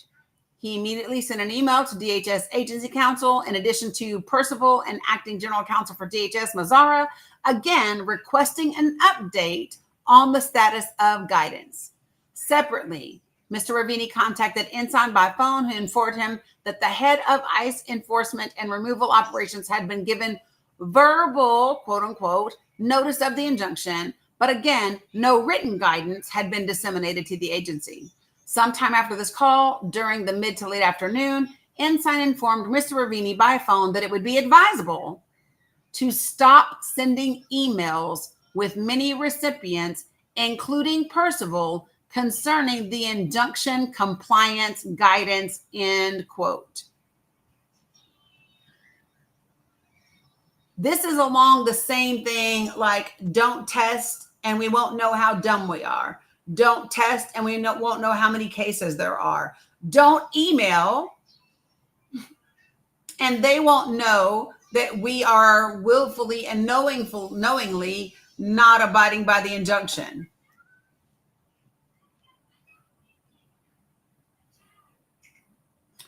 On Sunday, March 30th, Mr. Ravini reported a possible violation of the injunction. He said, "I am not going down with this damn ship. No, thank you." So on the morning of Sunday, March the 30th, despite Ensign's instruction to stop email correspondence on the matter, Mr. Ravini again emailed DHS to ask if any guidance on the injunction had been disseminated. Mr. Ravini continued to press on the matter pursuant to his job responsibilities to ensure quick dissemination of guidance instructing injunction compliance, his ethical duties, and his role as an officer of the court. Thereafter, Mr. Ravini spoke twice with Ensign on the phone between approximately 11 a.m. and noon, during which time Ensign told Mr. Ravini that, quote, leadership had concluded and directed that no injunction compliance guidance would be issued. Ensign also again told Mr. Ravini that he should no longer contact DHS asking about the guidance. Mr. Ravini informed Ensign that plaintiff's counsel had notified oil attorneys that their class member clients were being or had been prepared for removal. And without further information, this appeared to be a violation of the injunction.